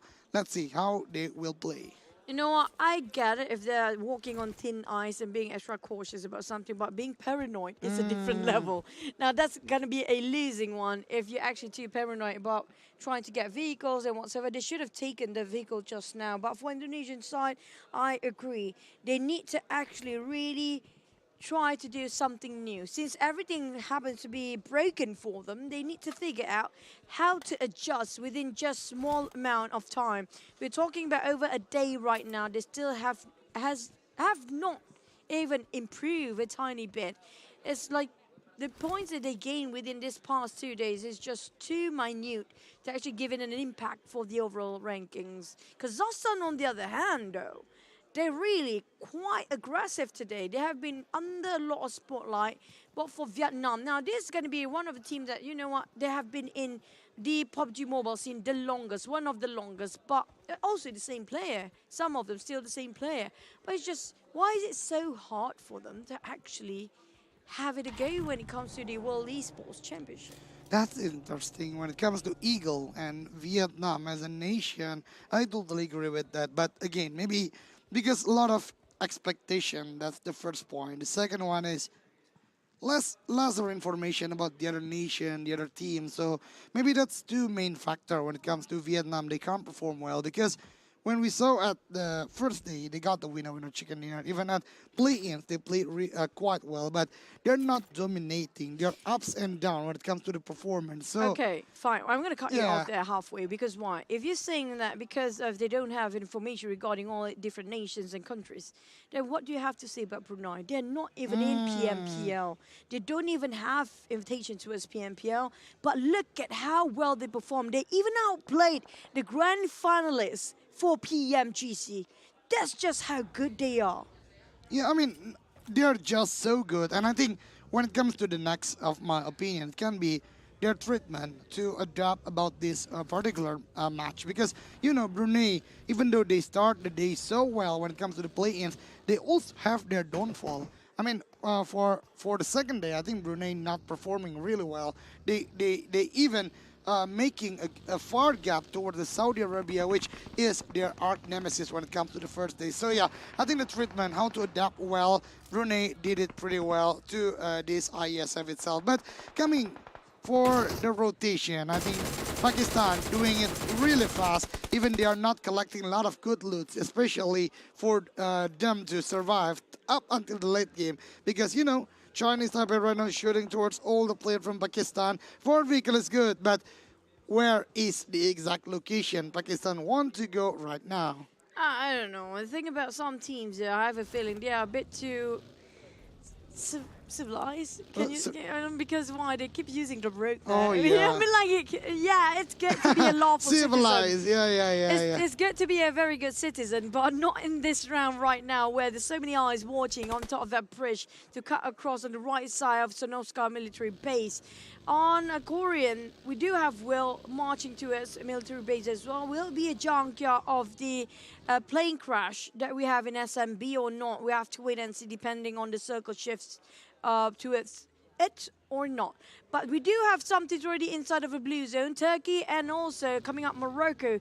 Both teams in the PMGC levels already taking the blue zone quite early on. So I have a feeling that they realize, you know what, we're quite too far from the circle. Oh yeah. Might just as well take our own time to loot up. Yeah, I think that's the good one, and that's the precise opinion, because, you know, Turkey is going from Georgia Pole, so they need to collecting a lot of loot, because when they want to go toward the circle, there's a huge percentage coming from the other team due the gatekeep. But speaking of gatekeep, South Korea right now need to do a regroup, because, you know, Maldives, all of the players already at the particular place, and this will be big because 4 on board situation without losing any manpower and starting a good war inside the circle. So Maori going outside need to find some good position, I guess, and the nade coming from Will, connected towards the player from Maldives, but a threat happened. Marie, again, the savior, the MVP of playing from Maldives, but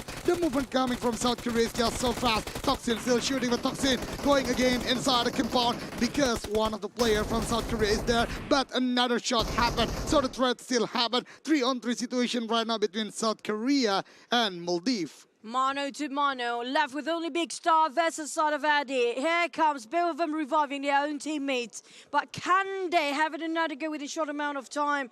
Big Star cooking up the nade already. Addy, oh, he managed to get away with it. Math Boy, oh, he might actually execute his own teammate there. I don't think that's a good start. Back to the side of Will. Shut it almost. He got Mori. Left with only Eddie. Now Will trying to find around the corners. Eddie, can he still save Math? But at the same time, we're looking at Big Star and Math Boy bleeding now. Big Star wants to help his mate so much. Hoping to get a different corner entirely. Now here comes a revival. Math and also Eddie will get a bit of a reset. It's back 2v2 here. Europe being revived as well. Maldives, this is not a great number for them. Eddie, ring around the Rosie, got in the window pane, and Eddie going for more. He equal out the odds with the Thompson there. Taking on Eddie, tried to take down onto a side of Korean team. Big Star spotted out, but Eddie, he needs to get out from here. Oh my God! What a nice jump just now! There was a bold move valiant effort from Maldives. That was a very bold movement, even though another knockdown happened, but they failed to manage locate one more player from South Korea, and that's a big result, a big win for South Korea.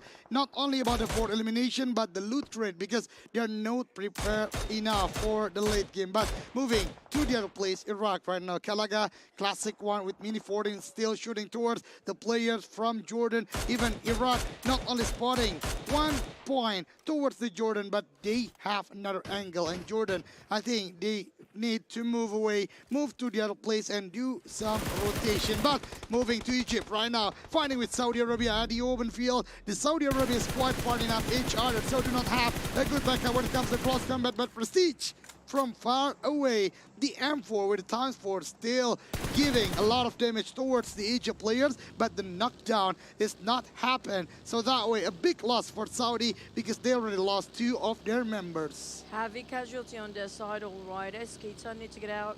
Damage just now was a bit too reckless to just open fire in the middle of an open field where all the teams coming out from Egypt just circling them around.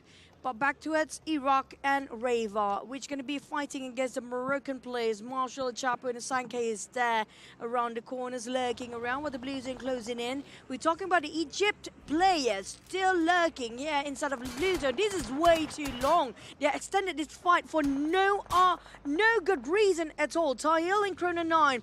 They tried to actually heal themselves up, but they found it out Prestige. It might be a bumper car moment. Here comes Krona, just telling up Prestige. Still following pursuit with the car. This is going to be a heated moment. Prestige, but the Blues are closing in. Will it connect? Oh, he whiffed it so much for Krona 9. It's so far to be taken down. It's not that easy, but both of the parties having a bad moment right now because they need to go towards the bridge. And you can see from the minimap, a lot of teams already there, especially for the teams inside the Sosnovka Island. One team, I think, Indonesia is swimming right now, and the zone, the circle shifts hard and giving a hard time for a lot of teams because I think only 3 teams so far already inside the circle. Meanwhile, the teams that are still at the main island, they have a really tough situation. Even right, a Volt again, one of the strong players from Iraq giving the surprise to one player from Morocco, the Scouter Marshall being taken down. And it is just too long for the teams on the outskirts. Marshall will finish off by Volt straight away. It's not even... You know what? That's mean, Volt. You not just knocked that person. Now you steal away their vehicle. What kind of person are you? Oh my Not even God. finishing him off. And the Moroccan players finish off by Kalaga Chapo. And Kalaga with a Mini 40 making sure things are being cleaned off. Straight from his eyes here. It's going to be right across him. And we still have these teams now inside of season while Iraq teams, Volt and Golden, the one that stole the vehicle away just now. Reva being counter-fire in the side of Turkish team. Catch being knocked down by Golden. It's 1-2-1 trade for Reva. Iraq and versus the side of a Turkish team. So let's try to stop the one that's coming in from behind. Iraq team. It's a very 3-way war of a crossfire between Turkey, Iraq, and also... I think it was who was? It was, sorry, I forget one of the moment because Turkey, Iraq, and before is that Egypt? I think it's not Egypt, right? It's Morocco. Yeah, Morocco. It's Morocco, there you go. yeah, it's Morocco. So yeah, because the tension of the moment, ladies and gentlemen, Iraq, I think back to the default, they are so aggressive right now. They have the position, they do the gatekeep, but like what Chucho already mentioned earlier, it's too long to be outside of the circle. At the Blue Zone itself, they are costing, or it costs a lot of first aid, it costs a lot of damages, and also boost. But Golden, what a close combat moment. Golden, I think this is a golden moment for him. He already collected 3 elimination, 1 more loot threat, and also still a safe vehicle. Even 2 other teammates already inside the circle, so Golden, I think he still can move toward the circle easily. Yep, not as easy. I think there's going to be a lot of gatekeepers on the other end. And the only team right in the center of the SMB just now, it's going to be Pakistan team waiting around the corner.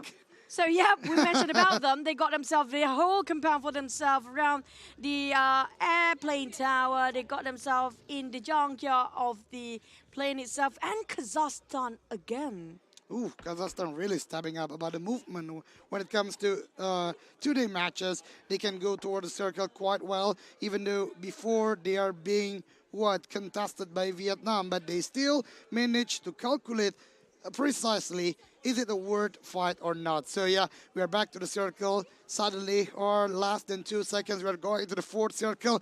Oh, going to the military base, the central area. Even the junkyard from the plane is still there a little bit. So Pakistan, Chinese Taipei really in a big advantage. Meanwhile, Brunei Darussalam, the team that are not lowering down, the team which is the first one to get 100 total points, so they are now in a bad situation. Chinese Taipei, 1-2 move, spotted by Pharaoh, 1 elimination for Team Pakistan. Pakistan having a go against Chinese Taipei now from afar. It's going to be Pharaoh scouting out for the rest of the team. With an M416 in his hands, waiting for the next victim to come across. While Jordan gonna ham down Chinese Taipei from the other end, entirely different angle, where Isawi and also Leif waiting here to make a go. Now Isawi the UMP, hoping somebody will step inside the compound themselves, but that's not gonna happen. And we do have one more thing lurking around the corner. It's gonna be coming out from South Korea. They want to be part of this party as well. While the Indonesian team this time, they survive longer and they finally get into the SMB as well. Now we do have 15 teams still intact in the fourth phase of the circle with a very small island of SMB. I have a bad feeling about this. Yeah. Especially a circle like this is not easy for those who lay toward the circle. Saudi just jumped down from the vehicle, but they do not realize Kazakhstan already do a good guard, a good gatekeep at the east side of the Sosnovka military base. But moving from Brunei, one of the vehicle already is smoked and shot by the other team, which is Vietnam from behind. But Chewy still managed to survive, even though he's not inside the circle. The other teammate, which is Sako, is down. The bug is flipping. Shako being knocked down, so Chewy will become the last man standing from Brunei. Flying buggy in the last minute. Look at how he just tossed over. Here comes Brazil coming up towards the side of the entire different side of the military. Definitely the Sri Lanka do finish off straight away by the side of Brazil here. Darden making sure Doom can't do any towards them. Vietnam taking on Saudi Arabia. Darden and the rest of the Brazilian teams are taking over sweet time on the southern part entirely. Eagle Esports, which will be representing Vietnam, taking a fight against the Brunei's Chewy. Will he be the last remaining member from Brunei? Feels like it. Winnie Kalaga back to a side of Iraq. Spotted out 7 from Brazil. The plane junkyard is just too much to handle for some teams here. A lot of actions happen. Even the observer is quite confused which fight they want to see or give us the view itself. So yeah, we'll see later, because Iraq, I think one of the strong team right now, they're guarding the left bridge really well right now, already inside the circle, and they still have a good place to defend for a while. Meanwhile, Brunei, I think they already predicted by Vietnam, because earlier the movement from Chewy is cut by the shot coming from Vietnam. So let's see later, because I heard a gunshot just a while. I think it's coming from a lot of team inside the military base, the central part of it. So the fifth circle, where is it going? So wow, oh my God, this is so hard. This is so hard. A lot of teams will have a hard situation, because Pakistan already did the job pretty well of defending, but Brazil, I don't know, they're just moving. They're not shooting all the time. When it comes to this game, they're just moving with their vehicle. It's just a very good but Chewy finally finish off, and this is one of the very first few Brunei being eliminated. I totally cursed him. Yo, Brazil. I mean, like, the movement coming from the vehicle at the late game with this fast tempo is not that good. But late, this is the man when it comes to the close combat, one of the strongest, especially using a Vector. One of the fastest weapon when it comes to the close combat with 9mm bullet. He won the fight, but Egypt, sneaky, beaky, inside the smoke. All of the team tried their best to go toward the circle. Well, the compounds already occupy a lot of team, so they are moving to a squeeze place that they think it will be unexpected, but Indonesia moving from the north, Vietnam are moving, so it's a rotation circle right now. It's just less than 300 meters for the radius right now of the circle. Daku, Scar L in his hands. Try to stop those coming out from the other side, right across him. And they're sharing the same compound with the Vietnam team here. Try to play around the corners. Vaz just keep tossing out. Nate's going to be on his teammate. Wait, what is happening? My goodness, is he confused by the fact that that's his own teammate instead? Back to sort of Valves, trying to cook and open up another nade towards the other end. Vietnam is on the outside. Well, we do have for the indoors, it's going to be Pakistan team. While the other side, we have Martin taking down on 6 of Kazakhstan. Vaz of Pakistan still fighting. And Martin finished off 6. Kala got taken on Lutz on Turkey on a different angle entirely. Looking back about the Turkish team, they do have to revive one of their teammates. We have Vietnam still lurking around Pakistan, having to go for the longest time. Jordan fighting Chinese Taipei on a different angle. While Daku spot out with the Scar L, now trying to push forward, but this is taking too long for Vietnam versus Pakistan. I mean, this is a total chaos. Everyone have their own business. I mean, for a close combat, the long range battle, everything quite packed when it comes to a circle like this. The smoke is quite loaded right now, but maybe shooting towards Isawi, because maybe once one of the player, which is Martin, can cross toward the circle,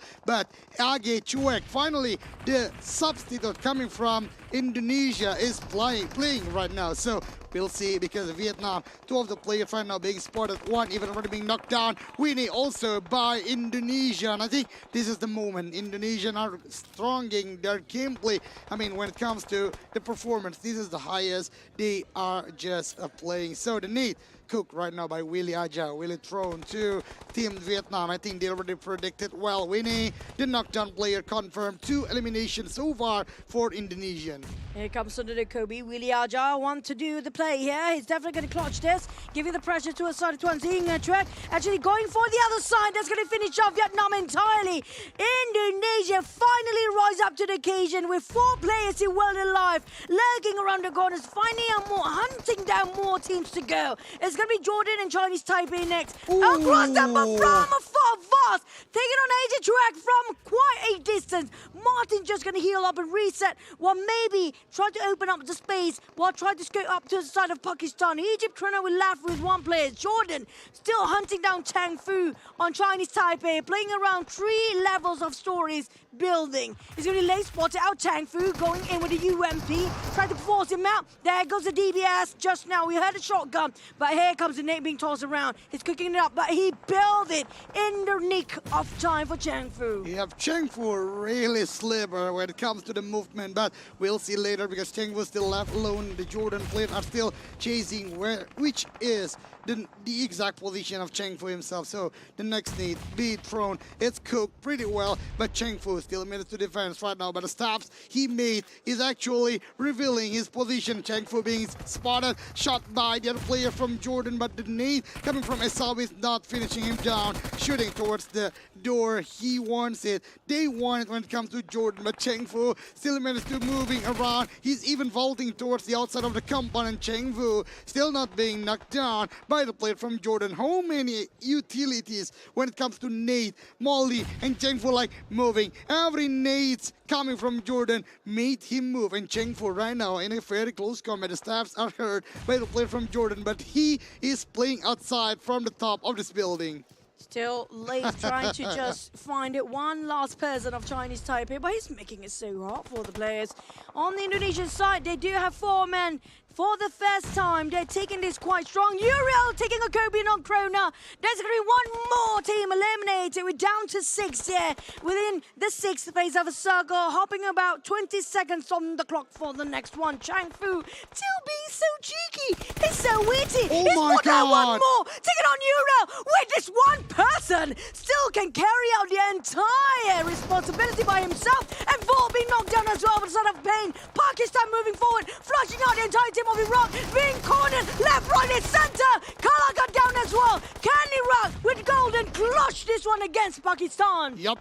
Two players of Pakistan already at the low HP, but it's not easy. But the nade coming from Golden, that was clean. Faz is already with a full health with the mat kit, but Golden with a close combat using the AK is already low HP, but the shotgun is the battle. But again, Golden, what a clutch. Two players from Pakistan down, and this is the momentum for Golden to revive. Yes, he's reviving, but all the players from Pakistan being clutch. 1v3 coming from Golden alone. There was a huge, humongous clutch by one player for the entire team of Pakistan. He's been cornered just now, but still managed to survive. What a play. Back to us the game. We still have a 4v4, v2, v1v1 with Jordan. Gonna 1.5, but revive back to us too. Maybe now trying to flush out whatever there is in front of us. It's gonna be Jordan's team. Chang Fu being spotted. Finally, maybe found it out. Chang Fu has been sneaking all this while. Finally been found out by the Indonesian team. Where to run? You can run, but you can hide. Now Chang Fu, can he clutch this as well? Finally, maybe finish off Chinese Taipei after such a long hiding time by Chang Fu. Yes, and the position from Maybe is just good. He has the high ground, he has the vision, but South Korea in a very tight situation because one by one, the player being knocked down late right now, and also the nade coming from him is just too on point. Even right now, South Korea already left with only 2 players, but Willie Aja at the other hand, shot by a player from Iraq. So the 3 teams showdown right now is still fighting. Maybe want to have a good position when it comes to the war. South Korea with a lot of smokes, and so goes to Iran. Kalaga still being knocked down. Is the revive still can be happen, but Will 2 with the nade is so well going or giving the damage towards the Iraq player. Full is folding, but look at that nade. Kalaga being taken down. Golden the clutch. Meister also being knocked down, but a threat happened, but maybe that's a huge game coming from Maybe another down, and Indonesia with 4 players intact. Maybe it's just so brilliant when it comes to this match. He knows exactly where to go, where to look. Open up so much space for the entire team of Indonesia right now. Carrying up to the top here. For the rest of them, trying to go for the support fires from below. Willie Aja tossing out the nade to the side of Iraq. Can they actually pin down on one more? Close enough, they got one. It's a team decimated by the hands of Indonesia. The rise of Indonesia team with a 4-8 eliminations in the bag. They finally woken up from their slumber. Yup. Maybe right now still on the highest altitude with the highest vision, but I think Indonesia knew they really need to do the gathering up because the zone less than 10 seconds will go to the 9th zone. When it comes to the zone like this, it's the closing of the game. Look at the position coming from Indonesia. They're already collecting 4 different angles, and this will become a hard situation for Jordan and also South Korea at the same moment. Look at Maybe he's not stopping, he's still searching where is the exact location of his last opponent. The nade from Will Aja. That was nasty, and another elimination for Indonesia. So 4-on-2 situation right now. 2 players from Jordan versus full team from Indonesia, and I think it's already expected. I do not see any more utility. If they still have the utility, this will be big for the Indonesian team. 2v4, Sawi and Lace on the second floor here, while the rest of them on the rooftop. Willie Aja trying to flush out from below, the others closing in from above. Now Willie Aja coming up to the rooftop as well, but nobody willing to pick over on the second story where Sawi and Lace still waiting. Look at how the crossout of Lace just waiting on the stairs in case the Indonesian player are climbing up as well. It's going to be 2v3. 2v4. What's the 4th player, by the way? We couldn't see the 4th player. It's still Martin coming up from the outside, waiting if they actually will jump down now. Laith and Isawi heard the footsteps. It's all the matter of time. Laith and Isawi holding their breath while the Indonesians are hungry to finish things off. They're waiting in the outside. Maybe Ngachek Willie Aja is still on around the building while Martin couldn't wait anymore longer. He's just going to rush in now. He doesn't want to wait anymore. But Isawi and Laith just so well in hiding. I mean, I think they do not want to make this mistake because this is a big moment for the Indonesia team. So the circle, the Blues are already pushing, but I don't know. They are still waiting. The Jordan players not a long time after this. They need to jump down from the window and look at the Indonesian team. They're already waiting at the surface of the land itself. Isawi still playing near the window. Same goes to Late, but Late already moving towards the stairs. Maybe there will be a surprise attack, but maybe already predicting the movement coming from Late. This smoke, oh my god, 10 smokes at Isawi, but a shot coming from Jordan. One player from Indonesia being knocked down by Late at the low HP. We will see how this fight will begin. Because 3-on-2 situation right now. Martin being knocked down. Late is knocked down also. So 2-on-1 situation. Isawi try to figure out how to finish the game because Isawi is bouncing down. And Indonesia finally the winner chicken dinner with 4-on-2 situation. This is the beginning because they just going up from their position. What a play, what a game coming from Indonesia. Finally, after such a long hurdle, after just so many hoops for them to jump over. God. Indonesia finally coming back into the World Esports Championship after such a long slumber. It was a really tough start for them the past few days. I mean, this is a big chance. You know what? The substitute is playing right now, and he is playing really well because a lot of movements coming from the substitute player, which is Agi Chuek.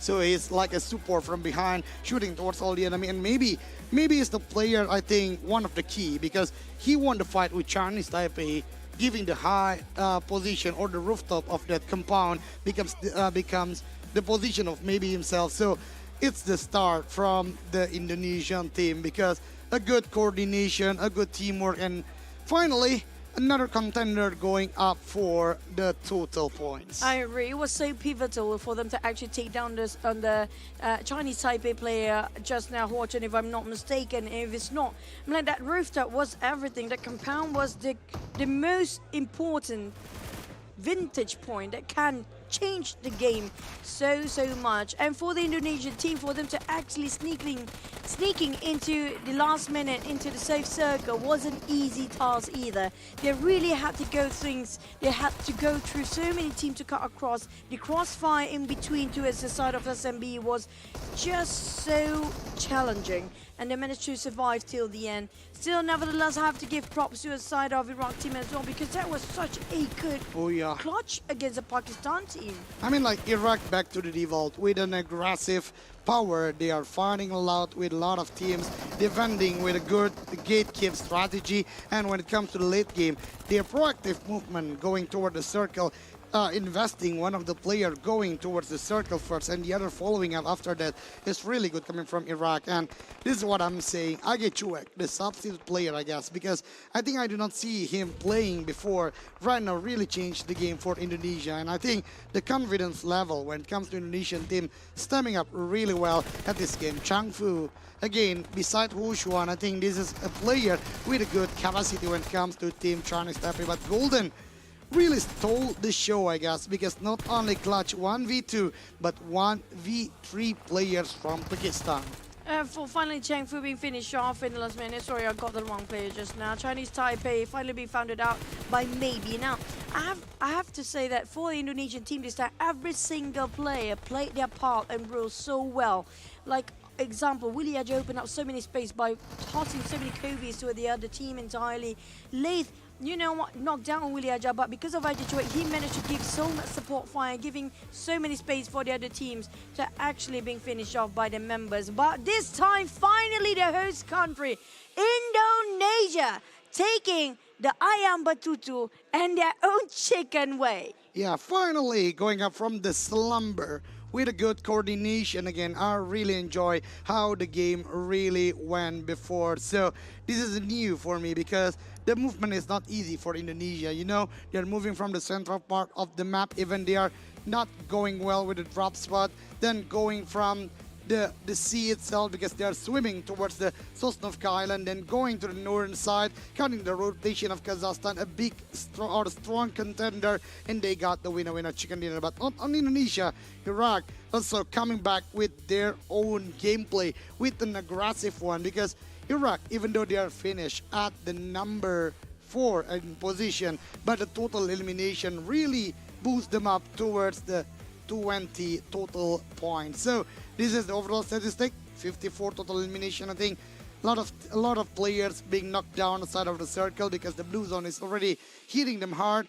9,000-ish total heal, 2 airdrop looted, 180 throw use. I think this is a low when it comes to the overall statistic because it is hard. It is basically hard for a lot of teams going to the Sosnovka Island. I mean, like, that's one thing. And one more thing is, do they have enough time to loot up in the main island? Oh, because yeah. SMB is like the most it can supply is just 3 teammates. So that's like bare minimum for 3 teams to actually get everything. Imagine all the teams that actually just comprises of all 6 teams in SMB. It's almost impossible. Hence, there's so many teams actually coming in very late when it comes to the blue zone and the circle as well for this reason. But the thing is, can they find vehicle if they're coming up from the main peninsula as well? Because if they can't find any, then for them to actually get into SMB without any vehicle or any boat, they'll be choked to death. Swimming is an option, yes, but it's one of the most torturous options they have right now when it comes to that sort of list. Now, speaking back to the side of Indonesia, finally start to wake up, but will it be enough for them to give an impact of overall ranking, because they are in the bottom 2?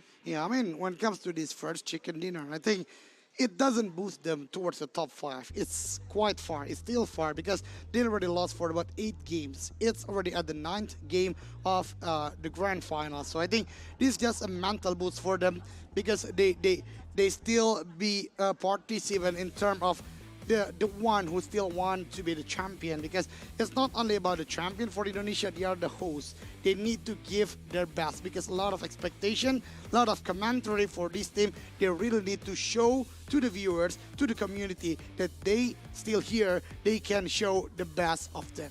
But right now we're going to head into the break. You know what? We still have one more match to go. See you guys in a bit, and don't go anywhere. Don't go anywhere.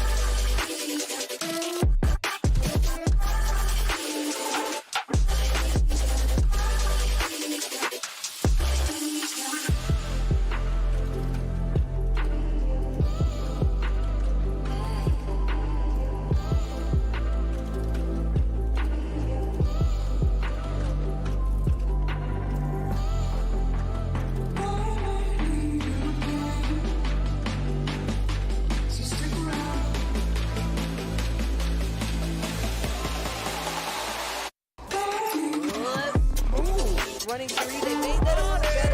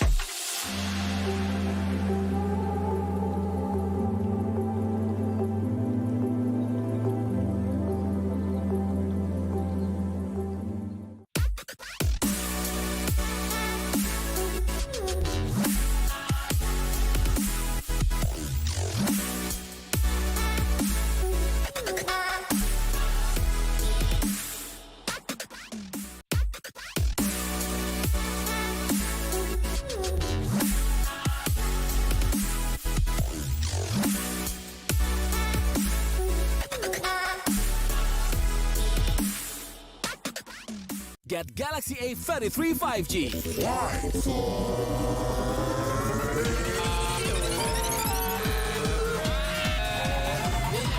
Galaxy A33 5G with awesome battery. Buy now. Get Galaxy A73 5G. Why? Because This is awesome.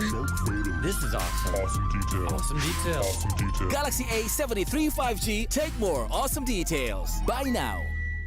Selamat datang di sebuah pengalaman perjalanan baru Indonesia bersama InJourney. Terbang bersama kami untuk melihat pariwisata Indonesia. Sirkuit internasional, bentang alam, ragam atraksi budaya, produk lokal asli Indonesia, warisan budaya, keamanan dan kenyamanan. InJourney membawa kerambahan Indonesia ke dunia.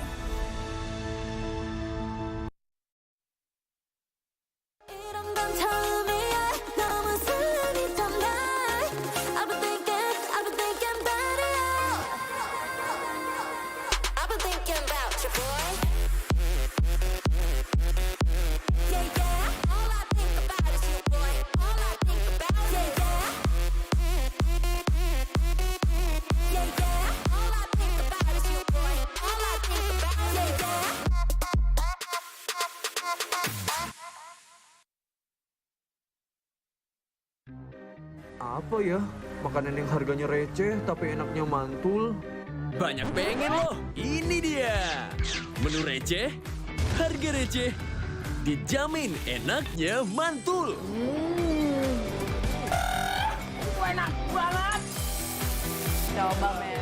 Apapun yang kamu pengenin, di sini referensi lengkapnya. Ada yang ngiler. Jajan terus bareng makan receh dan enaknya mantul. Ini baru Trans 7. Warga plus 62 emang banyak maunya. Dari drakoran sampai banjir air mata.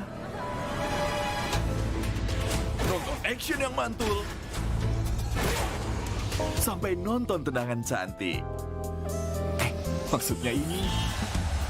Mau nonton apapun, semua ada di video. Mulai dari yang bikin berbunga-bunga, keringet dingin, ketawa, sampai bikin gak ngedip. Jadi nonton apa sekarang?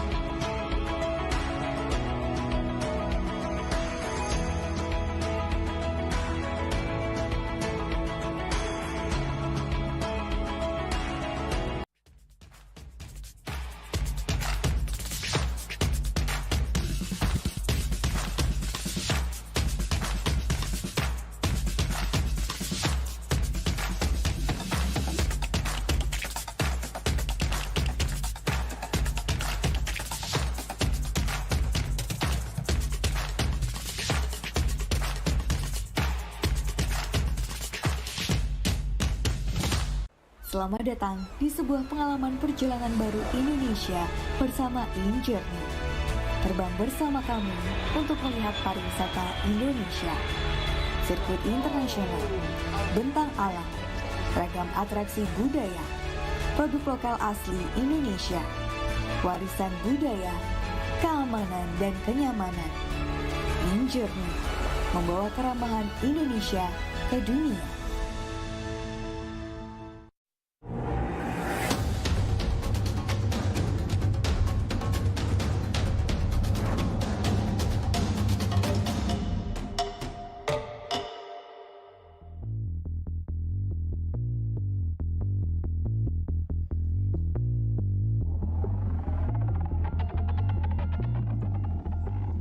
Hi, welcome back everyone into the caster desk, and we're gonna jump into the last game of today.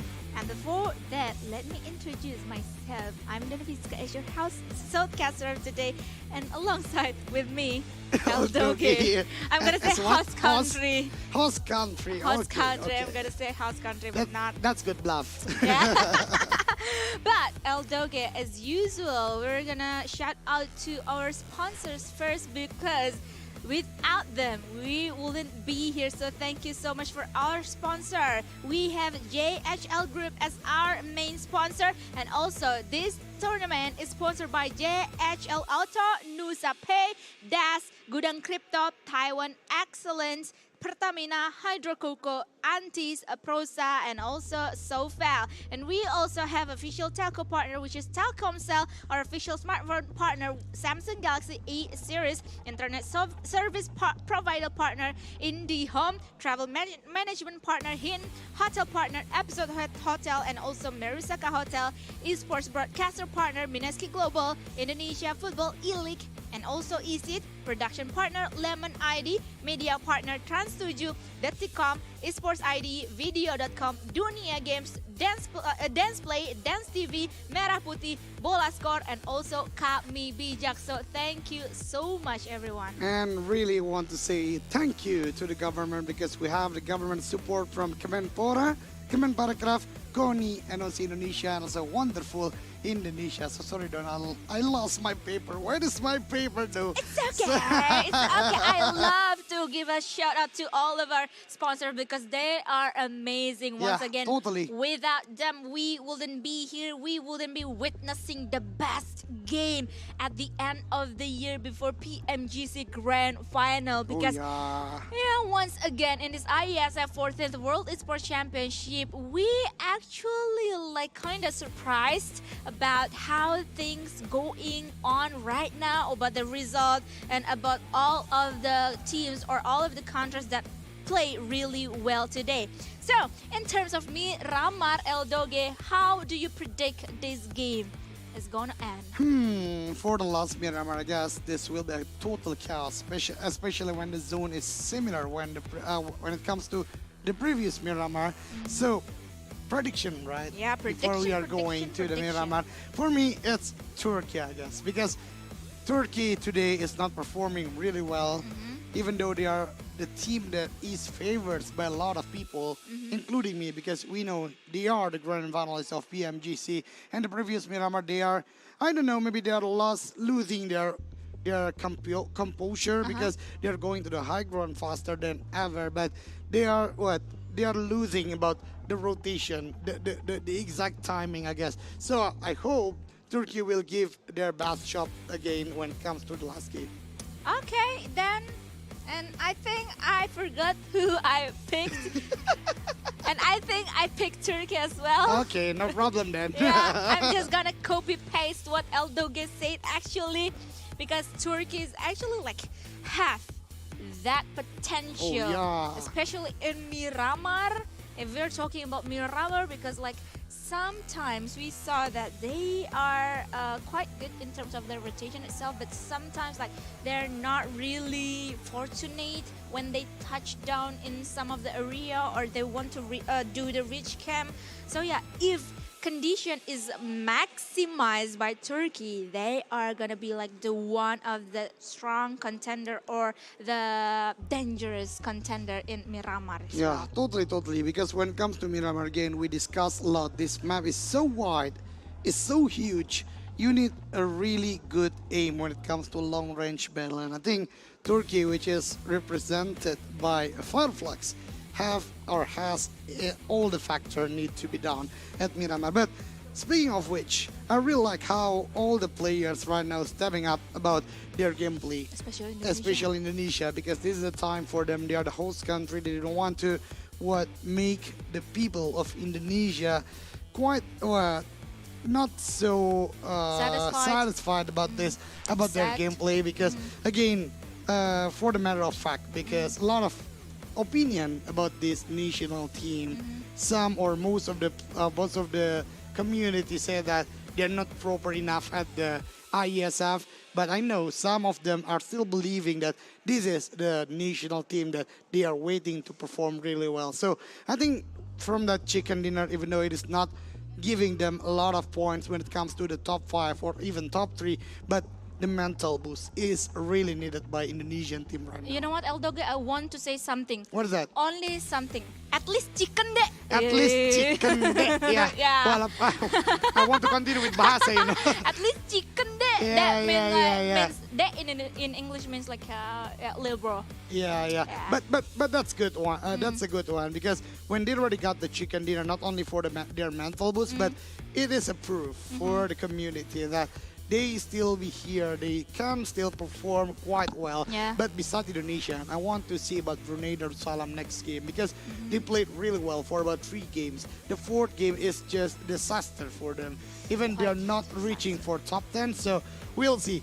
Are they going to bounce back their gameplay? Because if they can, it will be a serious problem when it comes to the other team. But I think without further ado, we are going to the last game of the day, my favorite map. Ladies and gentlemen, we are going to Miramar. Let's go, ladies and gentlemen. Your favorite map is Miramar. Yep. So yeah, Miramar is my least favorite map then. You. I'm go against everyone because everyone hates Sandhawk and I'm gonna be the one who loves Sandhawk. You love Miramar, I'm gonna be the one who hates Miramar.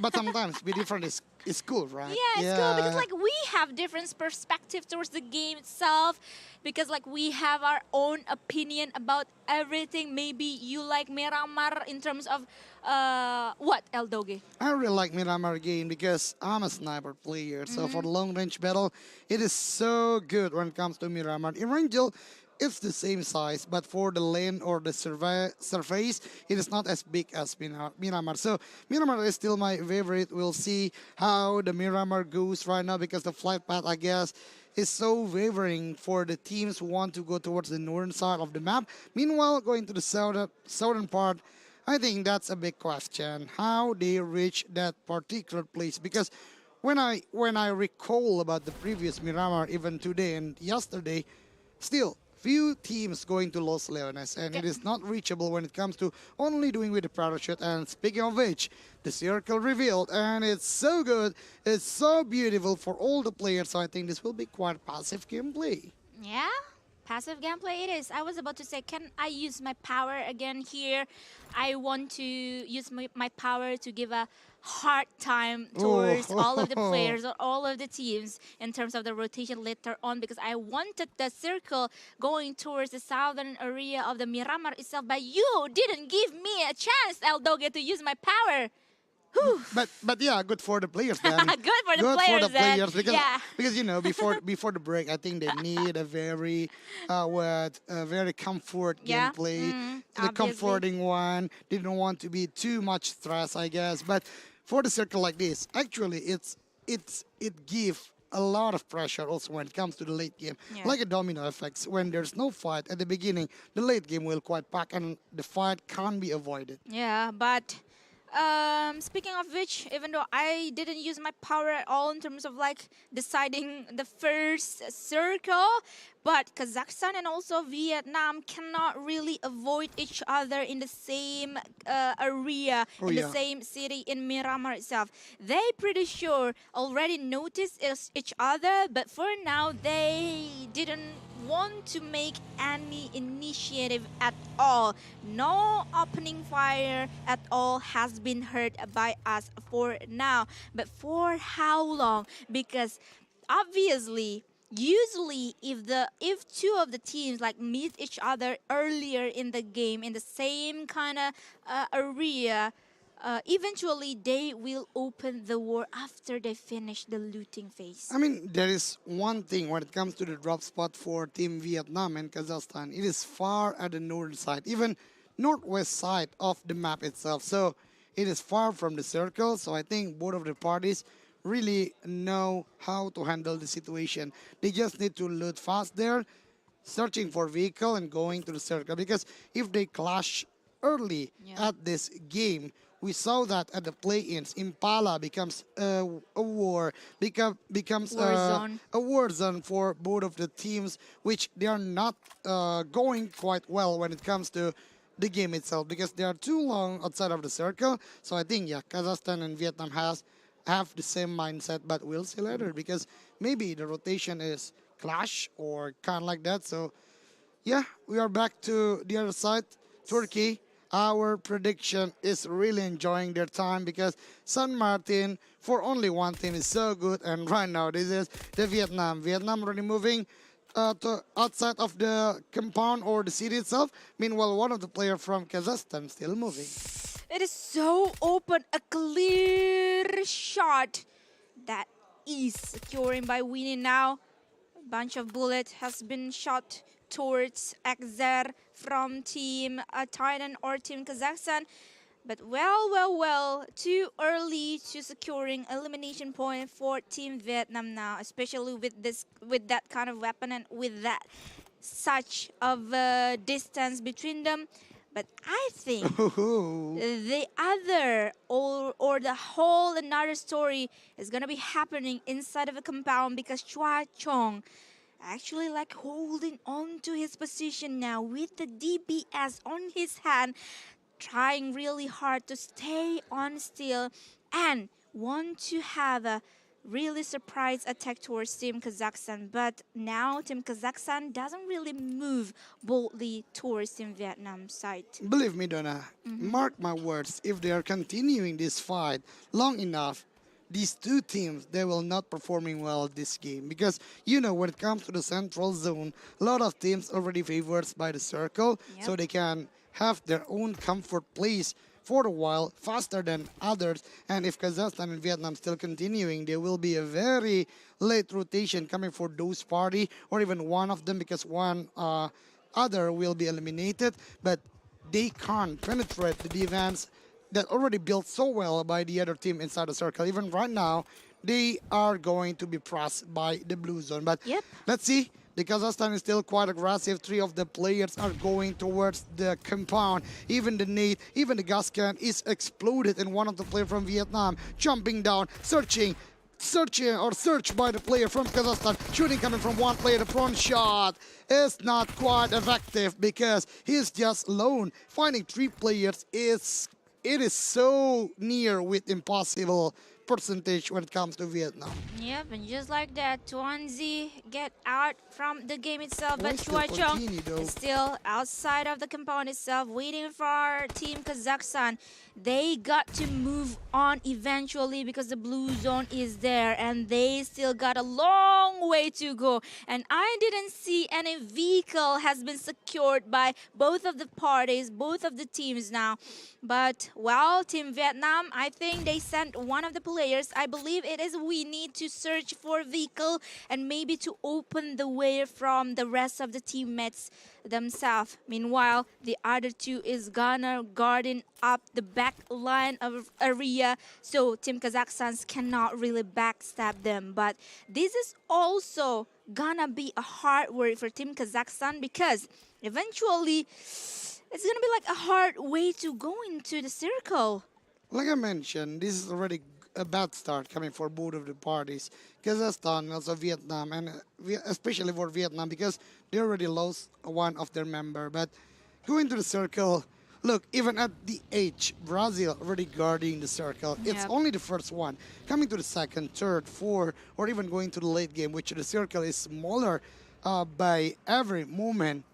The teams that are quite late, they do not have any chance going towards the late game because a lot of gatekeep already happened all inside the circle. But we are seeing that later.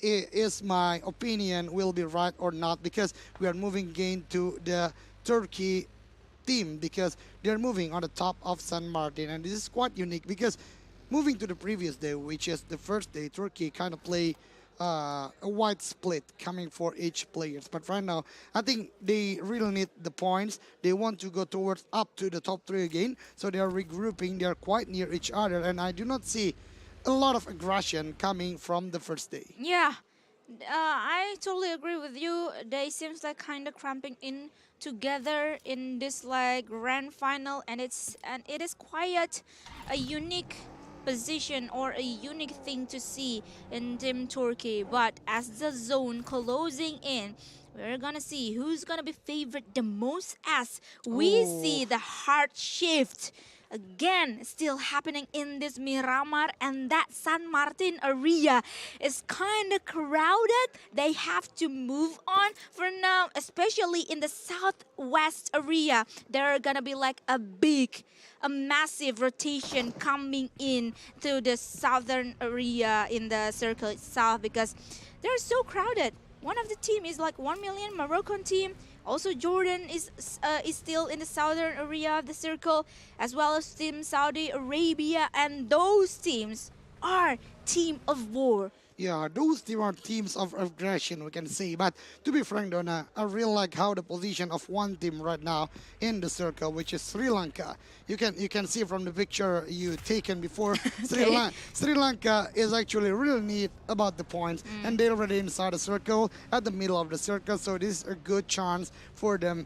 So yeah, we'll see later because we want to see the competition. We do not want to see a total domination. We just want to see all the nations are growing about their gameplay, about the points. But coming back to Kazakhstan, they just took one player down when it comes to Team Egypt. So the backstab really doing well, but again, they're still playing outside of the zone or inside the blue zone.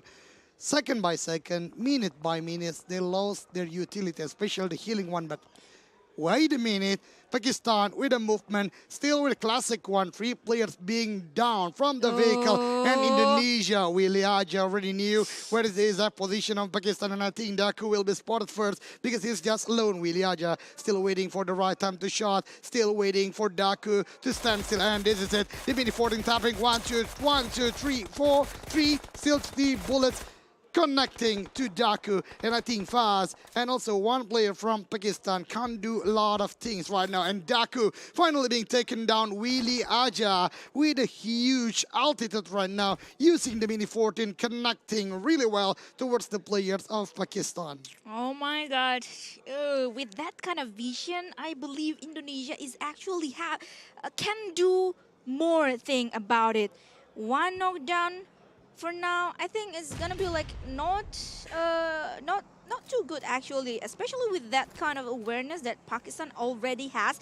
Even though Daku out there cannot be revived anymore, I believe, because Indonesia has been locking down the position or the angle or the vision towards Team Pakistan, and Daku will gonna be left there hang and dry, draining out of the blood. But on the other side, there are the initiating war has been happening between Jordan and also Morocco, I believe now.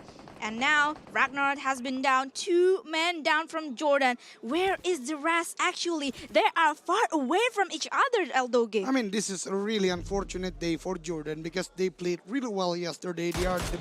I think they are the master of creation when it comes to the first day. The rotation, even they are not favoring by the circle, they still can manage to go towards the late game. But right now, El Chabo still shooting towards the player from Jordan, which is Gaga, in one of the vehicle.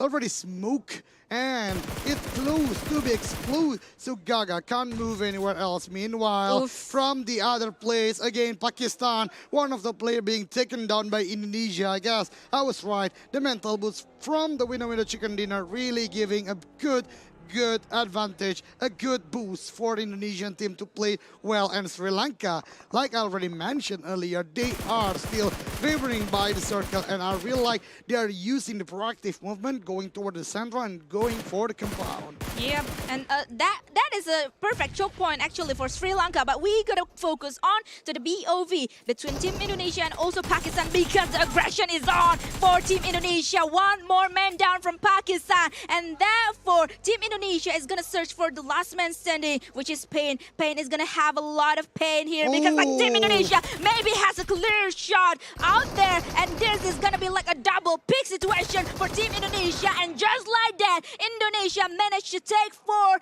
elimination points towards Team Pakistan. Another amazing performance coming from Indonesia. They are moving as a unit. They are doing a good tag team, and they are wiping out all players from Pakistan. But right now, the next question is, how about the rotation? Because less than 2 minutes, they need to go to the circle. And when we recall, for a while, for a short time before, a lot of teams already do the rotation, already did the rotation. Maldives already getting the compound. Iraq already getting the high ground. Even Sri Lanka already moving toward the central. So it is not easy for team, even Indonesia. How about Vietnam and Kazakhstan? Because they are still far from the circle. So let's see about the 4th and 5th. I guess 5th circle will be a total chaos for all the players. Yeah, so talking about like the rotation itself for Indonesia, we have to remember that they are around Pekado, the southwest area, and then if they have to move forward, there are Team Maldives that we just saw early on. They securing like the edge of the circle itself, and not only that, the Chinese Taipei is also around the area itself. So it's gonna be like a big challenge for Indonesia if they want to move forward straight into the zone. So they have to rethink about the strategy, about the path itself, Eldoge, which side to buy in terms of the rotation itself. Or they want to take the long rotation towards the northern area. Yeah, there are still a lot of option when it comes to the 3rd circle because it is still quite big when it comes to the circle itself. But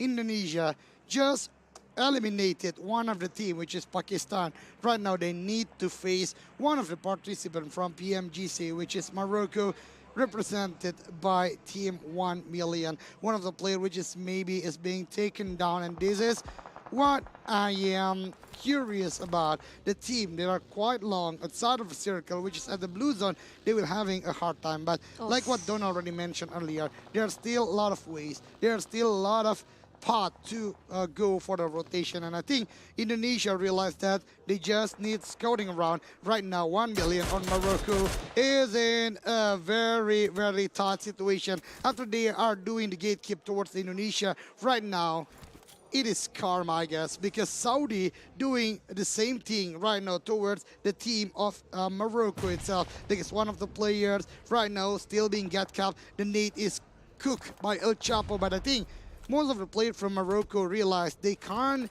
fight here too long. They need to move. Even 2 of the players already using their vehicle. Ooh, that was clean from El Chapo. What a good nade coming to Dami. And this is the moment for Team Morocco to go towards the circle. Yep, to go into the circle because like there are none of the Saudi player is actually spotted down nearby. But Willia Aja spotted down one man from Saudi Arabia, I believe.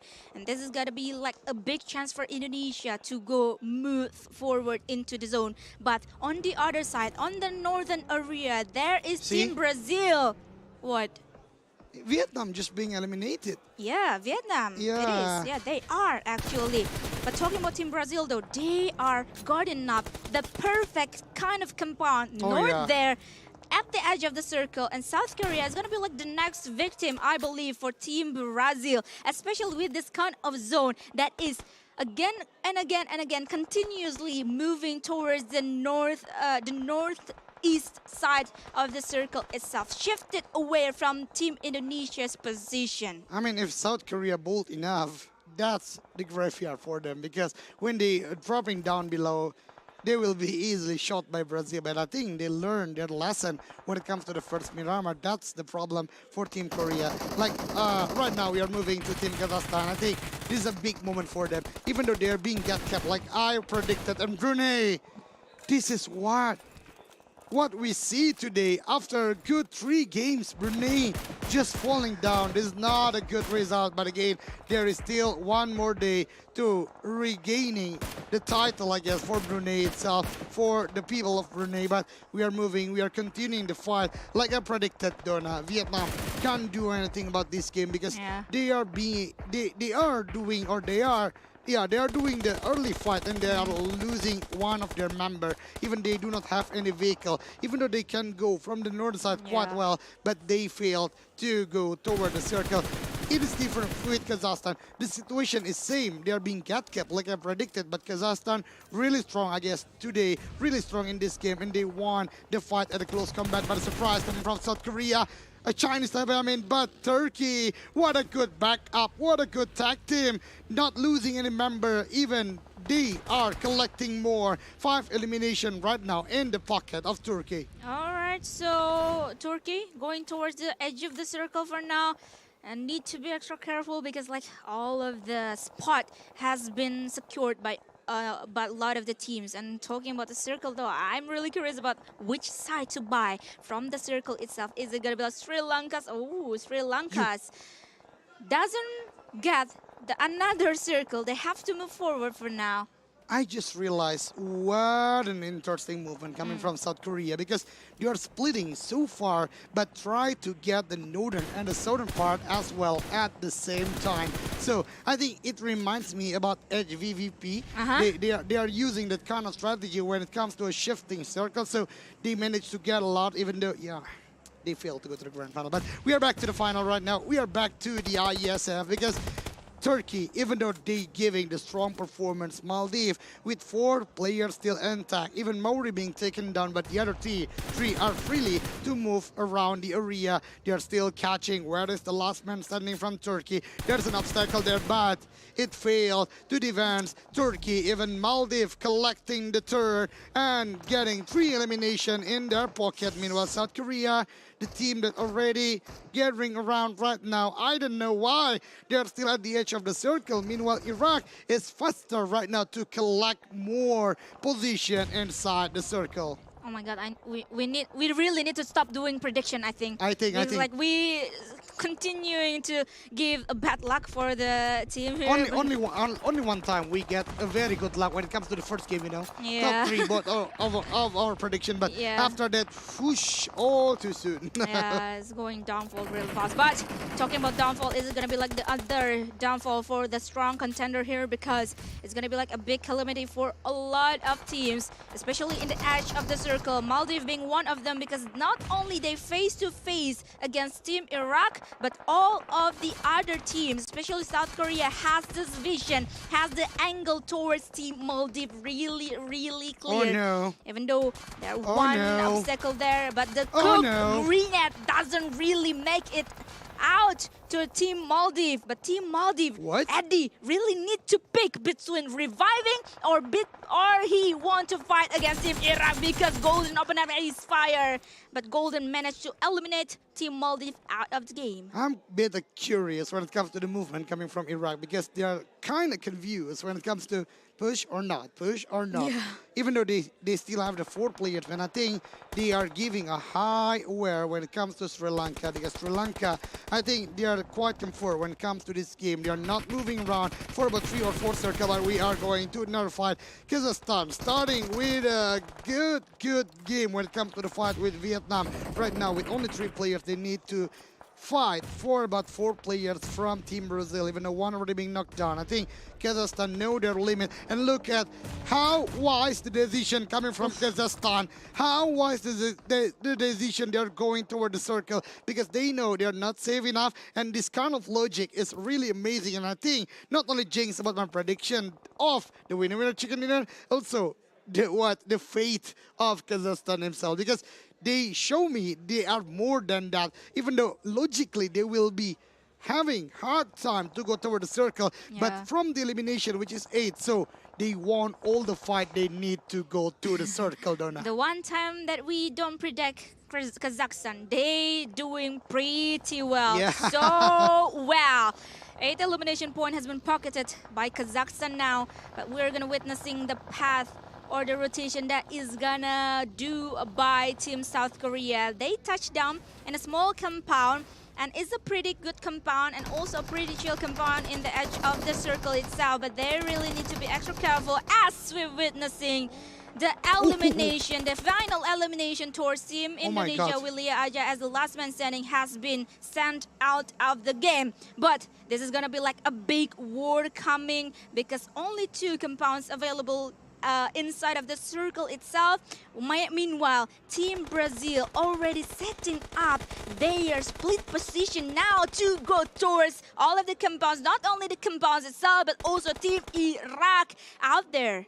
I mean, Team Iraq really in a pinch situation. They're being pushed by Sri Lanka, also getting shot by the players of Brazil. But I don't know, Sri Lanka is kind of confused right now. They do not have the confidence to go through the Iraqi players. I think Brazil still with the same gameplay, with the same mistake. They are using only 1 vehicle, 2 bolt going to the circle itself, because they do not realize a lot of people, besides the team that they already knocked down, which is Iraq, is already inside the circle, which are South Korea and also Team Kazakhstan. But back to the fight when it comes to the close combat between Sri Lanka and Iraq. Iraq even already reviving all of their teammates. Right now, it's a turntable situation. Sri Lanka is on the verge, is on a bad situation, is on the tough one because Kalaga still doing the aggression with a lot of nades thrown towards the player from Sri Lanka. Doom already being revived, but Sri Lanka already lost one of their players.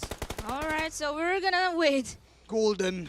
We're gonna wait and witness which side to buy in this late game. Is this gonna be like the things go south for Sri Lanka, or Iraq is gonna focusing the aggression towards Team South Korea? Because for now, not only Team Sri Lanka has a contender of Team Iraq, but Kazakhstan as well. And just like that, Hazan cannot really taking the war. Amare also cannot really take all of the damage that's sent by Team Iraq. But Iraq need to be really extra careful because they are being bombarded by Team South Korea. South Korea has a really nice angle and also vision toward Team Iraq. And Iraq only left with last man standing that is trying really, really hard to stay alive. And he cannot stay alive no more. Iraq eliminated in the 4th place. I mean, the movement coming from Kalaga and, Golden is really good. I know the exact objective, what Golden really want to give towards his teammate is like providing an obstacle. But he failed to switch the chair, I guess. So he is easily being shot by the players of South Korea. So two big names right now, South Korea and Kazakhstan, because both of the parties are still having a lot of manpower. So a lot of things still can be happening. Meanwhile, Sri Lanka in the very verge of that and being taken down by TAQ. So it's only about 4-3 situation. It's about South Korea and Kazakhstan. And look at the movement coming from Kazakhstan. He's like a ninja. He's like a Spider-Man going to the top of the compound. But he failed to knock one of the players from South Korea down. The nade coming from Will going to the TAQ, but it is not connected. And look at TAQ. He's going towards the compound because he knew he really need to control the center of the circle, because not a long time after, this will be an end game for Miramar. Oof. And talking about the late game or the end game itself, is going to be like a fair play for both of the teams as well, because both of South Korea and also Kazakhstan not only they securing the highest placement point for now, but they are also securing more or so many elimination points. That means that they show us so much aggression from the early game towards the middle game and up until the end game itself. So yeah, both of the teams are capable of doing anything. 3v4 situation, both of the South Korea and also Kazakhstan still gonna stay intact in their position for now, not building or not making any bold movement for now. You know what, I totally agree with that. I mean, they have the same exact condition. When it comes to the Kazakhstan, they are pushing forward their limits from the blue zone. From losing one of the manpower, going toward the circle, they are wiping out. They demolish players on the edge of the circle. South Korea at the same time, they are being guard capped first, and right now they are inside the late game. But 3-on-3 situation right now, I think the confidence level from Kazakhstan is so high. Even one of the players from Korea already being taken down again. The next moment, but the shot coming from South Korea is so strong. But right now, 2-on-1 situation is being chased down. One of the South Korea, but a jump shot coming from the Kazakhstan, really proving they are a strong, they are a global team. What a great gameplay to end the day. Kazakhstan with a winner chicken dinner going from the blue zone. A tight situation, but they prove us wrong. They are really strong. They demolish everyone from the edge of the circle towards the late game. And this is it. Kazakhstan or the Titan Esports. Titan being the Titan of the second day, especially after securing 2 winner chicken dinner with double-digit elimination point. It means that their place is gonna flying so up high in the leaderboard for today, and tomorrow is gonna be a whole another day for them. But once again, congratulations for Kazakhstan of taking the winner chicken dinner. But again, Eldo game. What is that?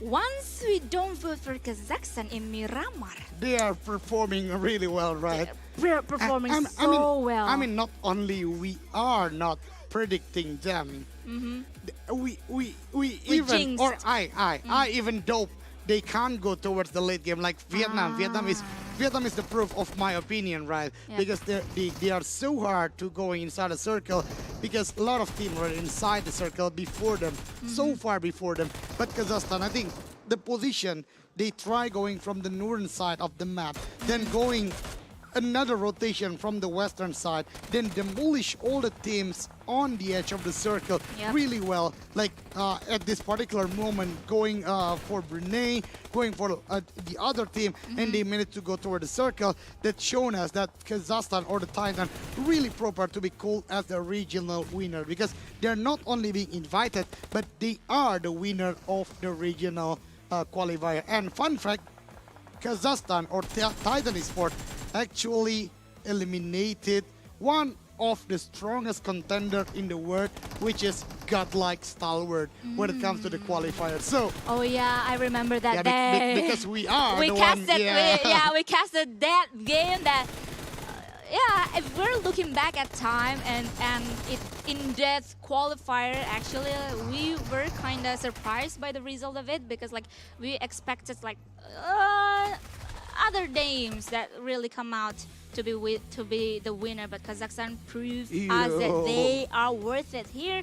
They deserve to be here, especially with 15 total elimination point that they got for now.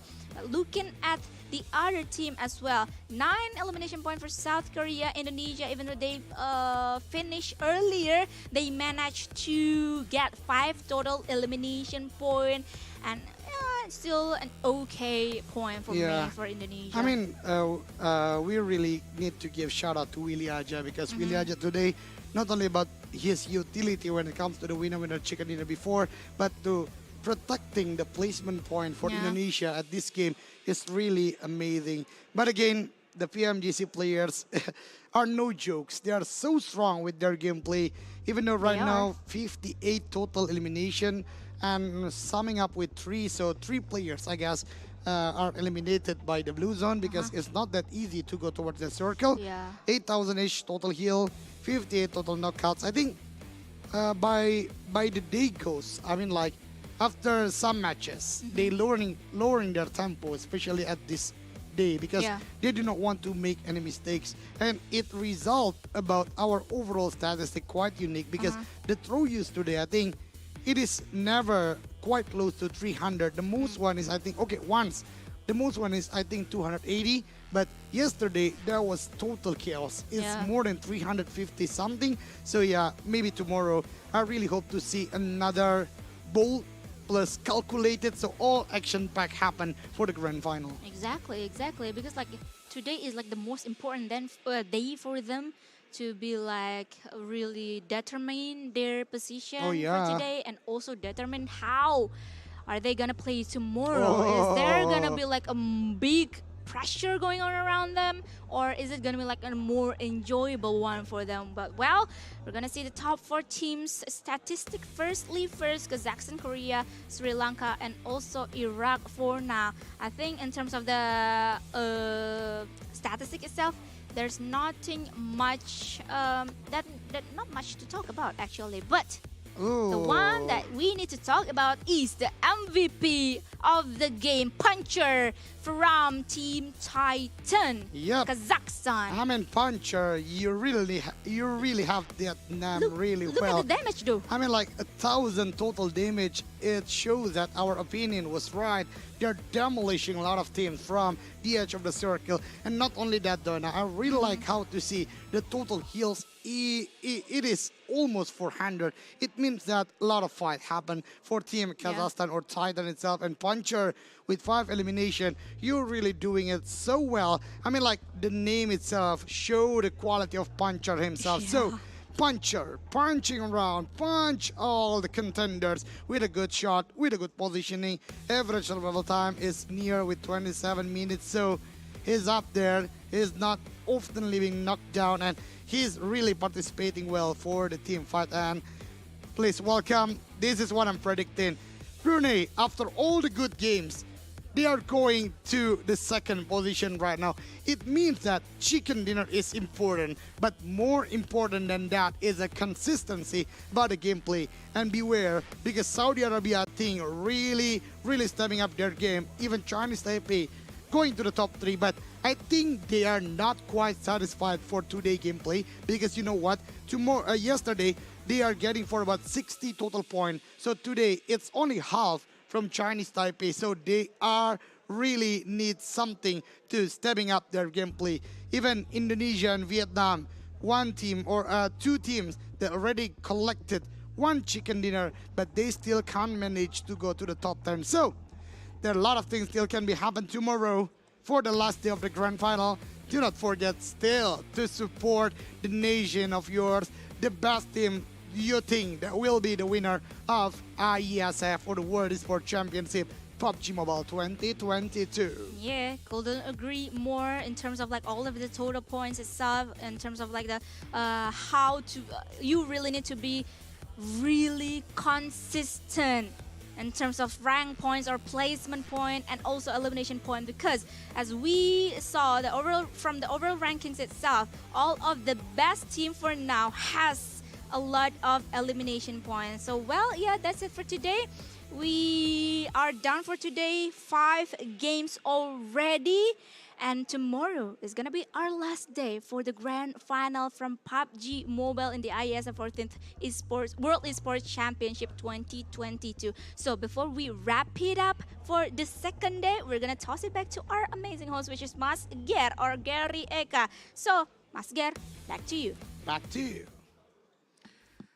Thank you once again, Dona Fiska and Eldoge. So guys, let us give congratulations to all the team that get winner chicken dinner for day 2 grand final of PUBG Mobile on IESF World Esports Championships Bali 2022. And I would like also say thank you to our government sponsor for supporting this event. So thank you once again to Kemenparekraf, Kemenpora, KONI, NOC Indonesia, and Wonderful Indonesia. So that's all the match for today. We will meet again for tomorrow, the final day, day 3 of grand final PUBG Mobile on IESF World Esports Championship. Once again, thank you for watching. And like usually, artis-artis yang ditunggu sama pemain bola, pemain basket, bahkan atlet esports adalah artis yang selalu ditunggu oleh para pemain bola, pemain basket, even sama teman-teman atlet esports. Nggak tahu? Tantri kontrak baru. Thank you once again. I'll see you around. Goodbye.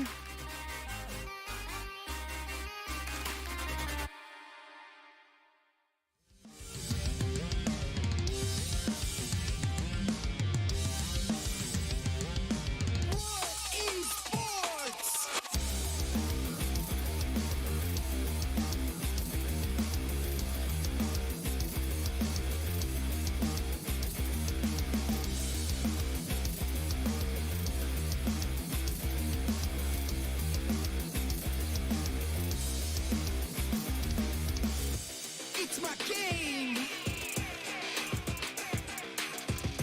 It's my world. It's my community. We believe in unity.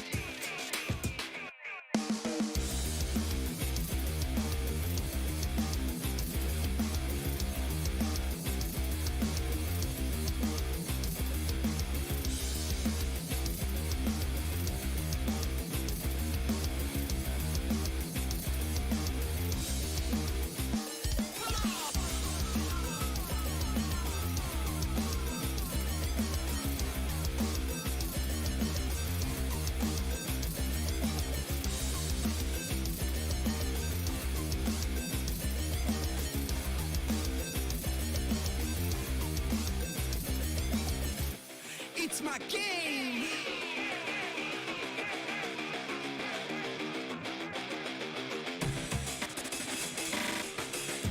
It's my world.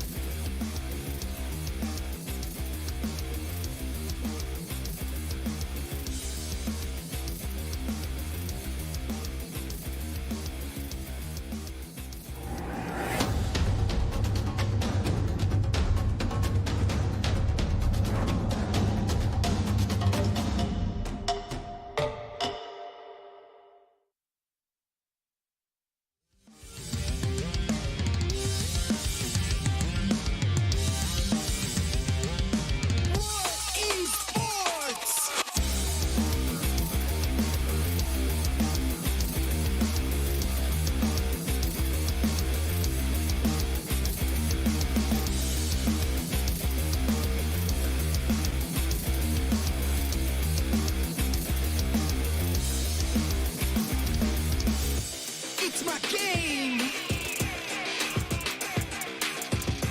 It's my world. It's my community. We believe in unity.